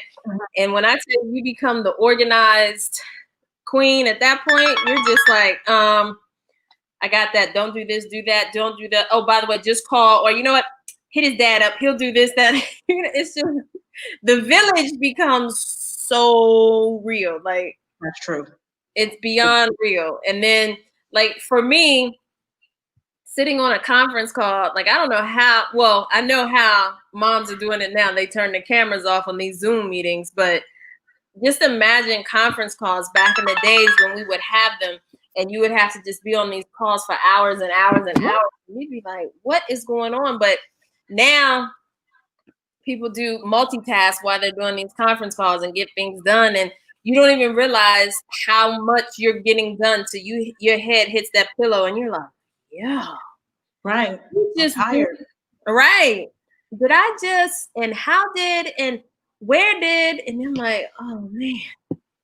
So it's never a dull moment, but like now I have learned that I have to work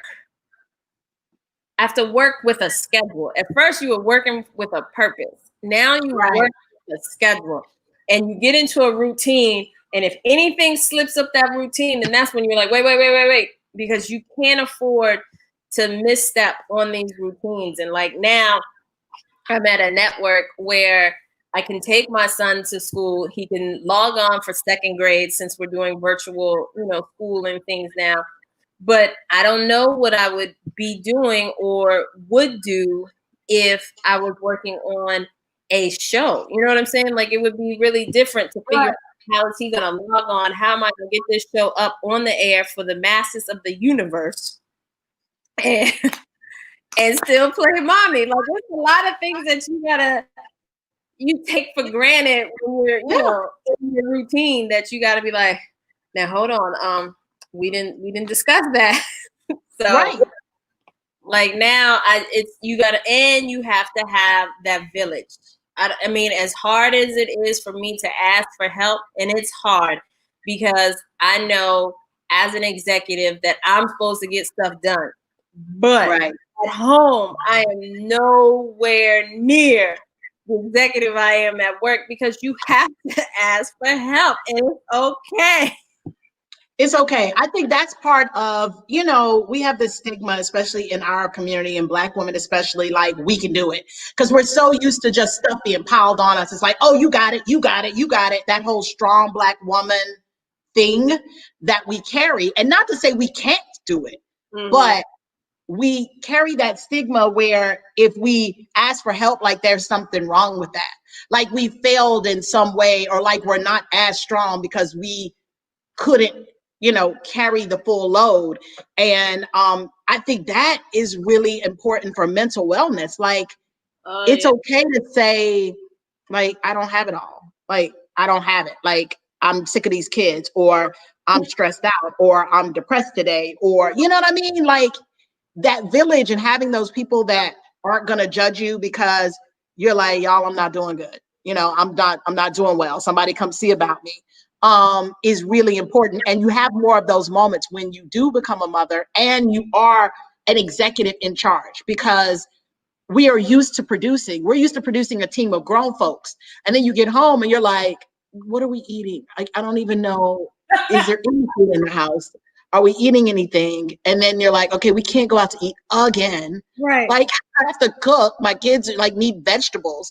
And you feel like, you know, I'm this badass over here, but over here, like, I'm looking crazy.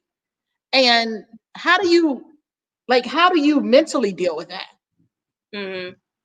How does Noni mentally deal with that? And of course I can talk because we talk, so I know, you know, when we have those moments, you know what I mean? I say the mental breakdown moment, sometimes I'll get home and I'll be like, I need to cut a piece of broccoli or a piece of something for you to eat. And I try to, like, at the end of the day, I'll try to throw a potato in there so that I can be like, oh, this is my comfort food. But real talk, like, it may be, you know, when you get to that point of breakdown, there are people to call. Like, I will call you, or I will call, you know, girlfriends that really know what's going on. But sometimes you can't even reach out to your other half because you're like, you don't get it. I'm tired. I'm exhausted. I have no more to give. I cannot wash another load of clothes. I cannot wash another cup. And I'm breaking down. And I think everyone had real true breaking moments when we were in that first leg of quarantine. Oh, absolutely. I think I walked my neighborhood so much that I think I may have met every neighbor here. Because, which is good. Yeah, which is like, that's what we used to do. We used to know our neighbors. Right. And you could call Miss So-and-so next door if you didn't have your key or something like that. Now,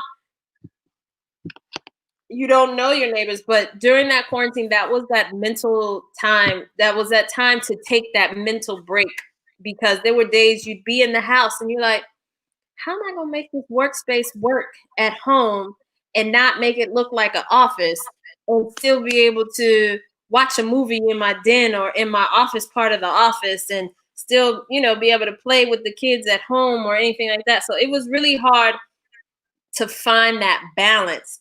But you do seem to, when the brain wants to shut off, the brain shuts off. And sometimes I may go on a binge and I find something on TV. It could be a movie. It could be a series. I found myself watching cartoons just to like, to just veg out. It was the Muppets something, and it just took me back to childhood. And I was like, oh, I love Jim Henson. Yeah. I was like, it was such a good, like, woo-saw moment that I was like, you got it. That daggone Piggy, she did it again, you know. Like, but it's those times that you don't know where else or how else to turn, that you got to find something. You have to find that inner peace. And there are a lot of times where I'll put, lavender oil in like the diffusers, and I'll do it on every level of the house so that I can have calm on every level, because it's just something that you just have to find that peace. But I can't say I do one thing to find the peace all the time, because it depends on the level of stress. It's not, because there can be work stress, there's family stress, there's life stress, there's child stress. You know, to me, there's a whole bunch of different stresses that there's not one thing that cures all stress, for lack of better words. Right. And it's different for everybody too. So, I mean, I definitely would tell people to find their peace. Like, I love music. So for me, because I'm in quiet so much because I write, and I don't like to write with a lot of noise. When I need to not write or try to turn it off, I'll like do music for me. And I walk. Like, I love to walk. So, and my music can be vast. I mean, I can go anywhere from Too Short. I love Too Short. Those who know me know I love Too Short. All the way to Nina Simone, or, you know, whatever, to some of the latest algebra, Snow Algebra, whatever her name, Snow Allegra. Like I like her now. Recently, I've been listening to her. Yeah, that's what it is for me. Like that kind of is my Zen moment when I can, because if I watch movies, I'm working still. Like I try to watch them, but I'm watching them like, oh, this is where they are. I'm breaking them down. Like, oh, they just entered Act 2. Okay, this is what's about to happen. Oh, Act 2's come up a little slower. Where's my catalyst moment? Moving too slow. And then I'll start just working, you know what I mean? Dissecting the script. Then I'm online looking for the script. It just turns into a whole thing. So it's kind of hard for me to watch movies for enjoyment. And I hate that because I love them. But no, I agree. Music is a good outlet. Because before this COVID, I know we used to enjoy going to concerts and going to stuff like that. Now you're right. You just have to listen to music. You just have to listen to music. Yeah. It's not a problem. All the little Instagram concerts and shows and verses and the verses. I like the verses now. That was pretty ingenious. I liked that last one. Well, one with Snoop and DMX. Yeah. Oh, that was a good one. That was a good one. There have been some. I tried to make my kids listen. They don't. All the artists. They didn't know any of them. They were just like, "This is whack." or I could be like, "Oh, that's in the olden times." Oh, that's the new. Yeah, my daughter says that a lot. That's the olden times. She asked me the other day about when my grandparents slaves. I was like, "What her grandparents? My parents." I said, "You know what?" I said, "You're getting ready to read a history book." I was like, "I'm ready to give you a history book, and that's all I need you to do." Like, and then she came back. She was like, "No, I meant segregation. I didn't mean slave." You still read. You need to read something. You need to read something. If now you have put us all the way back in the 1800s, like what is going on with you? Oh man, but these kids, man, and now they're home all day. So how are you adjusting to that? How are you adjusting to, we were already doing homeschool. So I already kind of had before COVID because my daughter's a gymnast. So, which is a whole different thing now because your child is with you like this all day, every day, like this, like on your right side or left side, whatever side. And it takes a whole nother level of patience. And now we're having to do schoolwork. Like we're having to be participatory in their daily lesson. Who signed up for that? So how is that working for you? It's a true challenge. Let me just say, remember earlier I said, and someone asked me, "Oh, is it getting easier?" I can honestly say, I don't know if it's getting easier or if we've just gotten into a routine. So the routine is a routine and we stick to it. We don't veer off 5 or 10 minutes. We stick to the routine. So when that laptop, they have the tablets. When that thing goes on at 8:10 and that teacher starts playing music, attention, morning announcements, like different classes, like you just start everything, it's extremely hard. I can say that because I'm doing it in my office. Right. So if I have conference calls, I got a second grade teacher of some sort in the background. So 99% of my calls are now in my hallway. Because I'm not going to battle a second grade teacher. I can't put him in another room because with all these security breaches and everything, every single app that they go on to requires a different code every single day. So he's like, "Mommy, the code." And then you got to enter in the code and you have to do it in a timely manner so that so that they know you're one of the official students from that particular class. It's crazy. Really? And then once he's on that app, then they're in that lesson. The teacher keeps them for like 30 to 40 minutes. And then the PE teacher, I got to figure out how she's living life because she'll be like, "Run up and down your steps, run up and down your hallways."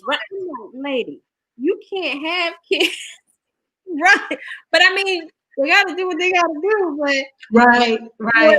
the little boy in his class was like, I'm in a pod. I can't run up and down the hallway. She said, well, run and play. I was like, poor kid. Like, so it's totally a challenge, but we're getting through it. We're staying safe. And I'd rather this than going back into the schools. And I mean, it's a piece in them classrooms, you know? Somebody sneezes. Now it's, you know, it'll be a thing. I agree. I think I mean, we're doing the same. You know, my son plays the French horn. So how about that? So we got French horn band classes. So he's downstairs in the basement, Brooklyn's upstairs in her room, and then I stay on the middle. Like I'm in the middle floor. So everybody has their own floor that they stay in. But what I can say, and I was talking to another mom, is now that school is at the house and work is at the house, you have to find a room in your house that's like just your room. It's not the man cave. It's not the husband's room. It's not the kitchen. It's not the whatever. It's literally your space. You need a space that's yours, even if it's a closet. You need a space to keep your sanity. I agree with that. What I have done, because my bathroom, I have a really big bathroom and it has a huge skylight. Sometimes in the morning before everybody is awake or anything, I just go up there and that's important. I have the different meditation music, or I just go. That's where I call it my Zen room, my prayer, whatever. It's my few minutes, because it's only a few that I have before the schedule starts. And once that schedule starts, we're on it, you know, it's right. So I hear you say try to find your own space, but it's a little hard. Time. But that is your space. You see what I'm saying? Like that has become your space in that time. But that's what I mean. It's like we get up and it's like we don't take the time. And Terry Vaughn, you know, of course, for those who don't know, Terry's my producing partner. She, you know, she gets up in the morning, she does her meditation, she reads in her book, and she always takes that time for her. And I used to not do that. I would get up, and as soon as I'm up, I'm on the phone, I'm checking emails. Like literally, I'm doing it from like laying down. You know, we get our phone and we're like, okay, who's emailing you this? And I stopped doing it. During COVID, I actually checked out altogether of social media. I stopped going online because it got so crazy and so negative and so hate-filled and just, I mean, obviously the world was erupting and the police were killing us and are. And, you know, the rallies and the protests and then the politics. It was something every single day on my feed that just was destructive. And I was waking up mad. You know what I mean? I would make up and be like, oh, what is the bullshit today? I know it's going to be something. And I would look and it would be something. And then I carried that with me the rest of the day.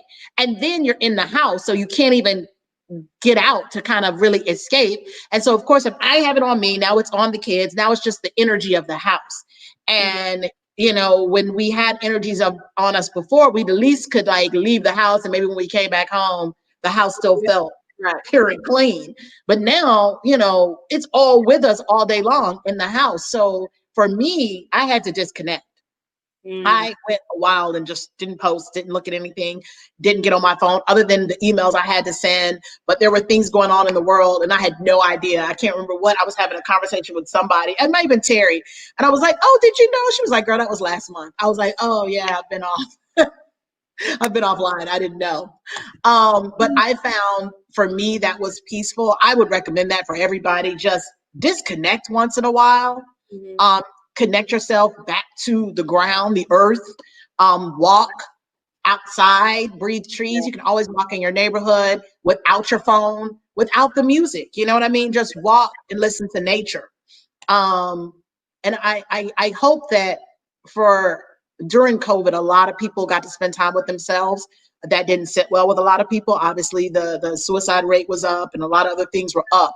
But for those that can get through to the other side, I hope we come out of this just kind of having a better sense of self, because we've had nothing but time to be with ourselves.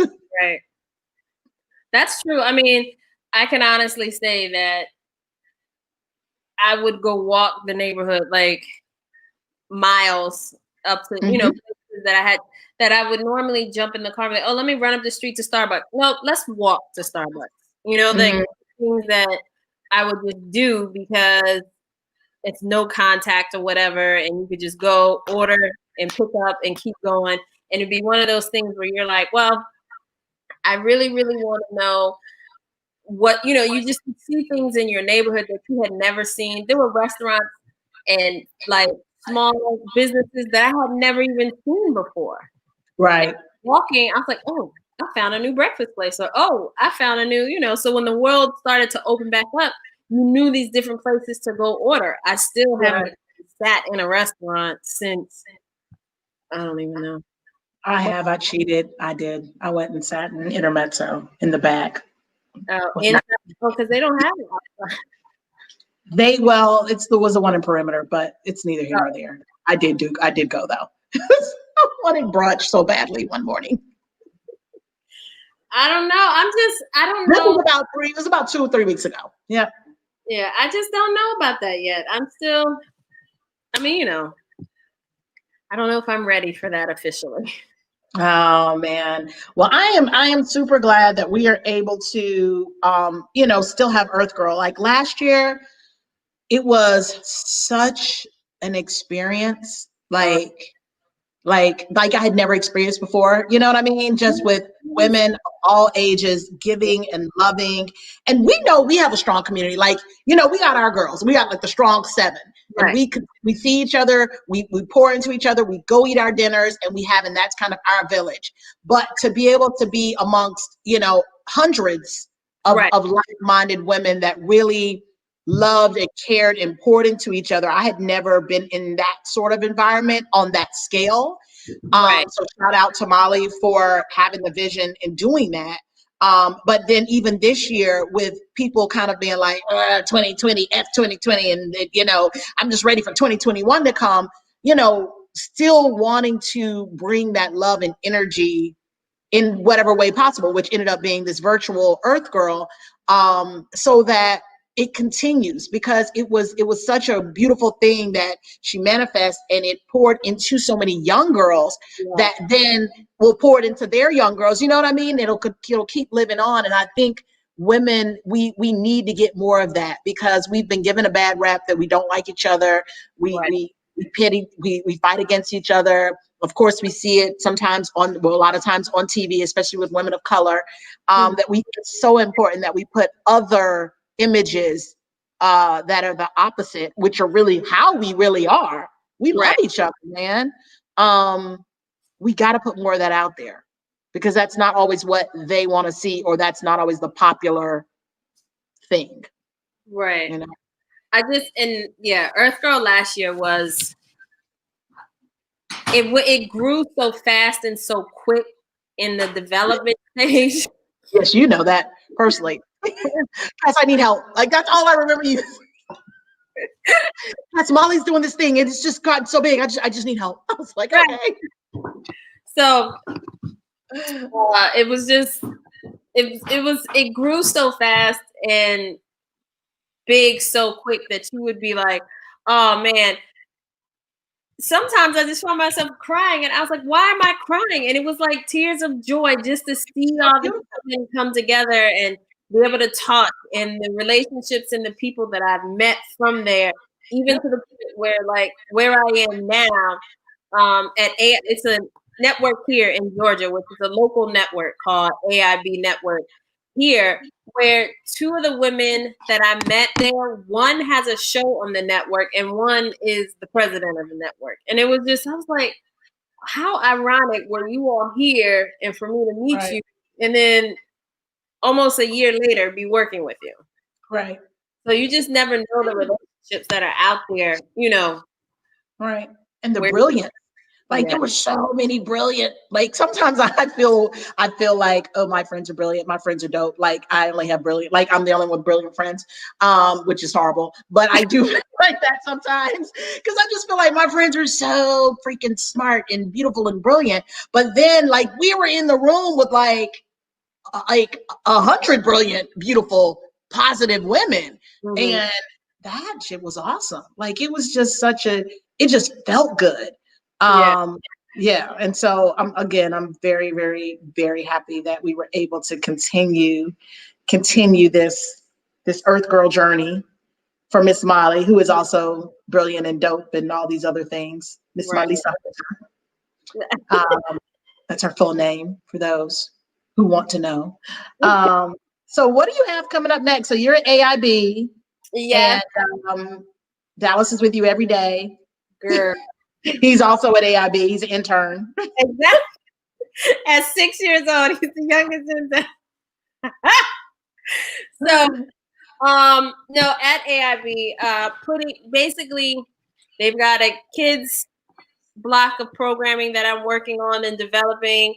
I'm also working on some partnership programs with them. So I'm doing a partnership program now with the comedian, believe it or not, Don DC Curry, who is doing doing this project on a farm, and it's hilarious. That's all I can say. It's books on a farm, and it's fun.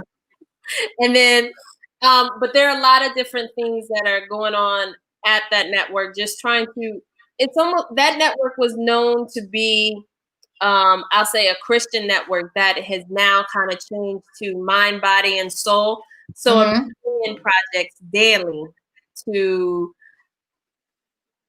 uplift that network, just because the president there, it's like I see her vision, and she's more than amazing, because she was there on as it was changing.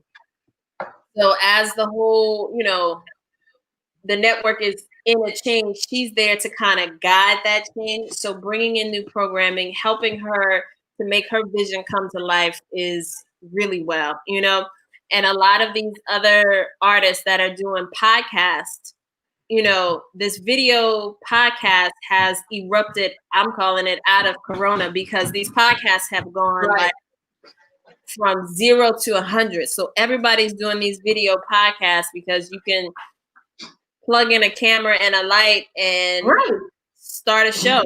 And working on those, doing a lot of those with different artists. Well, I would say different talents. Like Bill Bellamy has one now. Mark Curry has one now. Kim Cole. So these comedians are, I guess, finding another revenue stream, for lack of a better word. Right. Everybody's having to pivot. Everybody's having to pivot. Get creative. You can't go into these clubs like you want to. So you gotta how else am I going to get these jokes out? And this podcast has been, it's amazing, So it's a lot, that I'm just not to see them go, because you see it on Instagram, so you're just like, we're taking what you did on Instagram, putting it on here, and everybody, but that's the way, you got to think about it. There's no more, appointment TV. There's no more, people, they want to www log me in. And they want it now, and they want it instantly, and then they want a bunch of it, all right now. Right. That's how we're consuming content. Well, that's good. That's good. Yeah, I'm developing. That's all I'm going to say is I'm writing and developing.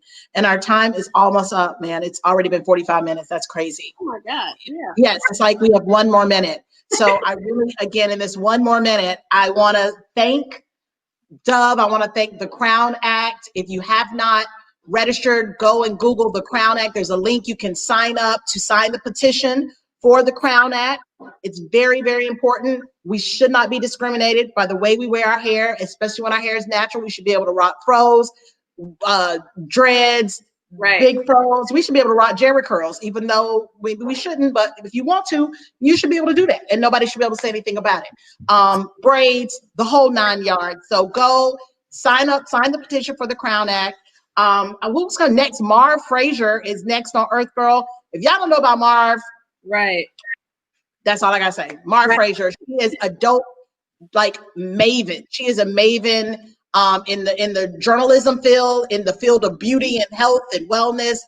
From Gossip to Madame Noir to, I worked with her at Moguldom when she was creating documentaries. Just another brilliant sister, mom, who always just has wisdom to pour in. So she is up next, or And so you guys definitely need to tune in and watch what she has to say, because she will be dropping jewels. And Naomi, my friend, I know. I'm sure we'll talk later. We'll probably talk right after this and talk about whether or not this sounded dumb or if it sounded brilliant or not. Who knows what we'll talk about? But I thank hope you. we answered your questions about trying to be finding longevity in the industry, because it is definitely there, and you can make Be it. you though. Right. Be you. Don't try to find, you will never find longevity trying to be someone else or write or create like someone else, because no one has what you have. And that is the way you find it, because no one can take your voice. Hello. God's gift. So that's how I would say find it. So exactly. All right, enjoy, Marv, and we'll see you guys later. enjoy the rest of Earth Girl. Bye. Bye.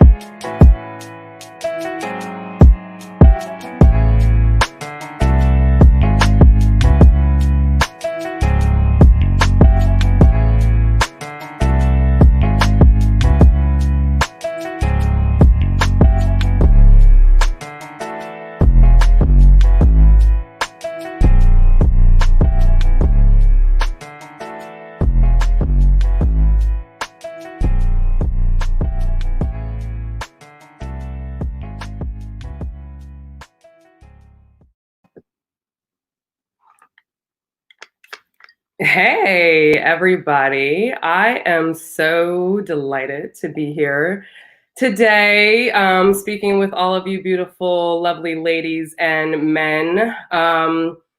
So grateful for Molly and this opportunity to just have this conversation with everyone, to kind of be in this place where we are uplifting everybody, where we are in positive vibes, vibrations going on 10,000 trillion. In the spirit of EarthGirl and how I know Molly does, I got all of my lovely trinkets here today. I got some sage here, getting all the positive energy and all the vibes going. I got some lovely crystals here that are going to set the tone for my conversation, just really bringing some positive energy to what we're doing today. I got a smoky quartz, I got an aura quartz, and I got a malachite, which generally everything is really bringing positive vibes and leadership and dispelling negative energy and building creativity around anybody we're speaking to.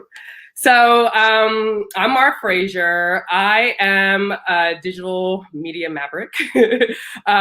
Today I'll be talking about really trusting the timing of your life. I know originally when Molly reached out to me to kind of chat, I know she wanted me to speak about building a media empire and all of that, which I will touch upon, but I am in a transition in my life and I really kind of wanted to share my journey with all of you today, and just speak about a lot that goes on with having a journey and being in your purpose and making sure that you're aligning with what your life is really about and what you're here for on this universe. I am going last today, well, you know, prior to Molly's closing out remarks, but I did have a chance to listen to all the women today and everybody was so amazing. I am going to take a little bit of the nuggets from the conversations that I heard earlier and put that to what I will talk about myself and what I've done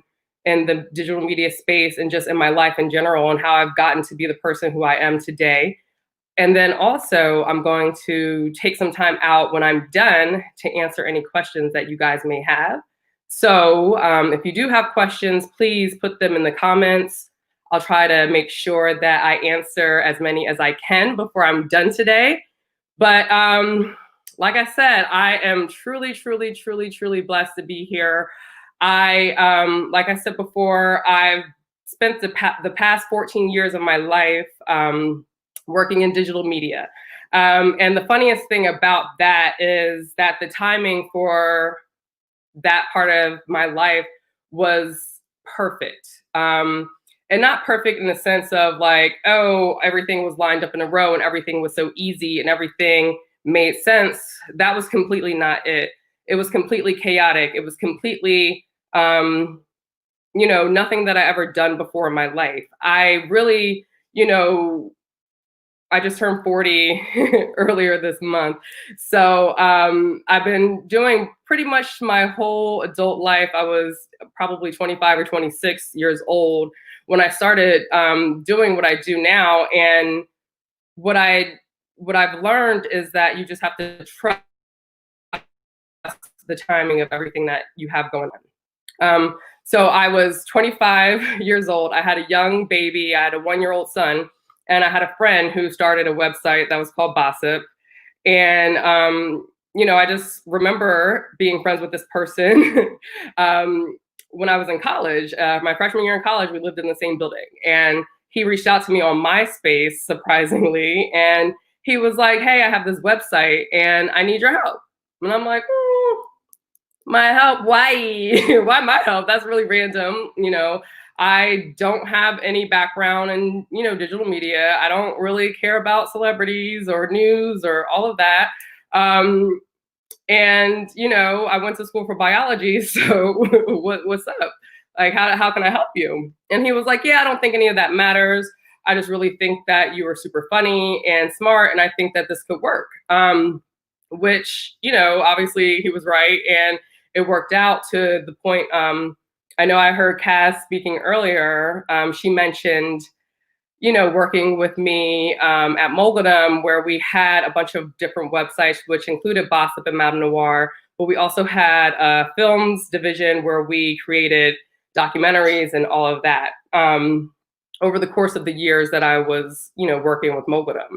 But just kind of to circle back to how everything started, it was really just believing in that dream of, hey, we started this one website, but we're going to take this website and we're going to utilize everything that we have known to make this site successful to build on into this empire, to grow and to build all these other brands that you guys might be familiar with, including, like I said, Gossip, Madame Noir, Hip Hop Wired. There were a lot of websites that we created that didn't, live as long as others. So pours out a little liquor for some of them. But for the most part, just being authentic and understanding that you have a voice and being able to utilize that authentic voice to reach different audiences is really how we succeeded. But like I said, starting doing, working with Gossip, and this was before any of the other websites started. This was in 2006. I didn't know what I was doing. I was just, going with the flow, figuring out everything as we go, learning from, colleagues, learning from the internet, stalking the internet, and really understanding, what audiences love. But enough about that. I'll go back to timing of life. So fast forward to now, like I said, 14 years, and I just turned 40, and I really just basically had kind of I wouldn't call it necessarily a vision or anything like that, but I just had really a moment in 2020 to sit back and really, reevaluate myself and reevaluate what I've been doing and what I've been spending my time on, and reevaluate everything that, really feeds my soul and really aligns me with my purpose. And I had to really sit and think, and I was thinking, and I was like, what I'm doing, is this purposeful to me? Is this meaningful? And I had to really ask those tough questions. And, while I am extremely proud of all the work that I've done, I'm extremely proud of everything that, we've done with what we've created within, Moldedom Media as well as I1 Digital. But I'm no longer the chief content officer. I am really in a transition mode to really move and walk into my purpose. And, a lot of people ask me, well, what's next for you and what are you doing? And I'm just really right now, A, taking a break, B, and just going with the flow of where, my heart is leading me and where my creativity is leading me. Like I said, I spent 14 years, working and grinding and working 18-hour days with a baby and working and going hard. And, I had to really sit down and know, like, I was working towards someone else's dreams. I put my creativity to the back burner. I put my dreams to the back burner for so many years. And now it's really time for me to move forward and take that leap of faith and really jump out the window and start something new. So I would love for you guys to, like I said, ask me any questions about my journey, but also just understand that I'm still on a journey. This journey doesn't end. You have to understand that no matter what phase you're in your life, that you're going to continuously evolve. Whatever might have been great for you 10 years ago is not what's good for you now. What used to feed your soul when you were 20 years old, or a lot of you are a lot younger than that as well, really understanding what feeds your soul and what your purpose is. You don't always have to have all the right answers. You don't have to really know everything right now. You really don't.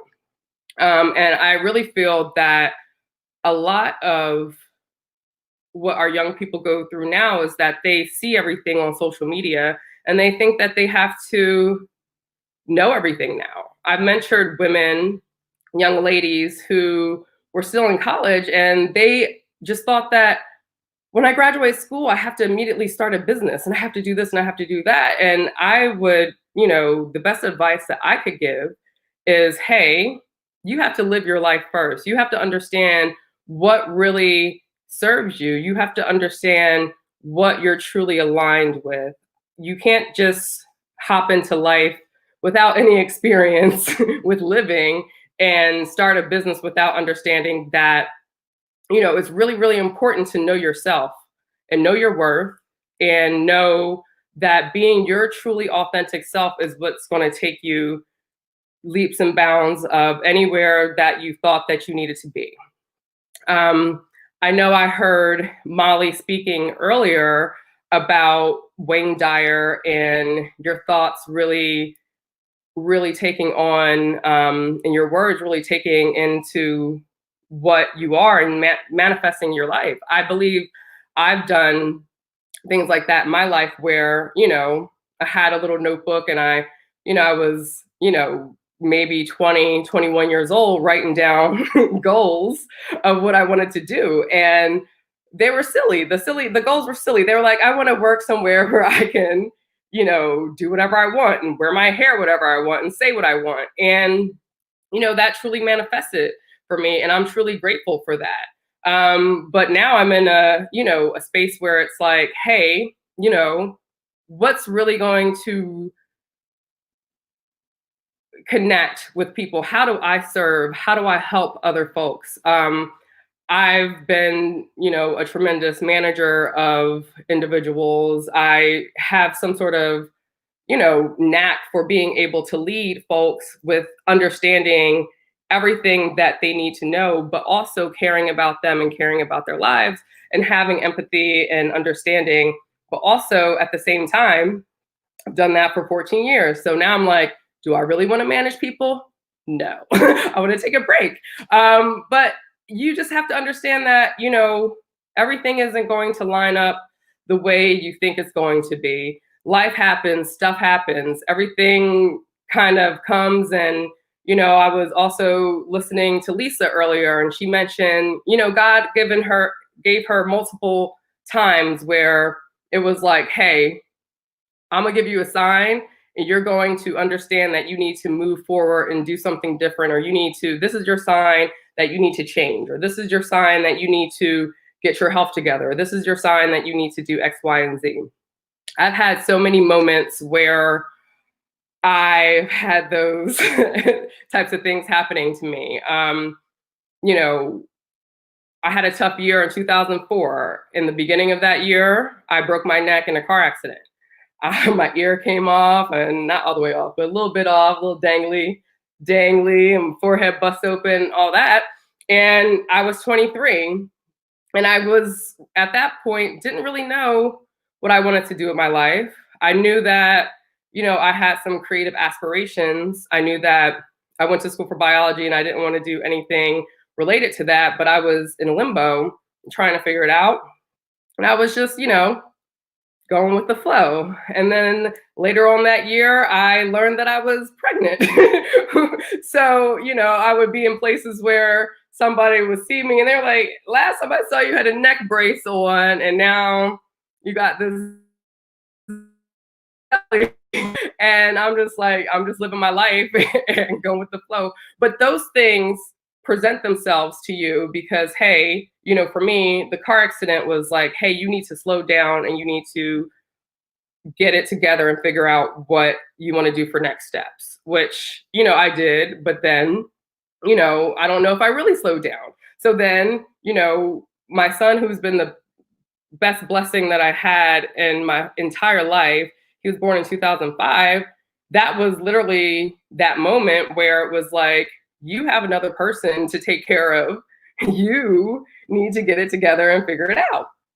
So, like I said, I was kind of praying on it and, doing some things, working with my dad, who was a sports agent at the time, really getting, in tune with anything that I was trying to do creatively, but also try to make money. And, this opportunity came up and I didn't make any money at first. I didn't make any money at all. I actually didn't get paid. And I did it because I believed in, the vision. And I just always want you ladies to understand that your beliefs and what you can do are really, really, truly, truly powerful. I was going to wear a shirt today. I decided not to wear it because it was a sweatshirt and I was going to look a little bit too casual. But it says, I am powerful. I am confident. I am me. I am just everything that you guys kind of in your mind want to say to yourself, but you have to also believe it, right? So it's one thing for your words to, be powerful, but you also have to really internalize it and really understand that, you believe these things about yourself. And we all go through it. We all go through anxiety. We all go through, looking at someone else on social media and they're showing off all of their things and everybody's so amazing and everybody has all this stuff and they're starting 14,000 businesses during pandemic and quarantine. And you're like, wow, I'm just really over here trying to make it. So you have to really just live in your truly authentic truth and purpose and all of that. What else do I want to say to you guys? So back to kind of where I'm at in regards to trusting the timing of your life. So we're in this really bizarre year, 2020, God bless us, where, there's so much uncertainty, right? That's the big word now, uncertainty. Everybody's like, what's next? When's the pandemic going to end? Folks lost jobs, folks are, just really down and out, but some people are also thriving. So you just have to understand that, you have to take these moments and try to make them beneficial to you. I'm not saying that everything is always going to be great because it's not. We all go through processes. We all go through things that put us in the position where we get stronger, where we learn, where we grow. I felt like 2020 was that type of year for me. I finally got to a space where I had to really sit down and, people will ask me, oh, what do you do for work? And I'm like, I'm a digital media executive. What does that mean? Well, actually, I build brands, I create strategies, I manage people, I execute things, I, do events and I do this and that and the third, had a TV show, created documentaries, all of that. But when I actually sat down and think about what I've done, I was just like, yeah, this job is great. I love it. It's so easy. It's like I can do it in my sleep. So I would always say that like I could do it in my sleep. And I really had to really sit down and listen to that. And I was just like, really came to a point where I was like, I was sleepwalking through life. I was doing something that was so comfortable to me. It was so comfortable, was so known. There was no uncertainty except for, if traffic is going down or why aren't people looking at the websites and things like that. But aside from that, I was truly certain of what I did.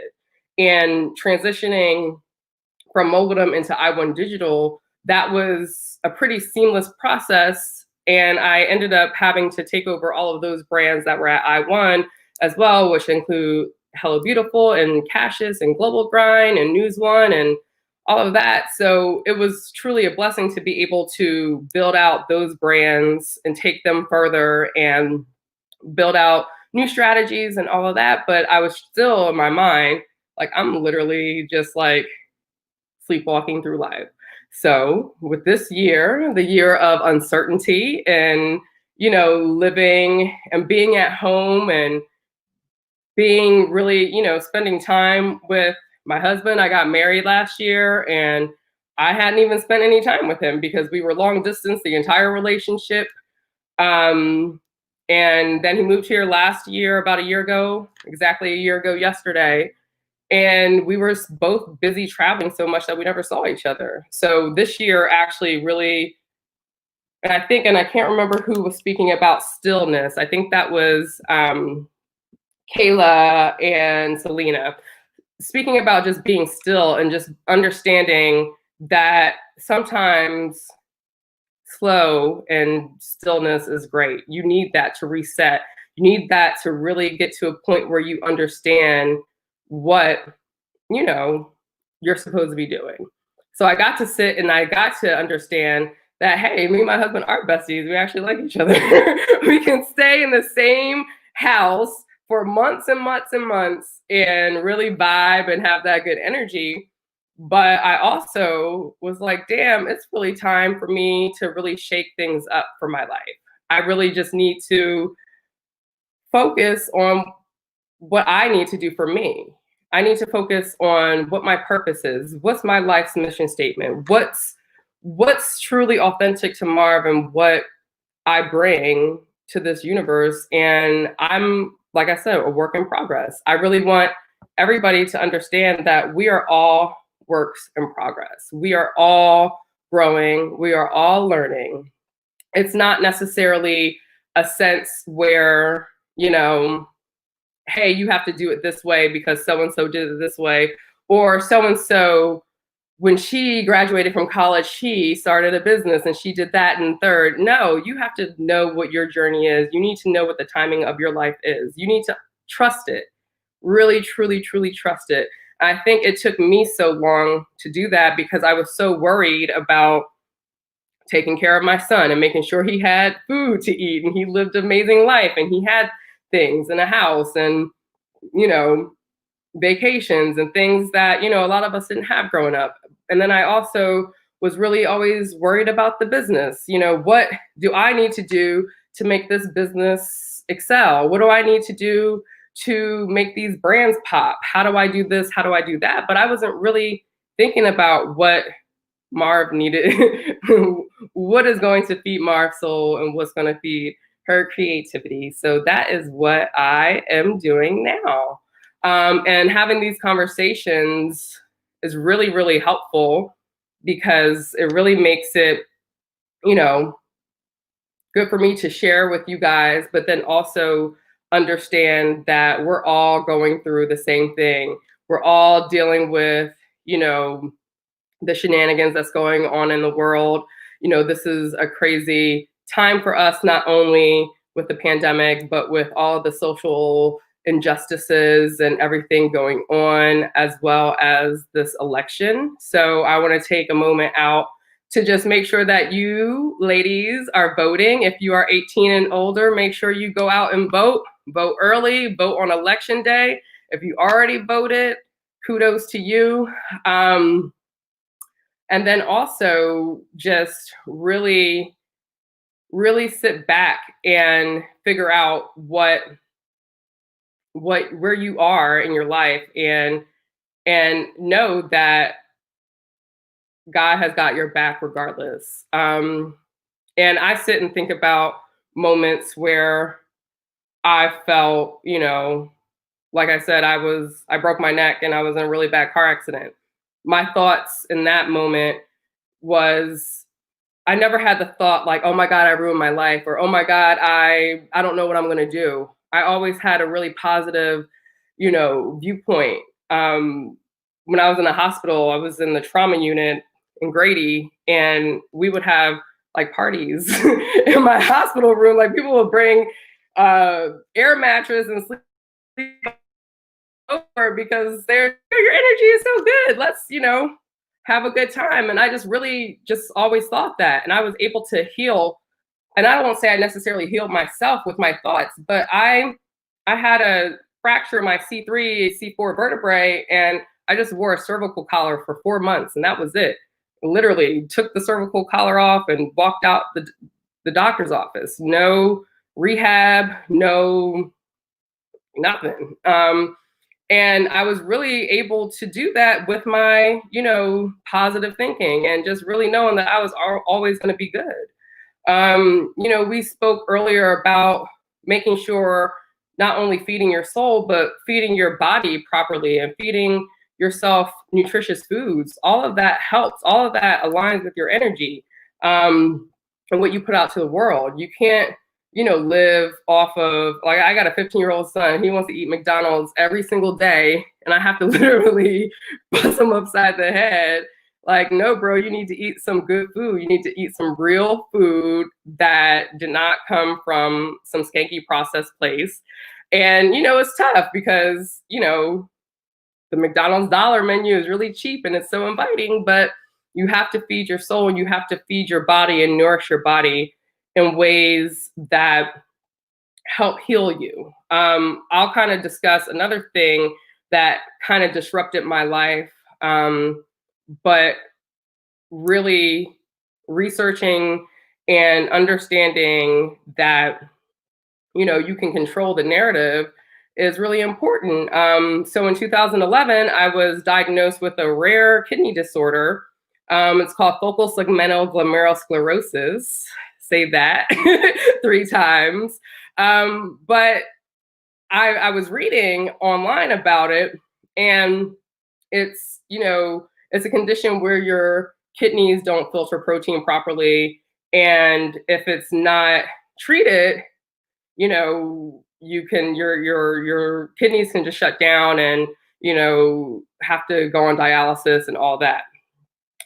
So I go to my doctor and we're discussing, what we're going to do for the treatments and all that. And he, prescribed me a very high dosage of steroids, prednisone, that was literally ruining my life. Like, I would take the pills, I think, every other day, but they were so strong that they would really affect my day-to-day. Like, I couldn't even work. I would sit at work and I would be staring at the computer and, like, just out of it. And it was horrible. And I was just like, you know what? I can't live this life anymore. So I did research upon research and research. And I found that, living a plant-based lifestyle or having a plant-based diet slowed down the progression of this particular condition. Whereas having like a,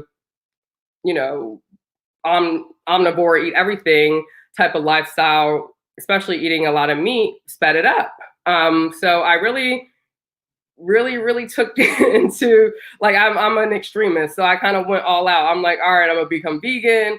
I'm gonna take all of these different supplements. I'm gonna drink chlorophyll. I'm gonna go this. I went to, Singapore to learn how to live a plant-based lifestyle and all that. And I came home and I really implemented all of that into my life. And I was able to really reverse that condition that I had. And I'm not vegan now. I was vegan for only 1.5 years. Shout out to Molly for being vegan for 12 years and all of the folks who've been vegan forever. I personally consider myself a flexitarian, but really taking the time to do the research and understand that, I needed to do this to help my body.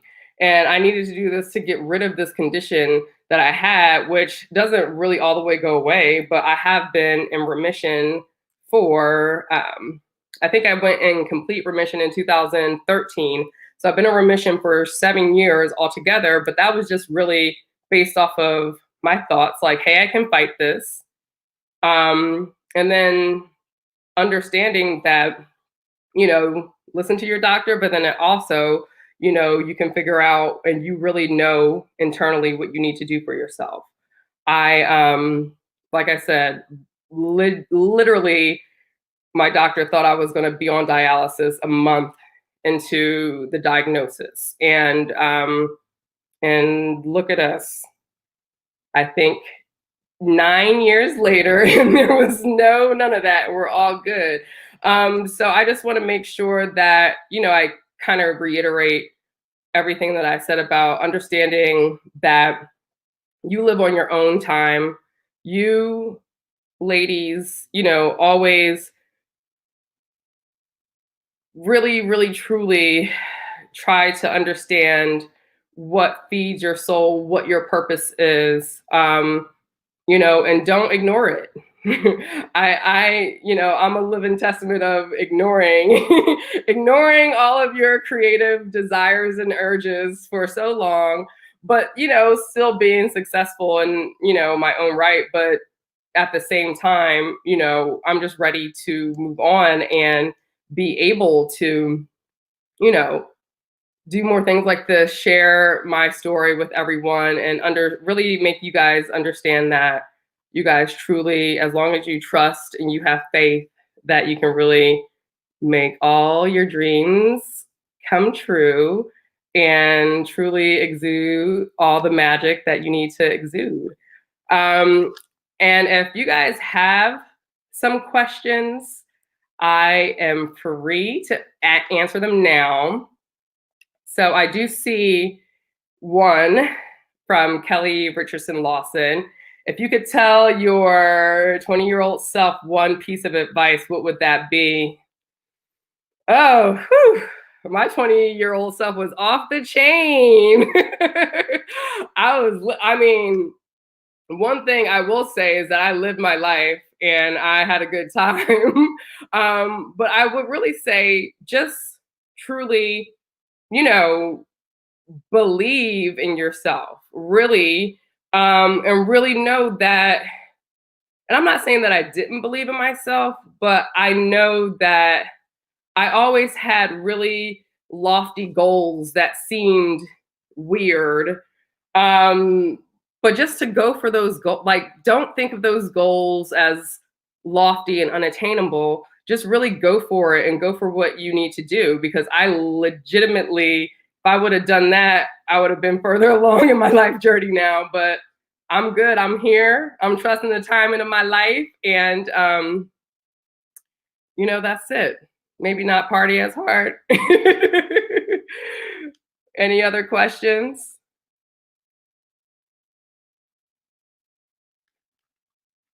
No questions here. Oh, what helped you most when recovering from your car accident? So when I was recovering from my car accident, I was stuck in the house for about 4 months. And like I said, I was in a cervical collar. I spent a lot of time watching Chappelle Show. That was a long time ago. I was like recording it on my VHS and I was watching that. I had a friend who I dog sat for him, and he basically ended up just leaving the dog at my house forever. So I had the dog as my companion, and I was really writing. I was doing a lot of creative work. I have a notebook that I still have from that time that I look at, and I just read all of my creative ideas and my thoughts, and I'm just like, I really need to execute this stuff. So that's what I'm really working on now. But that's really what helped me most in the recovery, was just always just thinking positively and thinking about, I can't wait to get this neck brace off first and foremost, but also just still living my life. I still went out. I went out to parties with a neck brace like a crazy person, but it was all fun and it helped me heal and it helped me, like I said, recover and understand that, you know, still have fun even though you're sitting with a broke neck. Let's see. Any other questions?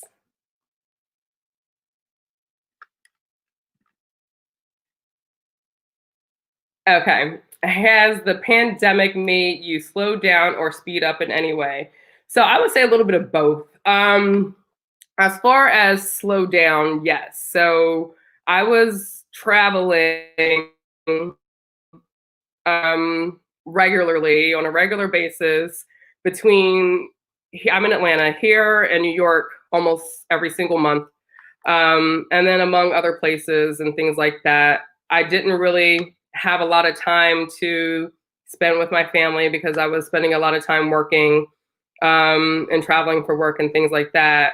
So, and this pandemic really allowed me to be still. It allowed me to spend time with my family that I needed to spend and really, you know, make those connections and really have those relationships that we don't really You know, when life is so busy, you're not really paying attention to your relationships with the people who are actually at your house living with you.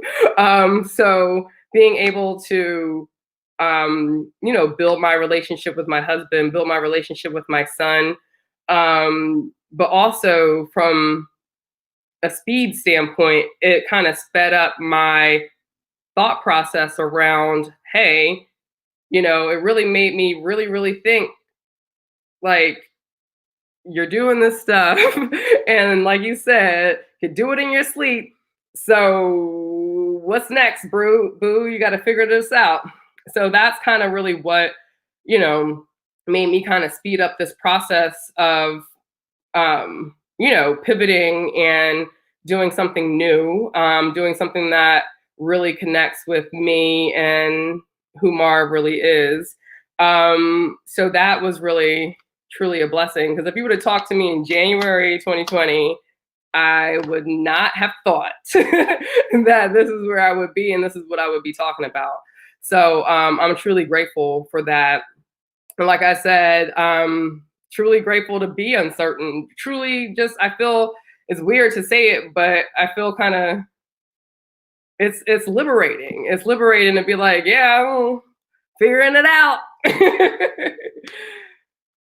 Let's see. Are you a plant mom? Yes, I am. So you see this lovely lady here who isn't usually here, but came here for the show. I got one right here. And I'm at my desk. I got one right here. I got a little succulent here, but this is just all around my desk. I have a gazillion plants upstairs. I'm in my office now, but they're glorious. And I have one that's literally hitting my ceiling right now. So yes, I'm a plant mom and I love them. And everybody asks me to plant plants for them because I pick out stylish potters for them too. Let's see, we got a couple of minutes left. Any other questions?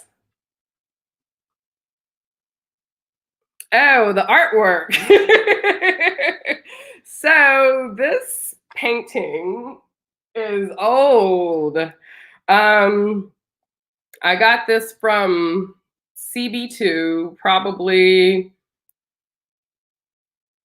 9 years ago. And it was, I don't know, I haven't been on the CB2 website lately, but back in the day, they used to have a page that you can buy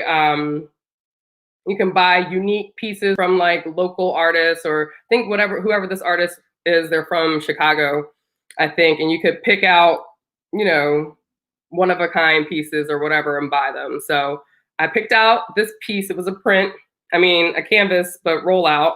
And I took it to, I think, Michael's, and they put it on the wood. And it's been, now it's in my office, but before it's been like in opening spaces in my home.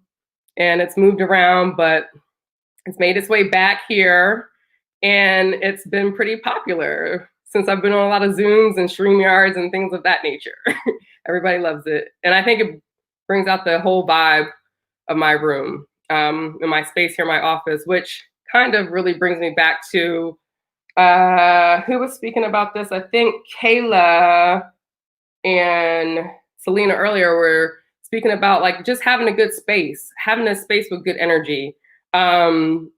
That is truly important. I say this is my office, but I call it my sanctuary. It's like, I got a kind of a day bed in here. I got a Peloton bike. I got everything. But more importantly, I have all the good vibes and all the good energy. And you have to have a space to be able to hone into everything that you have and be creative and be lovely. Anything else? Oh, I feel like I've been talking forever. Are y'all ready for me to shut up? No, I would say, so 2 more things before I leave you guys and pass you guys to Molly. I would just say, if you learn anything from this conversation, is to just always be your true and authentic self. I know so many people who We got another question. This is a good question. I have so many people who try to be like, oh, well, I have this corporate job and I have to be corporate, or I have this whatever, and all that. Just be yourself. You will always be happy with life when you be your true, authentic self. I'm the same silly person every room I'm in. I'm on the conference calls, talking in weird voices. Everybody's like, who's that weirdo?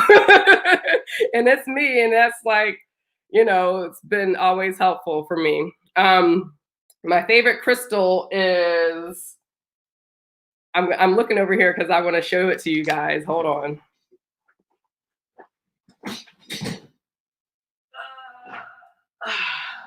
Is this luxurious, amazing amethyst, but I have all the amazing vibes here in my office, but this crystal is my favorite. When I got it, it just brought so much amazing energy to my space. And it just really, for me, I just love being in a good place. I love good vibes. I love, feeling creative, but also feeling grounded. And that's really what all of, I'm a crystal mom too, I guess. Plant mom and crystal mom. And then lastly, because I know I got 3 minutes left and I didn't think that I would even be able to sit here and talk for 45 whole minutes, but here I am. Lastly, I would just say that, kudos to the Crown Act and Dove for creating this, because we as Black women, as, just women of color, or women in the space, have to understand that, being yourself is really a part of what makes you you, and your hair is so much of that. My hair, I've had short hair for probably 11 years now, but it's been blue, it's been turquoise, it's been purple, it's been pink, it's been all colors. And I've always been truly grateful to be able to work in a space and work in an industry where I wasn't discriminated because of my hair, or, I didn't go in a meeting with my turquoise hair and they look at me like I was crazy. You know what I mean? But I just think that is just so important for us to be able to have this message and, pass this bill and get it passed in all of the states. And I know we're at 7, but we got to get it in all of them so we can just always fully, truly be our authentic selves. And I think that's it, unless we got any more questions. No mas? Well, thank you. It's been truly a blessing just speaking with you guys today. I hope you learned some things. I hope you trust the timing of your life and know that you don't have to have everything figured out, because we're all going through a journey.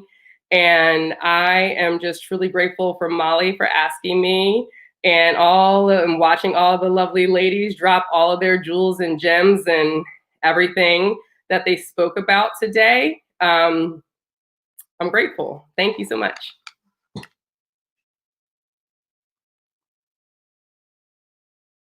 I was at school. The principal told me that I had to leave completely and that I couldn't come back unless I changed my hair. They said in order to wear my hair extensions, I would have to have a doctor's note. I felt like I wasn't worthy.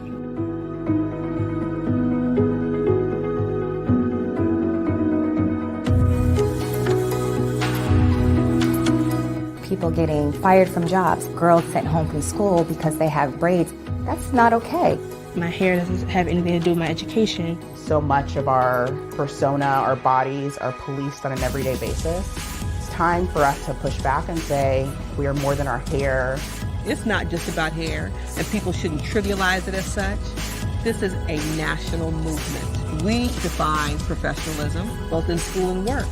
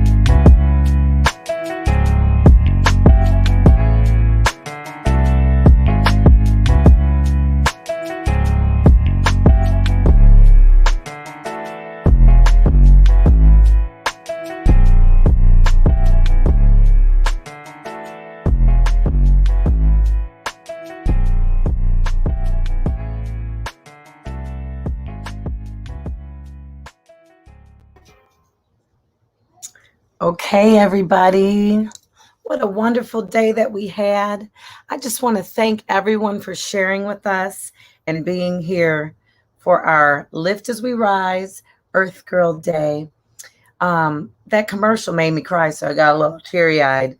I just want to say thanks again to the Crown Coalition and everyone who's taken the time to fight for our right to be ourselves, be our natural selves, wear our hair the way that we intend to wear it and the way that God made us. Thank you to every single person that shared today on our Earth Girl team. I hope that you guys continue to follow the Crown Coalition and go, please, if you have not signed the petition, please go and sign the petition at thecrownact.com and follow us if you're in Atlanta, EarthGirl ATL at EarthGirl ATL or EarthGirl Worldwide. Once again, thank you for joining us for this day of giving, this day for lifting as we rise. I hope that you guys live an intentional life of peace and love, and that you guys all come together to be together, know that we're stronger together, and have a great, great rest of your evening, guys. I'm so full, and I hope that you guys are too. Bye-bye.